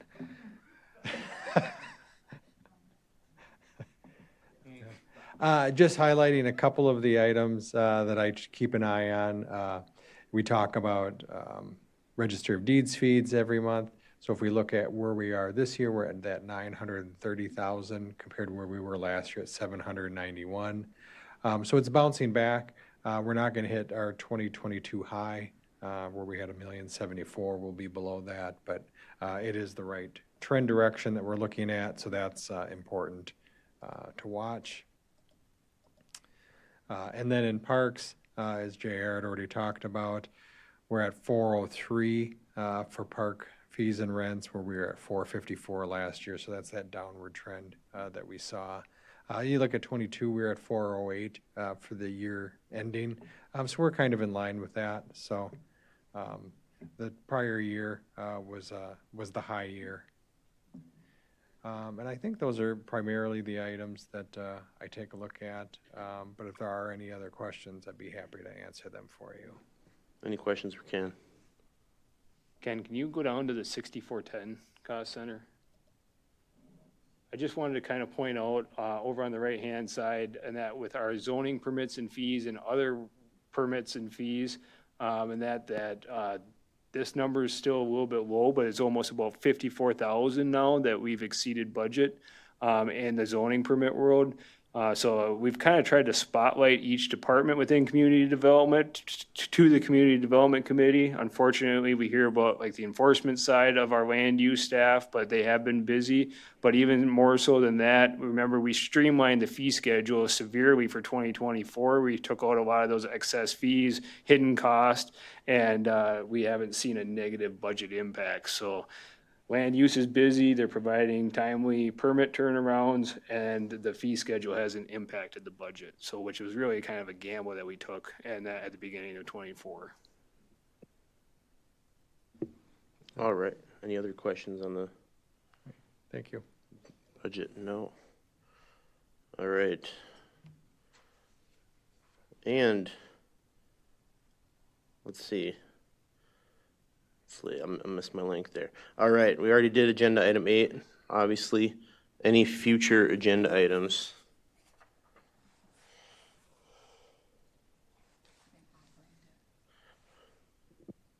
If you have any, you know where to find me. And then any announcements? No. Cool. Date of the next meeting, January 16th. We are adjourned.